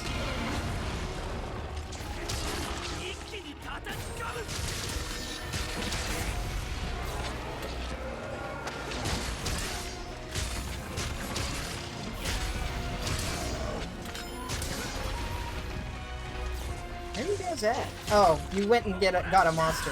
Let's see. That's wing sauce? I don't do that here. But, I mean, you're free to do whatever.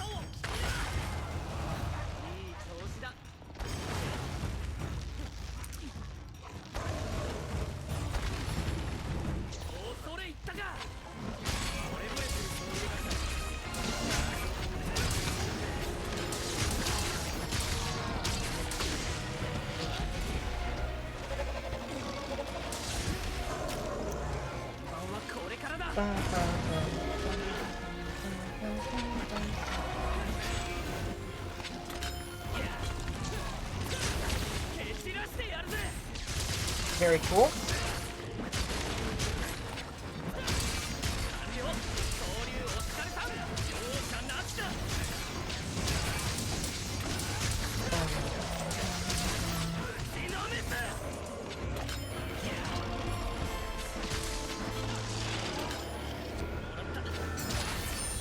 Man, that is generous.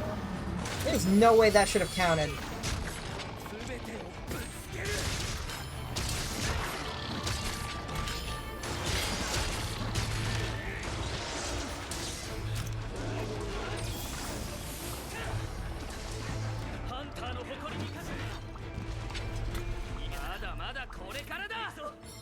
Maybe they don't expect normal people to parry it, so they made it easier. I don't know. That just feels way too generous.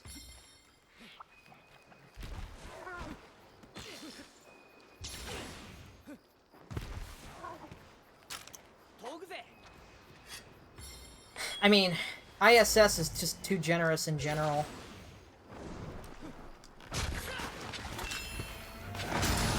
Like, that definitely was not a good ISS.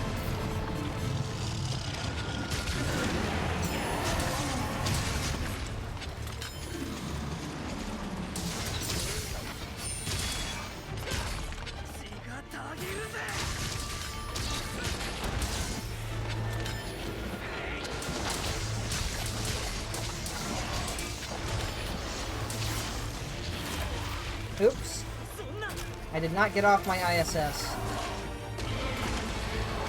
Okay, that's active sooner than I thought. Alright.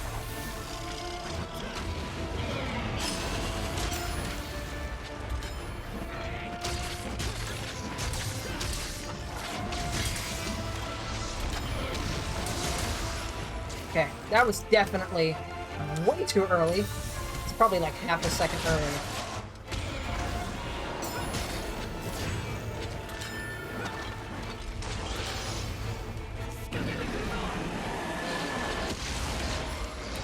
Okay, does this attack, and once you get hit by the first hit, just stay down, and you won't die. If you try to get up, you probably will die, but if you just stay down, you'll be perfectly fine.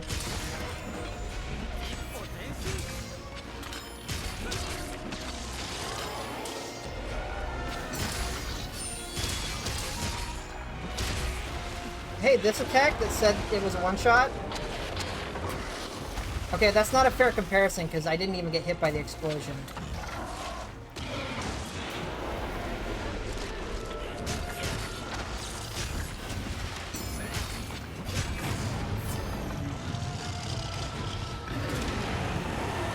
That was weird. I don't know why I didn't get hit by the explosion, but I'm not going to complain.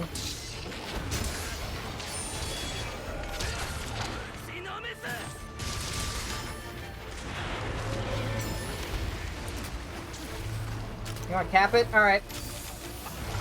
I was just in go mode, so wasn't sure if you wanted to.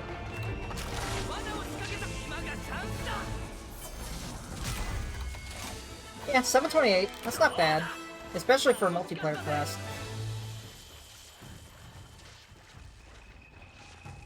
What with multiplayer scaling and whatnot.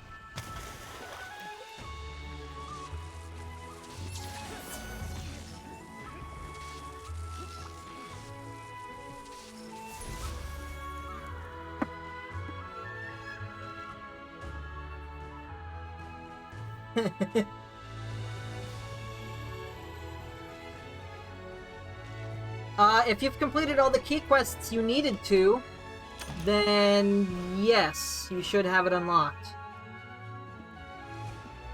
Let's see, how many Magnamalo is that now? I think that's either like 96 or 97.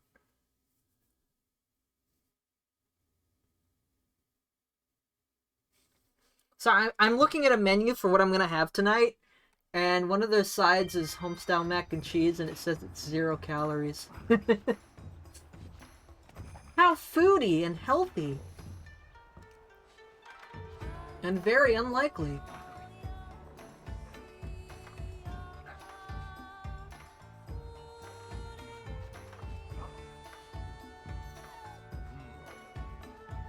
Oh, are you talking about like you're making a custom armor set, and instead of saving the set, you accidentally loaded up the old one?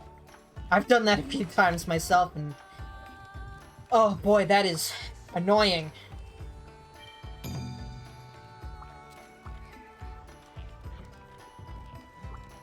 Oh good! It's your favorite, Silver!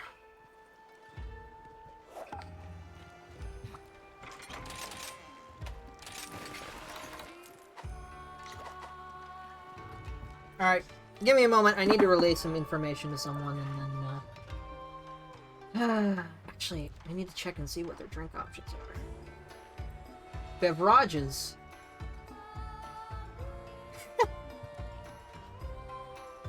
They have cane sweet iced tea, but the sweet has 4 E's. Good job.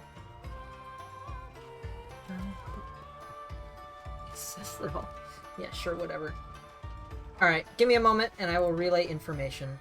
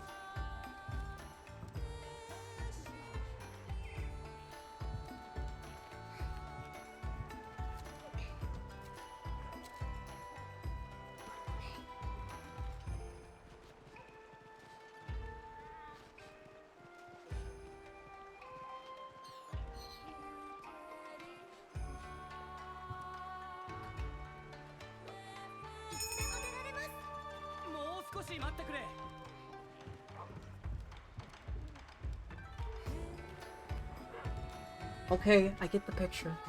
I will go after the tail. Teostra Soul is good, yes, but that has a big asterisk next to it. It's good in the context of if you're using a weapon that hits very frequently, and can inflict your status very often, such as dual blades or sword and shield, to a lesser extent, insect glaive or sword or longsword, then yes, it is good. But if you're using a weapon that does not attack very often, like the hunting horn, I don't know how good it is, because I haven't tested it on that. I just know that it's good for dual blades. Like, the Teostra dual blades, it's really good on those. I don't know. I mean, honestly, you could try it. I don't know what the other ramp-up options are, so it might be better than the other ramp-up options. Give me a moment.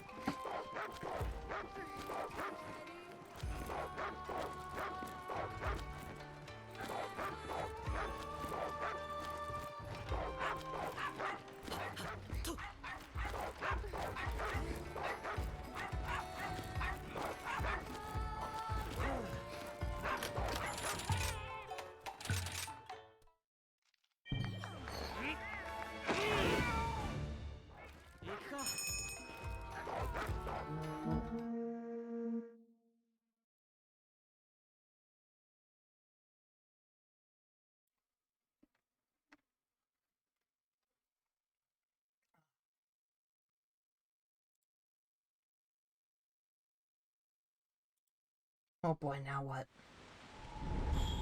Oh.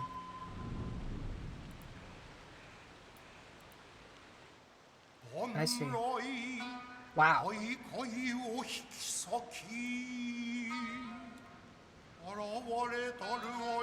Kushala Soul on Gunlance? I don't know about that, because the whole point of Kushala Soul is that it increases your affinity.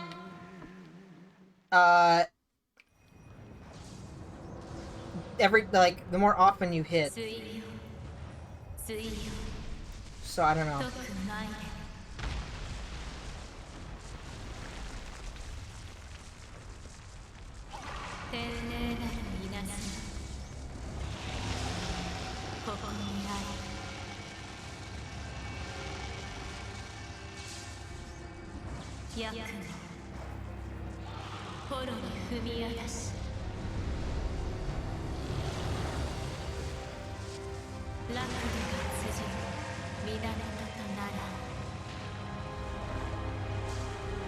I don't know.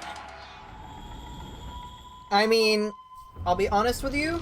I'm pretty sure the Teostra weapons, or any of the other Elder Dragon weapons, for the most part, aren't amazing for most weapons. I know the longsword is good, for Chameleos.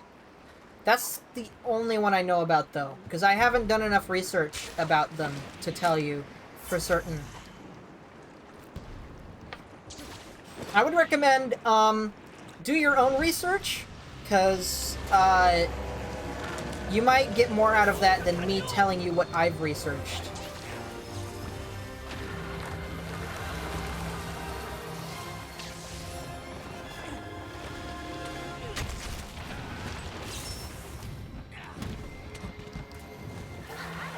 But on the other hand, if you really don't want to use research, honestly, just use whatever you want. Everything, like, when I say something's optimal or when something's not optimal, the differences are usually in the magnitudes of just a few percent worth of this is slightly better. So, it really doesn't matter. And most of the time when you go online and you look up optimal set builds for weapon type or whatever, those builds are going under the assumption that you're going to be playing the game optimally all the time. So if you want to make a build that's more to your pace, with more quality of life skills or whatnot, then that's up to you. It's about finding your comfort zone with the weapons that you enjoy, right?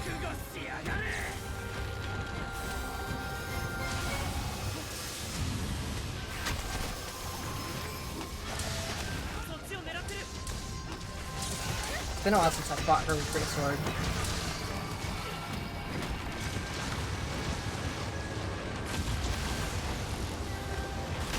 Alright, so ideally, you want to aim for the sack, which I'm sure you already know by this point. But you aim for the sack whenever possible.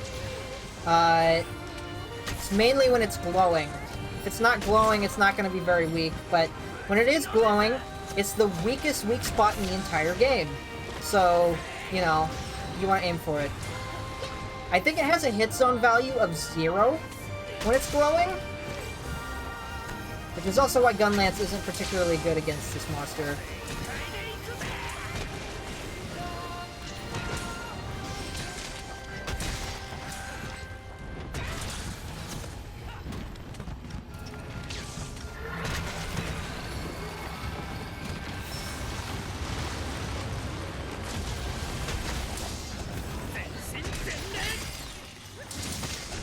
Wow, phase 2 already?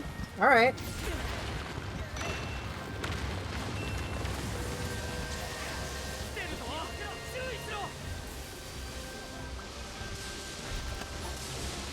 I'm actually gonna wait.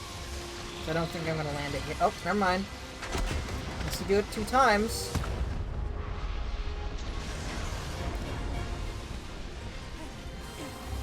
Wow, wow.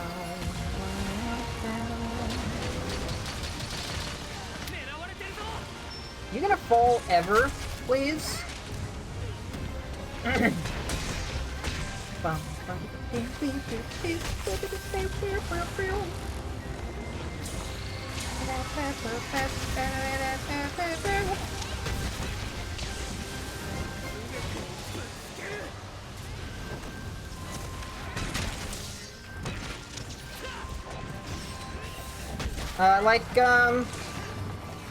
You might like the Chameleos weapons for their survivability, if I remember their soul correctly.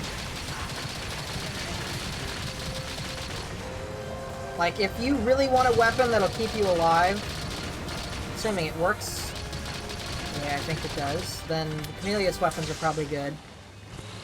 But I don't know about that. I've heard some people say that all of the Chameleos weapons suck, except for, like, 1 or 2 of them. So, the jury is still out on that one for me, honestly.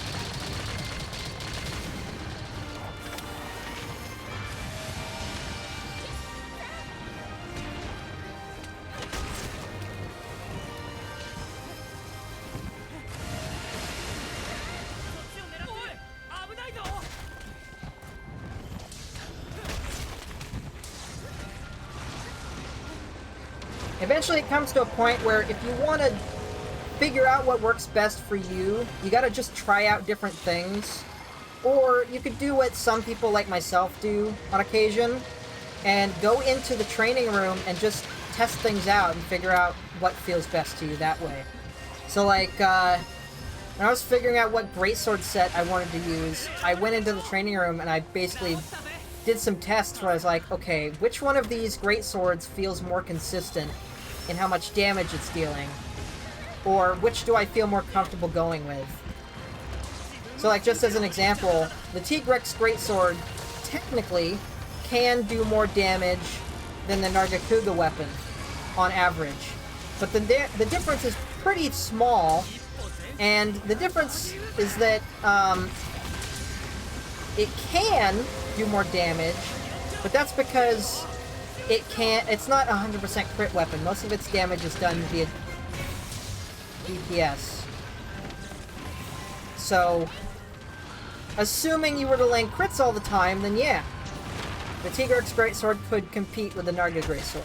But because you're probably not going to hit crits all the time, I'm more comfortable with the Narga weapon because it's always going to land crits, which means it's more consistent.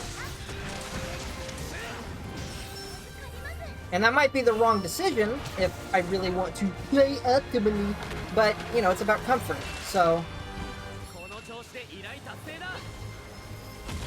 Oh, we got the tail. That was fast. Like, for all I know, elemental dual blade sets could be super suboptimal right now. But I don't really care, so I have elemental dual blade sets.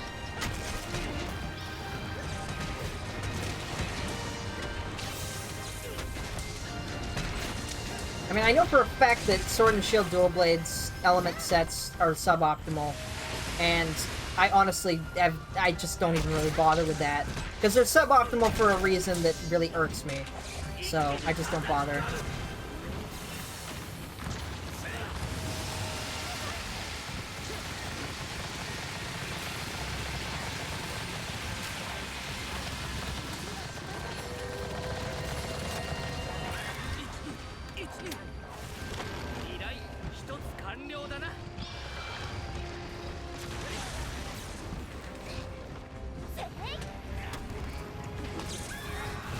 I'm not really using my wire bug techniques very well right now. I've been too focused on talking. Okay. Okay, thanks, lady.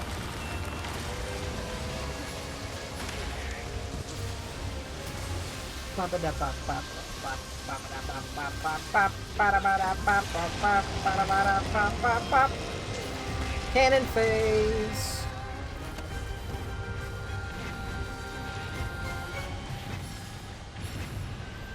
Man, imagine how fast this fight would be if we had heavy artillery. Wait, I guess you guys can't, because you might not even know what that is. But, whatever.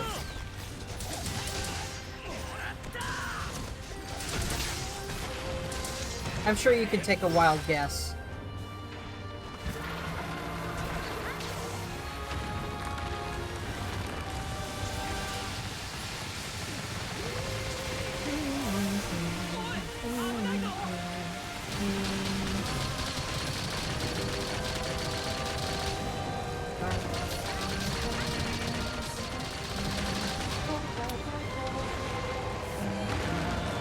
Oh.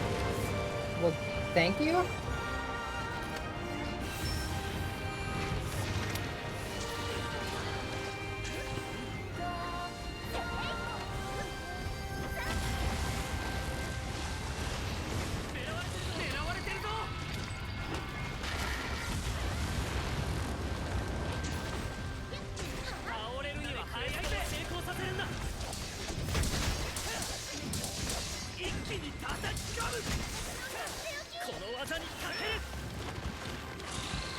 I didn't get the power sheath. Well, that was a decision that I made.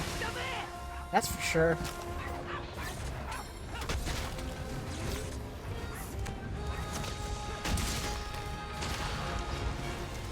Boy howdy, am I doing quite fantastic right now.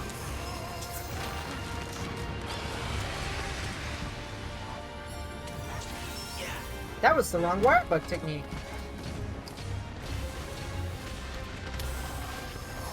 Okay.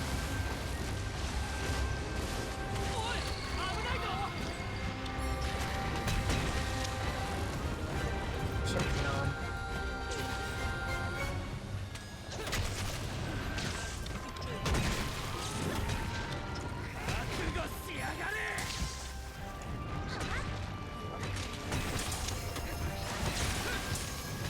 Okay, so it does have some iframes. I just don't know when they're active. So I have to figure that out.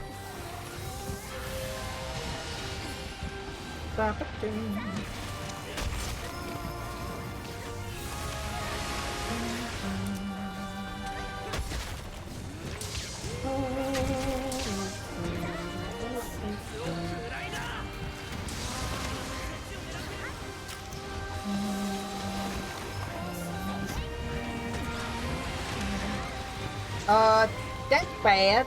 Okay. Oh, thanks, dog.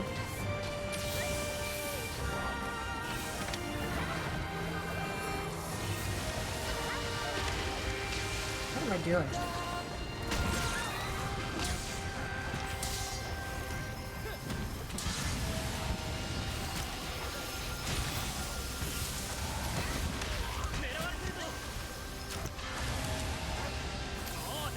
It's been so long since I fought her, I guess I just forgot how brain worked.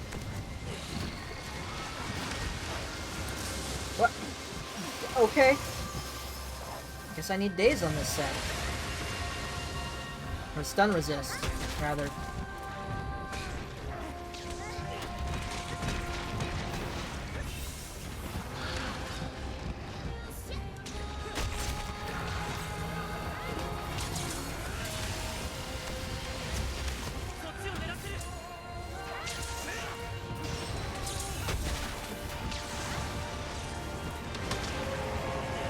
Dual blades have rotted my brain. I can't play well with this weapon anymore.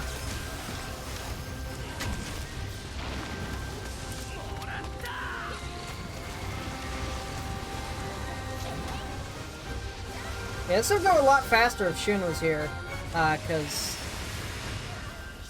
that guy has fought this monster like over 1,000 times.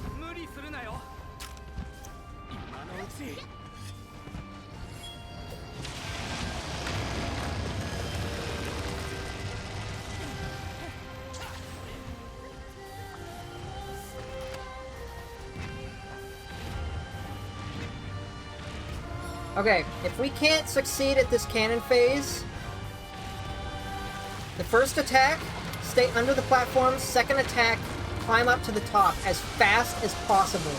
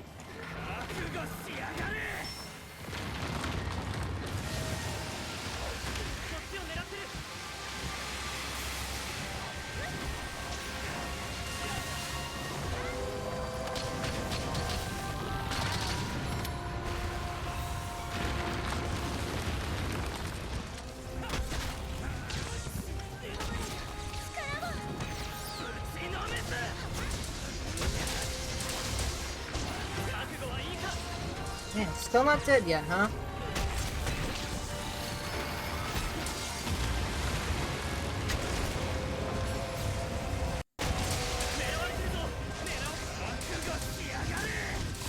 Oh, there you go.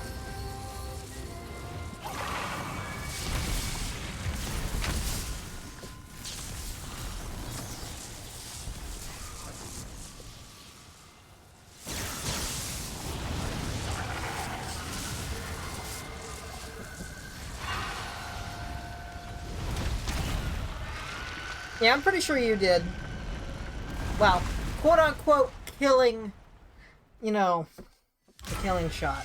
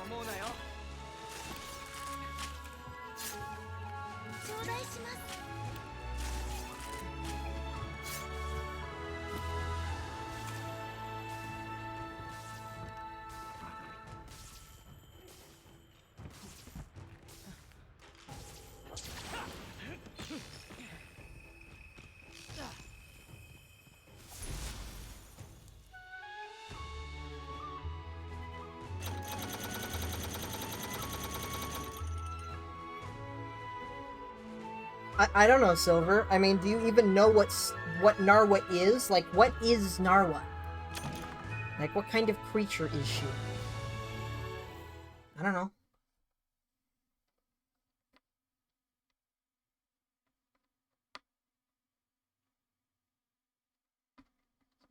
As for now what? This is normally about the time... Either this or I'd normally either end the stream around now or about an hour from now. Because what I normally do, at least from here going forward, is after lunch, I start streaming around 1. And then I stream up until dinner. We can fight Bagel if you want. I just have to relay what I want for dinner to the people who are grabbing my dinner. But I eat my dinner after stream, and then I work on some, like, I upload my streams to my YouTube channel. I should probably start also, making highlights and clips and uploading those to Twitter or whatnot. Yeah, we could fight Bagel. Fight Cat and Beagle. I think Basil Goose is weak to thunder.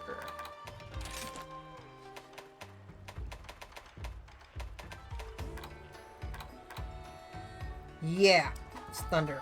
Not very much, though. So it's probably not worth going for element.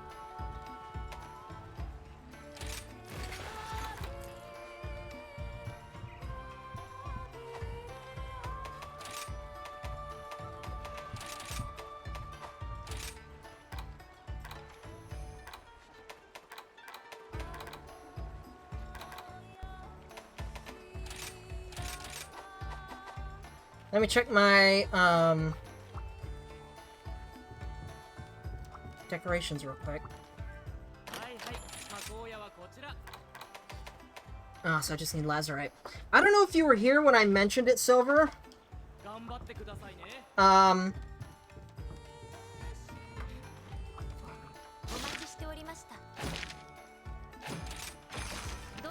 Like you might have been stepping away for something.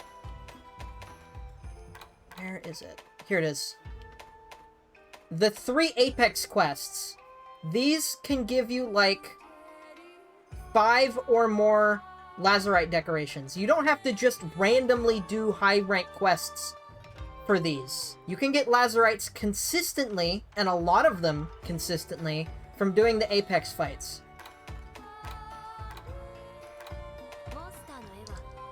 So it's not the same as Blood Run, where you kind of just have to do random high-rank quests sporadically to get Blood Run. There is a consistent method to get them. So, I haven't done it yet, but I know other people have, so it's worth keeping in mind.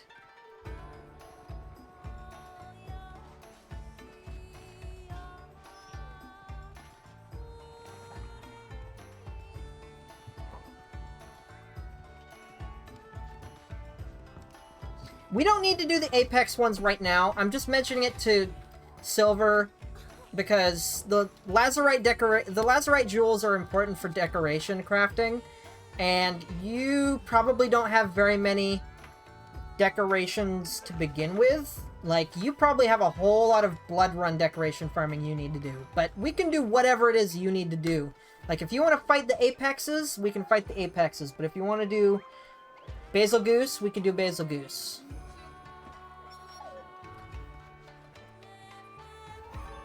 Yeah, and Basil has its own theme, which is really good.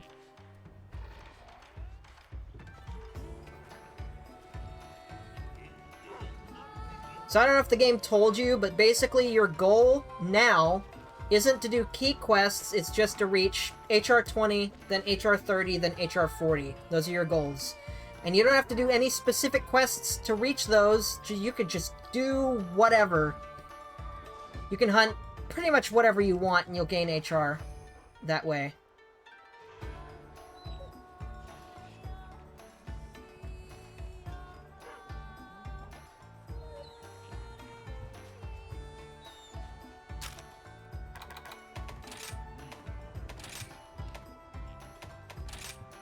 Ah, you do have the Arachnolance. I'd probably put attack boost 4 on that. Though I assume you have to do a level, a red 7 rampage in order to do that. Okay.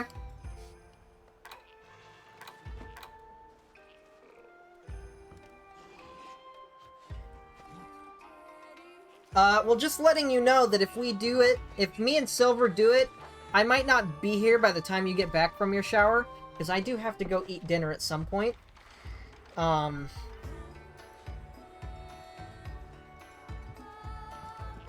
But, I don't know. So anyway.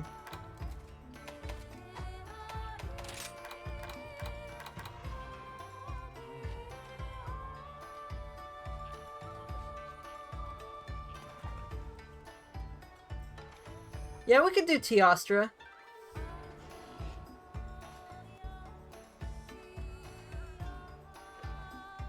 Yeah, this is good.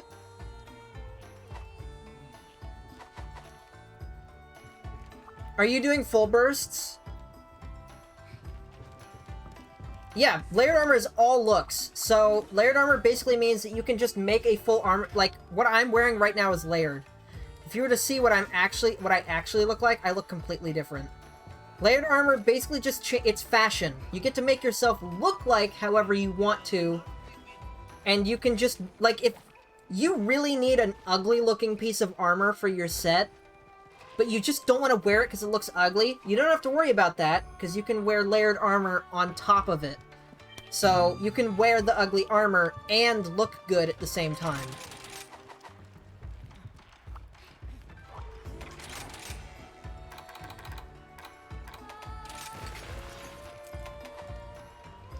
I actually need to get the, Raknakadaki gun lance. I mean, I can change that silver if you keep complaining about it. Oh, I shouldn't do gun lance because I don't have the food skill. So never mind.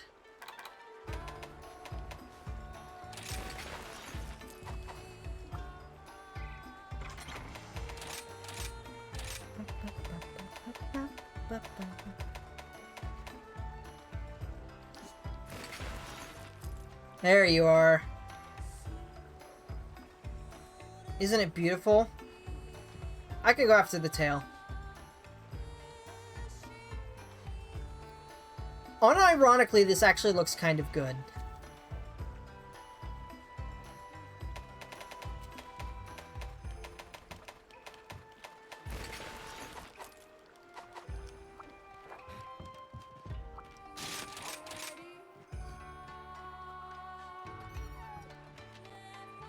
You know, I wasn't asking if you're doing slap lance, I was asking if you're doing full burst. Because apparently, the guy that I recommended to you a few weeks ago, the guy that makes the gun lance videos, apparently he did some tests and, full burst is out DPSing Wormstake spam now.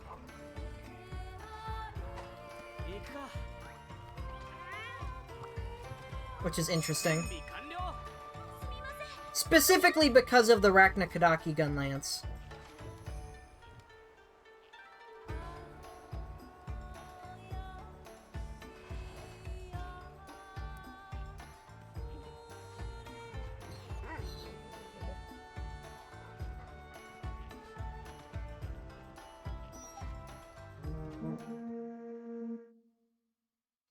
Yeah, that's why normally, what I've read that you often need to do, especially with gun lance, is you need to build for protective polish. Because no matter whether you use full burst or you use pretty much anything that gun lance does, you're gonna chew through your sharpness a lot. So, see you later, Ken, Mickey, or see you when you get back, maybe.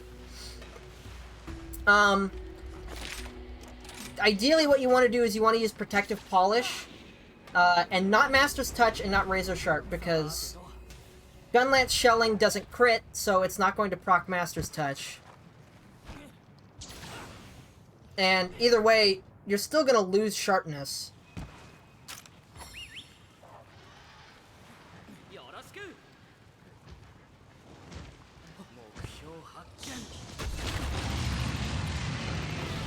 So, like, on my gun lance set, I have Protective Polish 3 and Quick Sharpening 3. So, basically for a minute and a half, I won't lose any sharpness. And then once that minute and a half is up, I can just sharpen real quick. And then I have another minute and a half to not lose sharpness.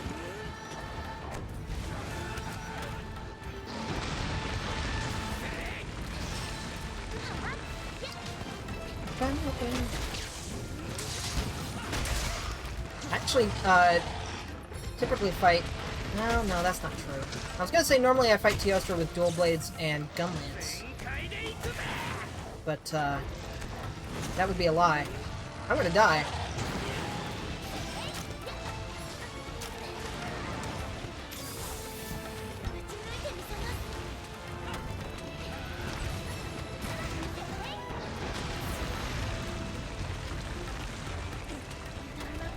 Oh my goodness. Please. Stop whiffing. Oh, I beg of you.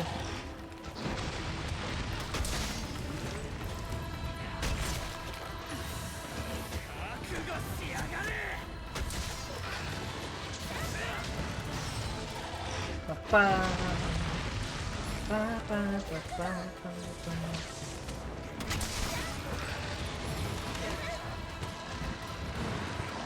Wow, wow, wow.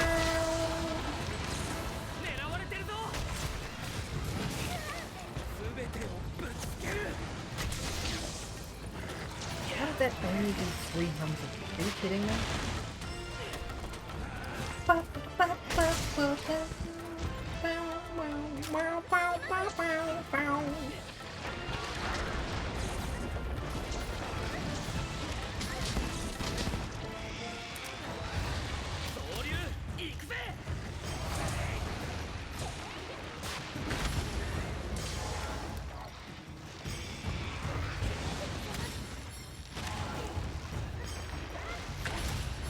Okay, bro.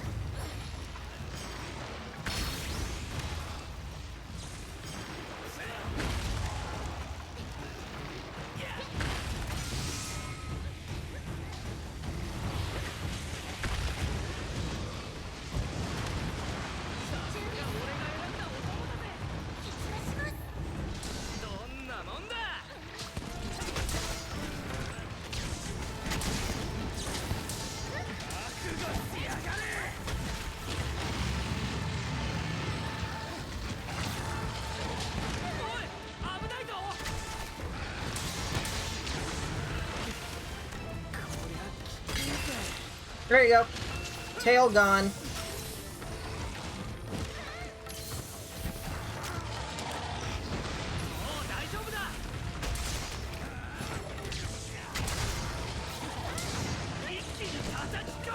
Yep, just a moment.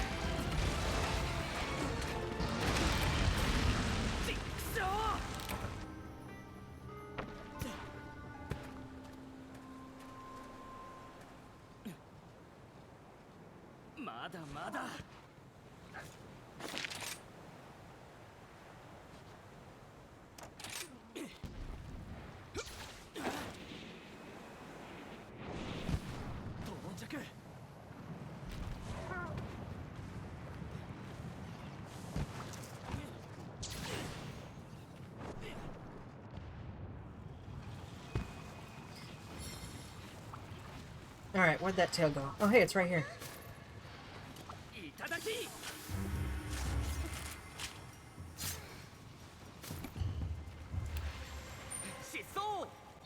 Yeah, anyway, what you want to work for with Gunlance is, regardless of which playstyle you're using, I would absolutely recommend that you find a way to fit Protective Polish, or some other method of well, what am I talking about? Sharpness matters for Poke Lance, but you're not playing Poke Lance. What am I talking about? Sharpness doesn't matter, because you're Full Burst, it doesn't matter if Full Burst is chewing through Sharpness, because Shelling doesn't scale off Sharpness, remember? So, it's irrelevant. Sharpness only matters if you're going to play Poke Lance or Slap Lance.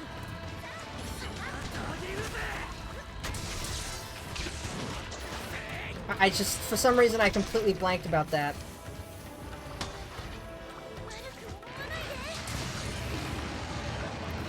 Like, the white is just a bonus, really.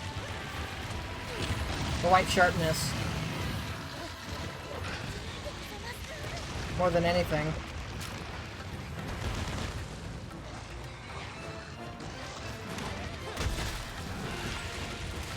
I mean, it might start mattering once purple gets added to the game, but I don't even remember if purple actually makes a difference.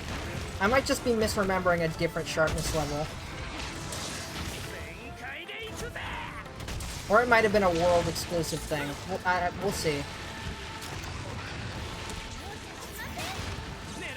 But basically, purple sharpness is the tier above white, and from what I recall, it's either purple or a different sharpness tier above purple in some side games.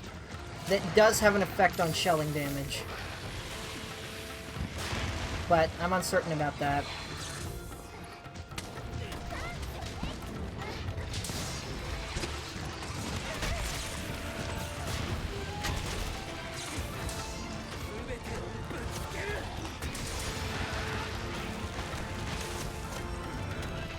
Really? Okay.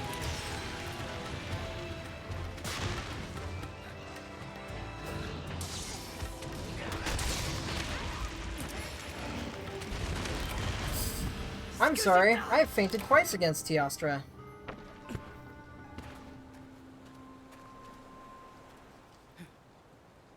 I guess I'm just that hungry. And my brain is losing function.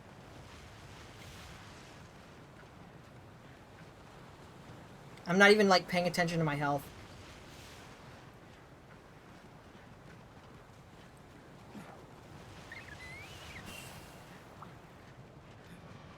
That's the problem with Greatsword. Especially Rage Slash. Just lets you get away with getting greedy. Way too often. And then it comes back to bite you in the butt. When you get greedy too often.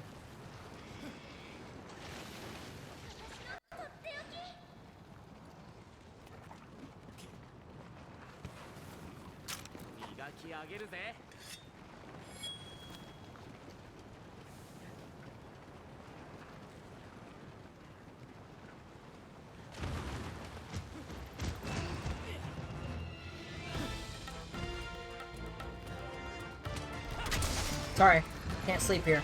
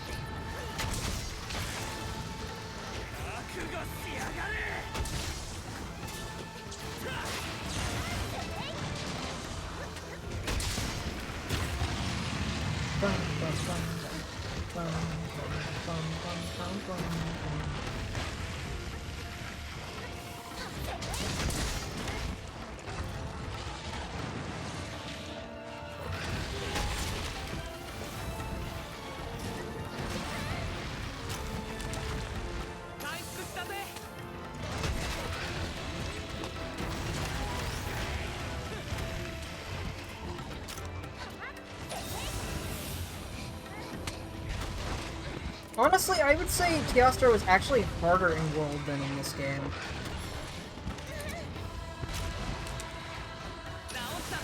Or maybe I was just worse at the game back then. I don't know.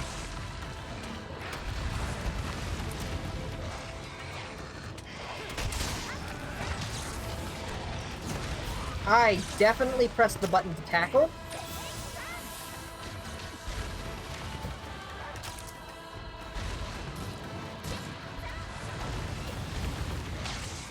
Like, keeping track of what Teostra was doing and where it was going and all that stuff was a lot harder because Teostra was just gonna run around all over the place.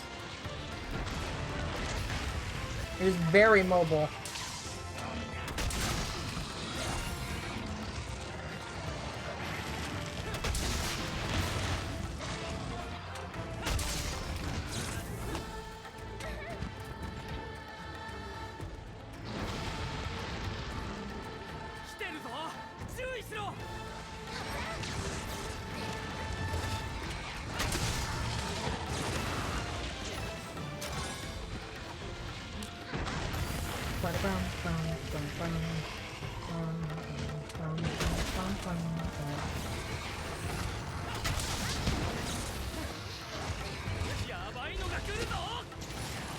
Get out of there!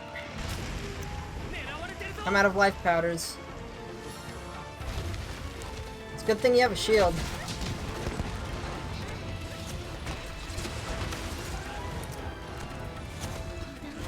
Oh, come on, dude! I even had a buff and everything.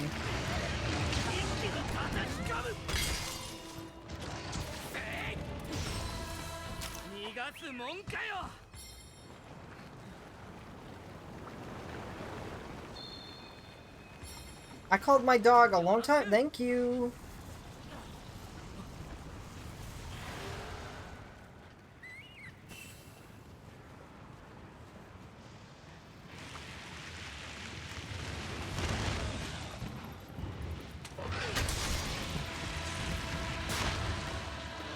Bum, bum, bum.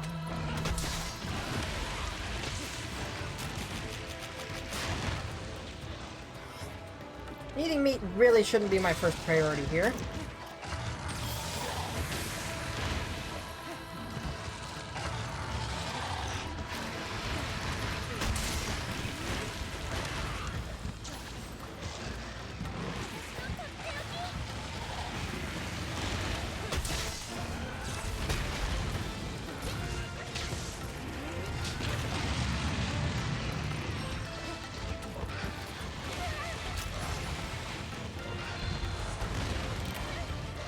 Oof.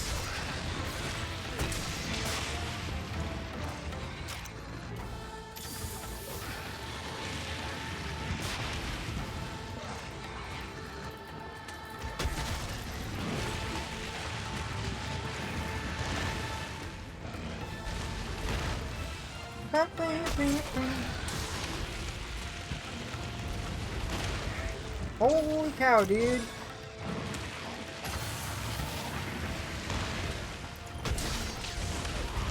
I need to stop getting so greedy. Holy cow, dude. I've turned into a smooth brain today.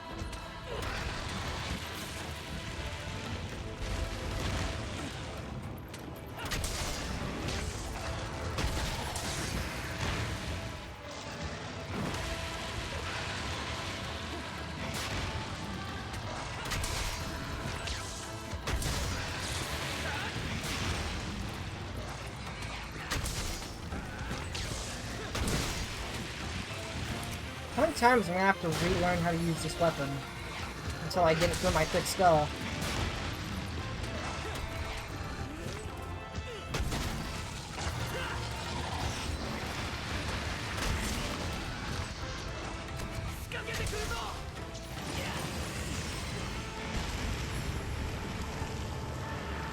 Oof.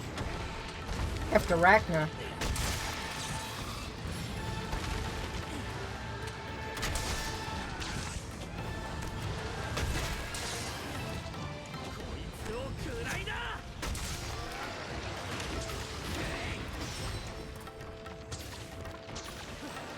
Bum, bum. Bum, bum, bum, bum. I should probably...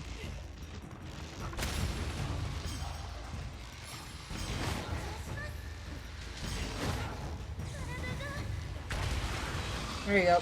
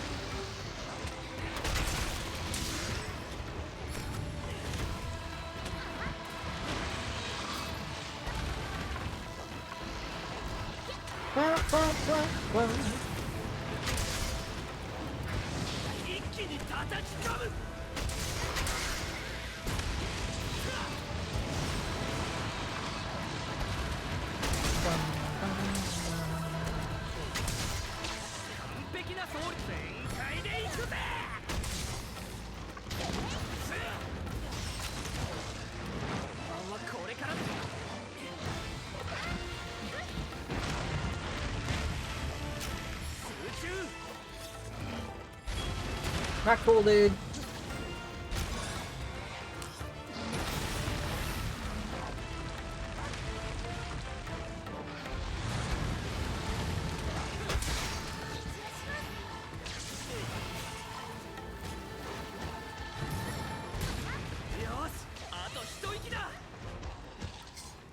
Alright, well, it's running away anyway.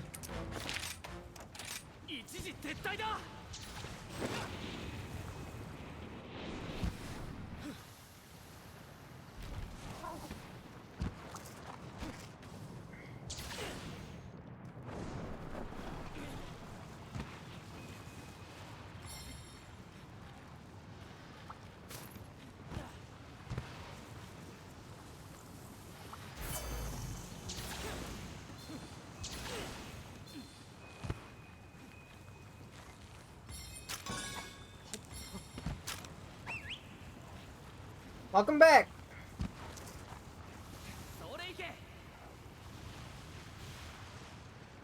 I think I'll be able to do at least one more hunt after this.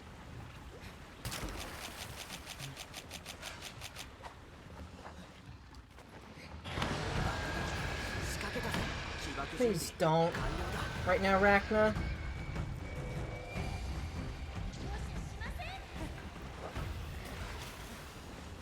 Alright, your Wyvern Fire is oh. Okay, never mind.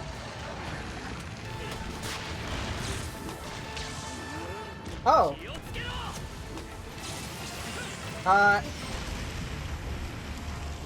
Well, I guess you get to get some carbs from Teostra, like 30 Hunter rank early. Assuming we actually kill it before we run out of parts.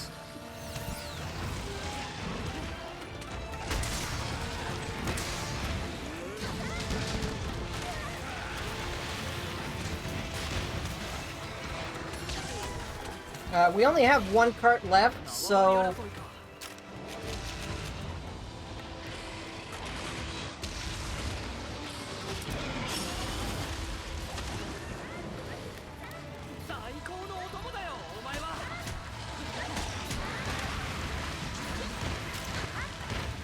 Be careful about coming over to the place where we're fighting.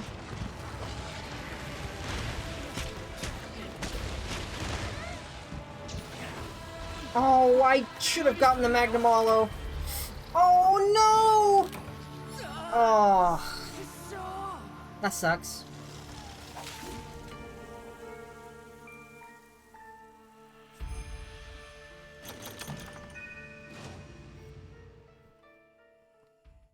We were so close. If I had grabbed that Magnamalo, we probably would have won.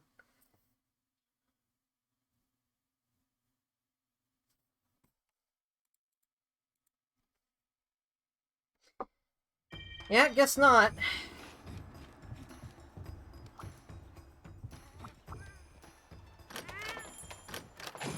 Gee, I wonder if you could actually do that. Like, you could just... Oh, man. You could just invite someone to a lobby, almost complete a quest against the hardest monsters in the game, then that person could join the quest and get the rewards.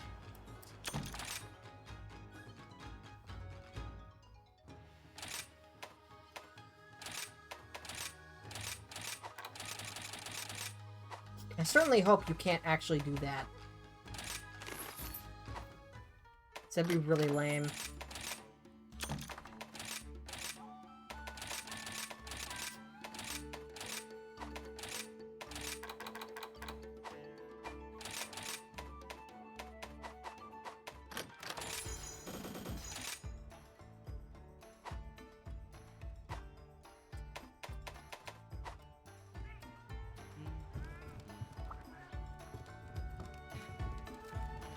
We could literally fight any monster in the game you'd want to fight. No guarantees that we'll survive, but we could.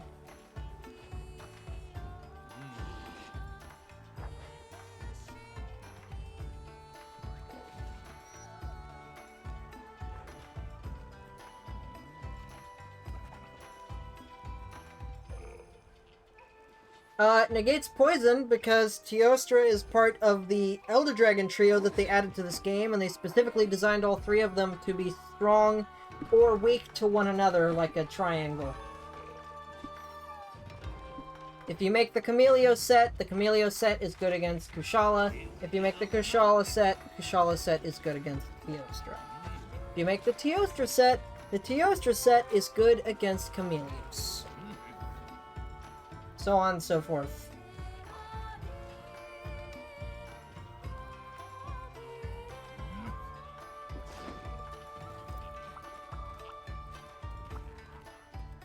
It's like Pokemon starters, but, you know, they could destroy the world.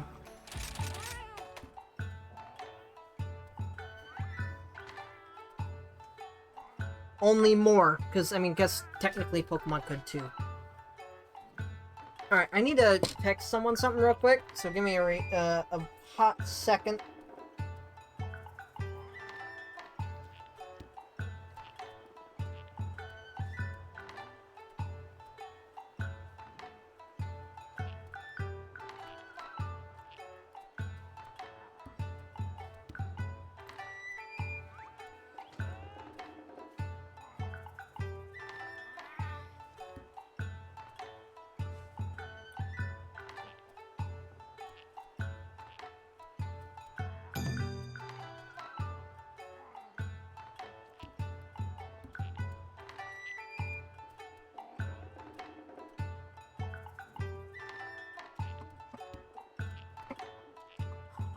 You want to get that salty run back, huh? I can do the salty run back. Might switch to a different weapon, though.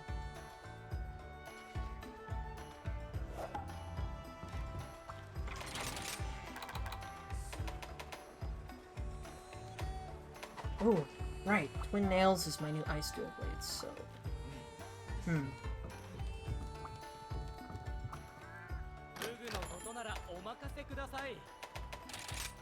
Just be aware that whether we succeed or fail this quest, this will probably be my last one. So... just, putting that out there.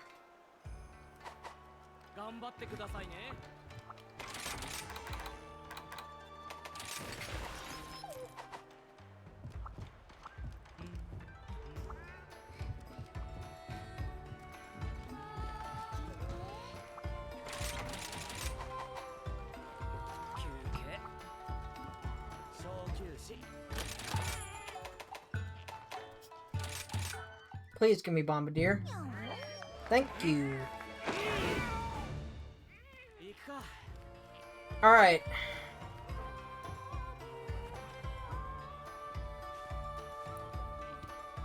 That's a good idea. To be honest with you, I would not be surprised if just about everything this monster does one-shots you. So, with all that money you got, maybe you should check and see if you can upgrade your armor anymore. Because the upgrade cap for your armor might have been increased. So I would double check that first before we go. Just in case, so you don't get one-shot by everything.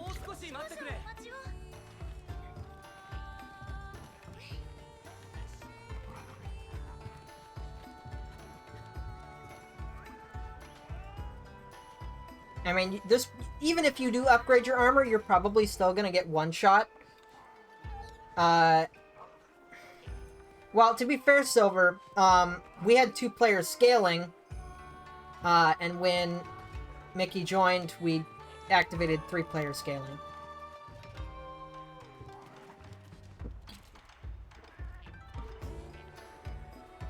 So if Mickey were to join us, but just not actually participate in the fight, it would take longer than if Mickey wasn't in the quest. But yeah, if Mickey just... if you see a bad situation, just run away. In fact, actually, if you have any Farcasters, bring one of those in your... yeah, the game automatically scales how much health the monster has based on how many people are in the quest. If that's what you're responding to. That's how the game's multiplayer is balanced. It's definitely better than what World's, balancing was. Farcasters are these green cloud-looking items. They're items that let you teleport straight to the camp, even if a monster is aggroed on you. So if a monster is chasing you down, you can use a Farcaster to get sent back to camp. If you absolutely need to get out.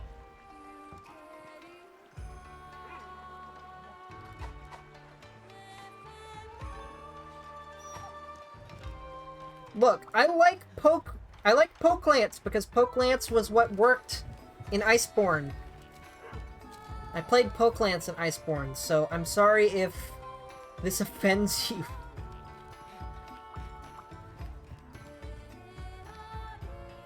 It's just what I'm used to. I'm probably still gonna die, but, you know.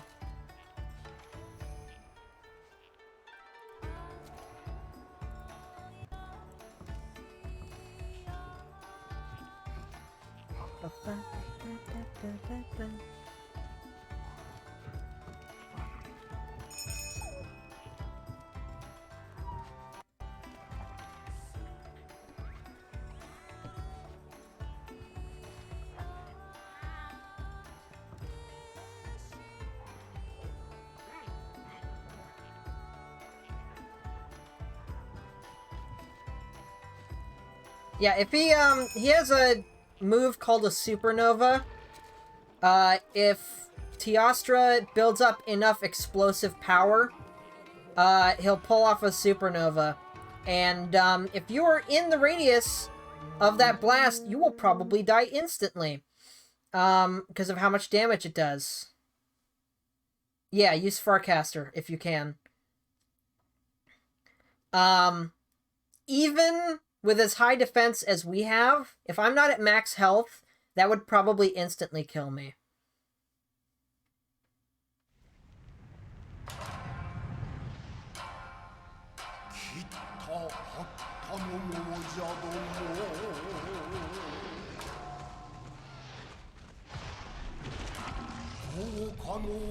Is it showing the cutscene because Mickey hasn't seen it before? I assume so.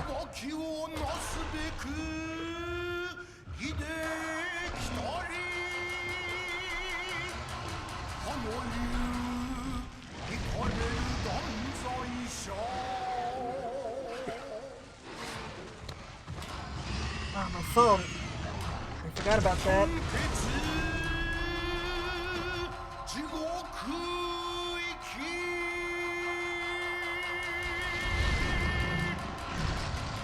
Yeah. I'm pretty sure if you didn't have guard 3, or whatever guard level you have, you would have died from that attack.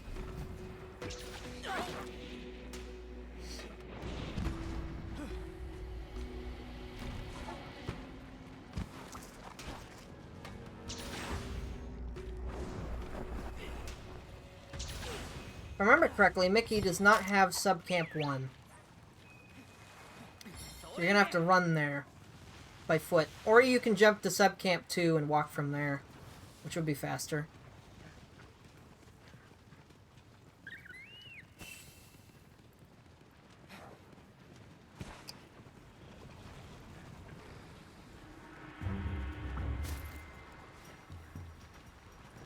I mean, if you want to face tank the supernova, be my guest, but the quest is gonna fail if you do that.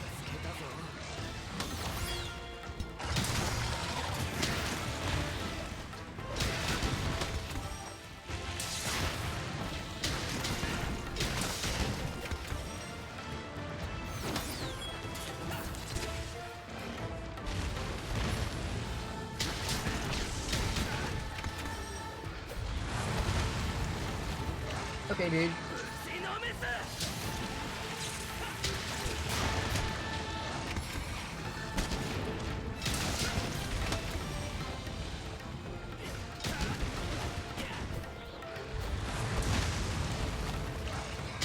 Yeah, all monsters are mountable. But Teostra is what's known as an Elder Dragon, and that means that you can't capture it. The Apex monsters aren't Elder Dragons, but they also cannot be captured. Oh, yeah, the Wind Serpents can't be mounted, of course.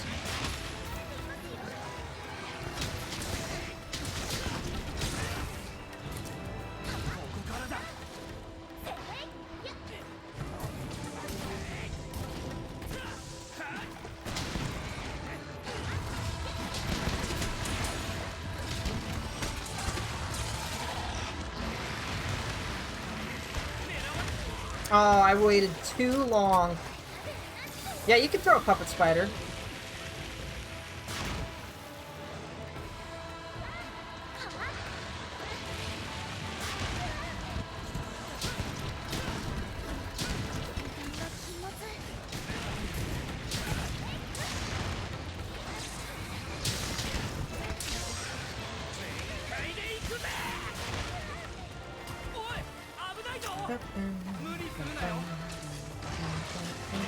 I don't have speed sharpening.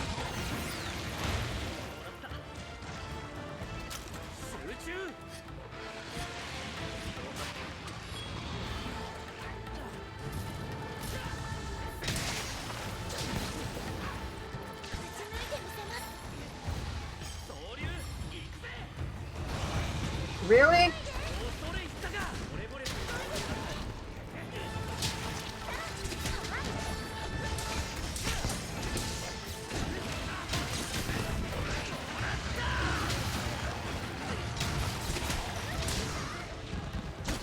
Don't really care. Got it off.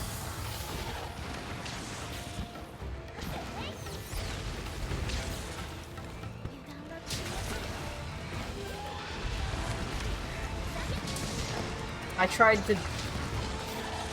I did something dumb, is what I did.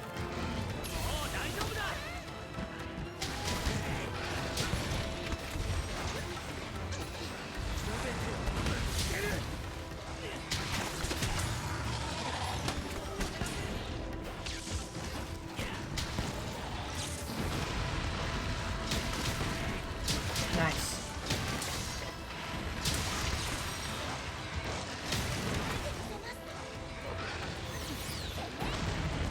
Okay, that was a poor decision.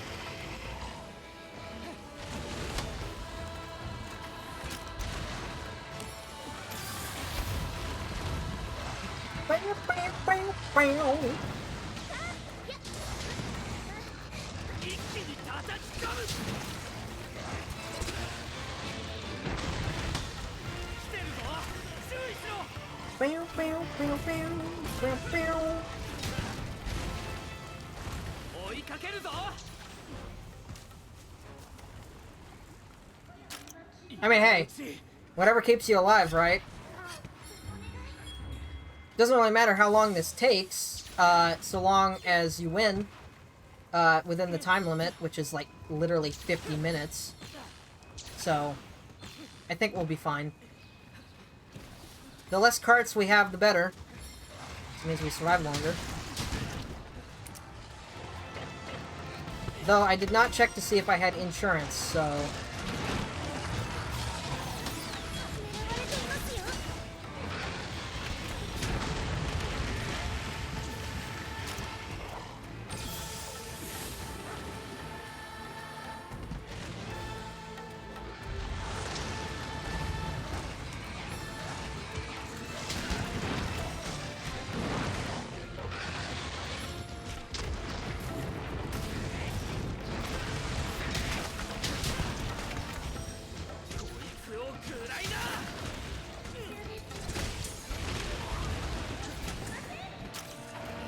I sure do love wasting that over and over again.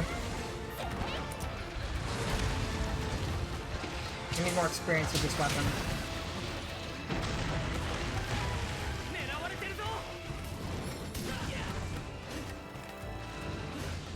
Oh, there's the supernova. Well, good. Now that it's used it, it's not going to use it for another long while.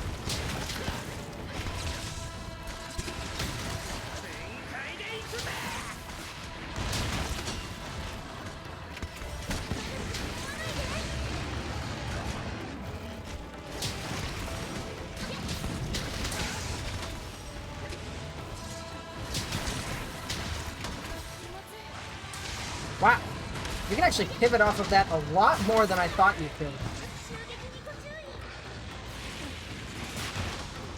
For some reason, I thought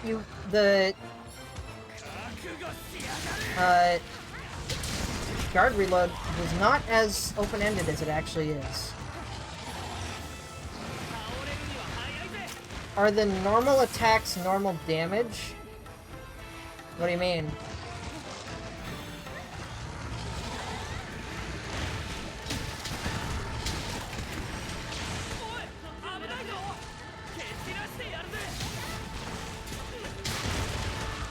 Ow. I feel like you might need Wirebug Whisperer with this set, but I can't really do that.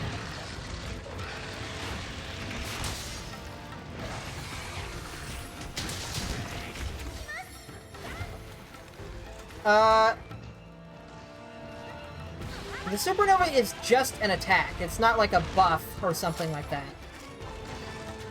It's like just the name of the attack. Typically, Elder Dragons have some form of a Supernova. It's just that it's a really powerful attack. Kind of like how Magnamalo has a couple really powerful attacks. Same basic principle.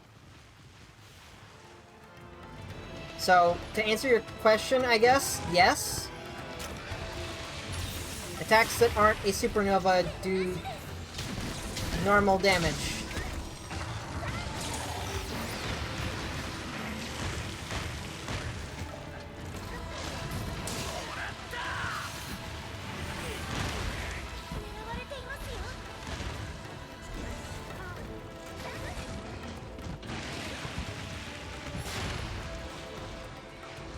Well, how much damage you take depends on the attack the monster is doing, and where you get hit by that attack.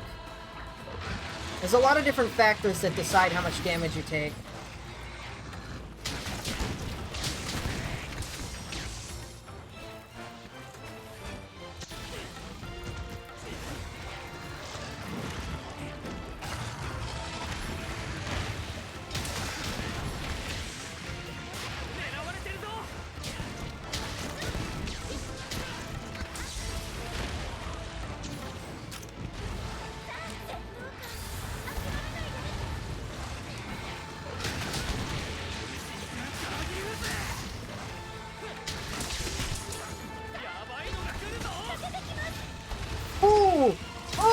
And that's why we use wide shelling, Silver. That's why we use wide shelling, because that was my work.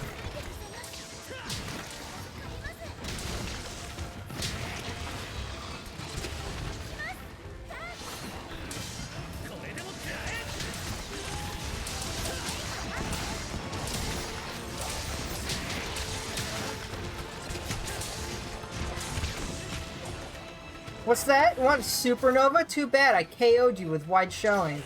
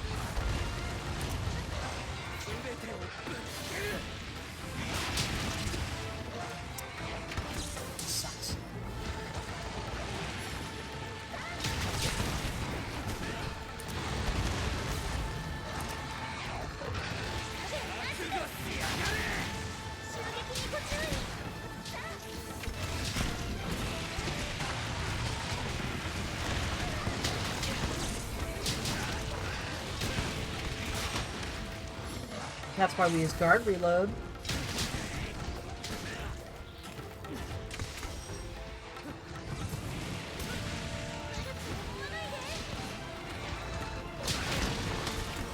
That is also why we use guard reload.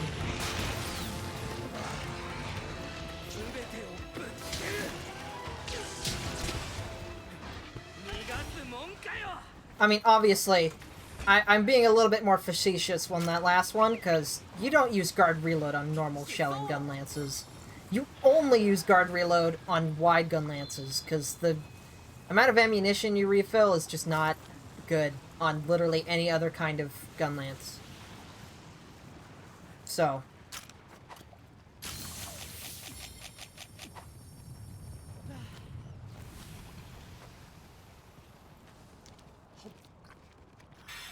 Okay.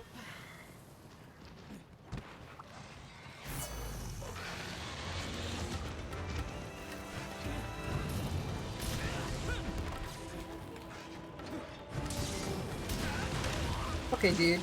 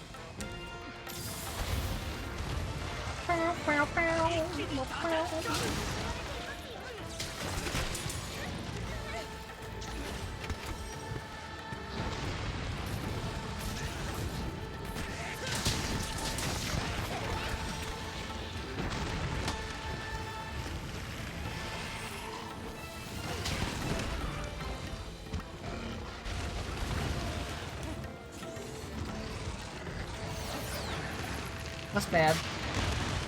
That's bad.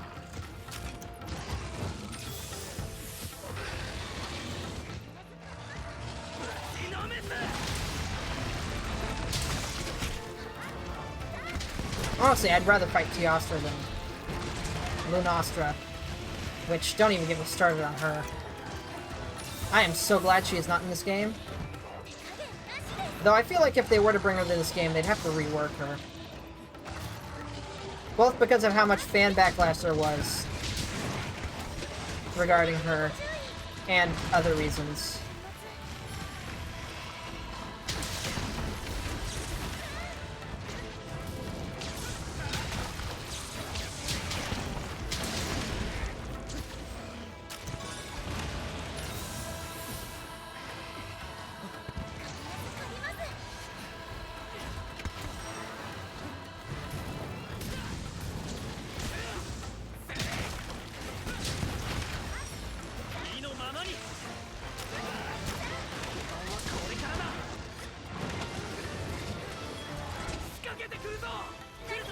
Oh, supernova! Wow, 2 supernovas, huh?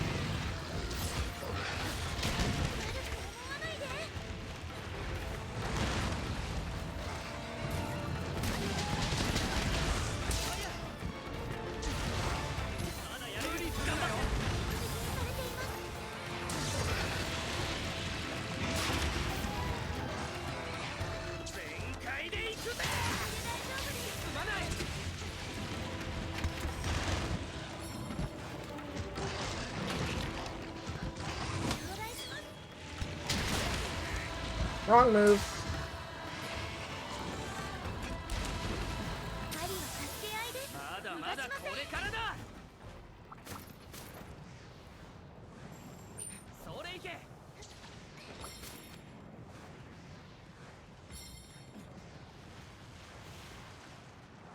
Wonder how much damage we've done to it so far.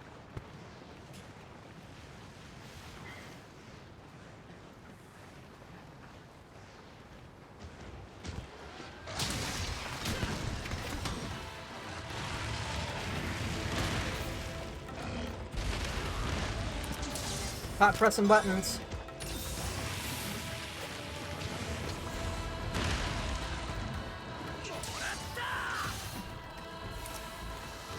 Uh-oh.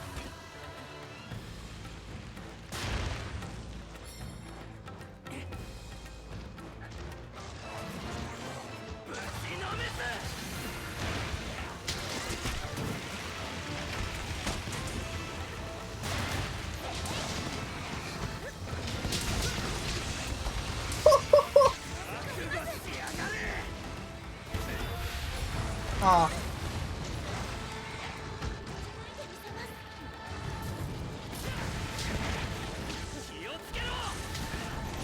Really? Again? Okay.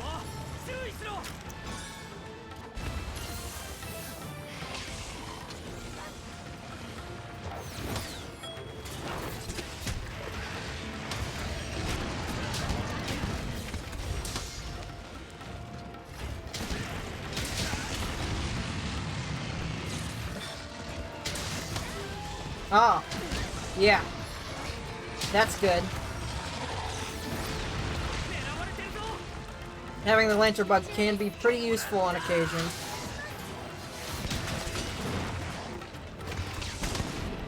How did that block me? I'm not normally one. I mean, I do it occasionally, but I'm amazed I was able to block that.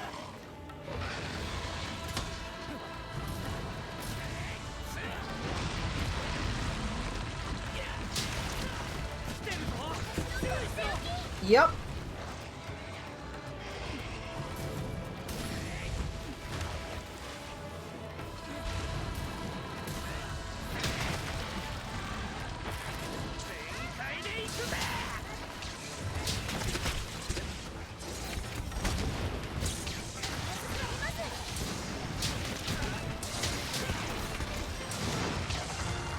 Wow, a skull!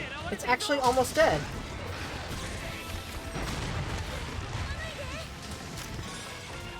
That's kind of amazing. If we manage to kill this thing and get you some carbs, that would be amazing. That would actually help you get closer to your ideal set. Really easily.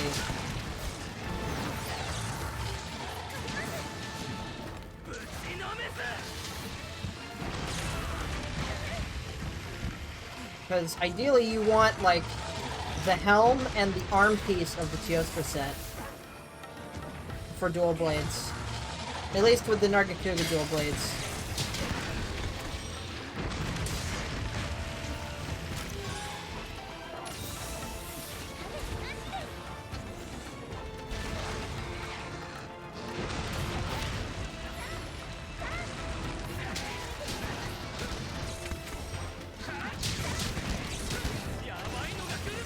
Oh, okay.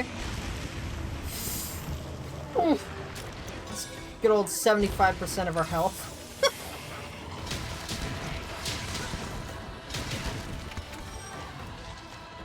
You'll at least get the carbs. I don't know about quest rewards, but you'll at least get carbs.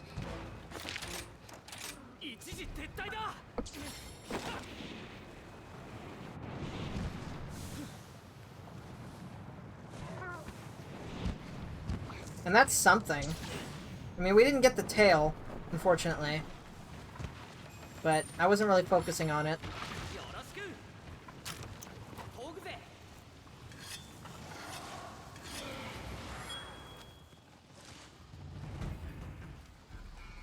Actually, hold the phone.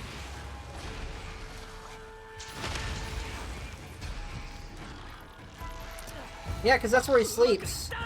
I wouldn't blame some people for not knowing, because monsters sleep so infrequently in this game, but all monsters have areas they go to when they eat and when they sleep.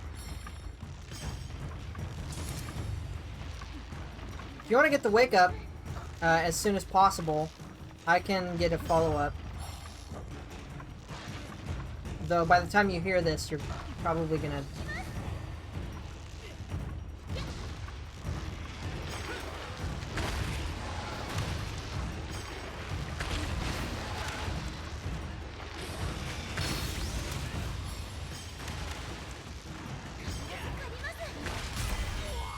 Hey, we got it!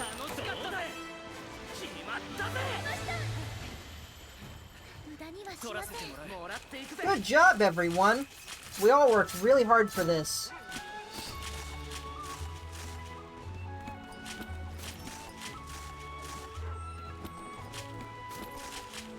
It didn't even feel like it took all that long. Or maybe I'm crazy. Oh yeah, no, that took 20 minutes. That took like 3 times as much time as it normally takes me.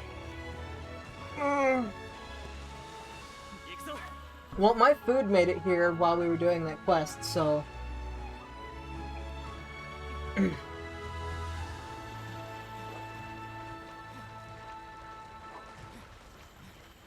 Yeah, same here.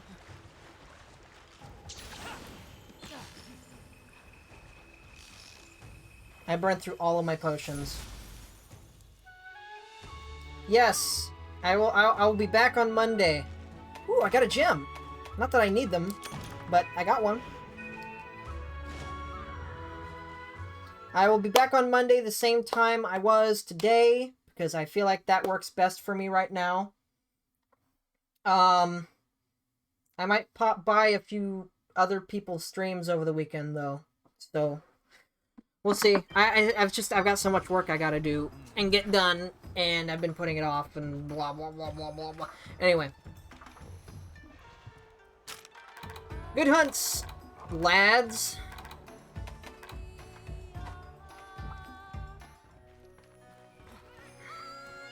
Hope I can catch you next time. For all others, thank you for stopping by. I hope I can also catch you next time in the hunts. But I'm gonna go eat dinner now and relax, give my voice a break. Fill my tum or whatever. I don't know. I'm gonna go now though. Bye.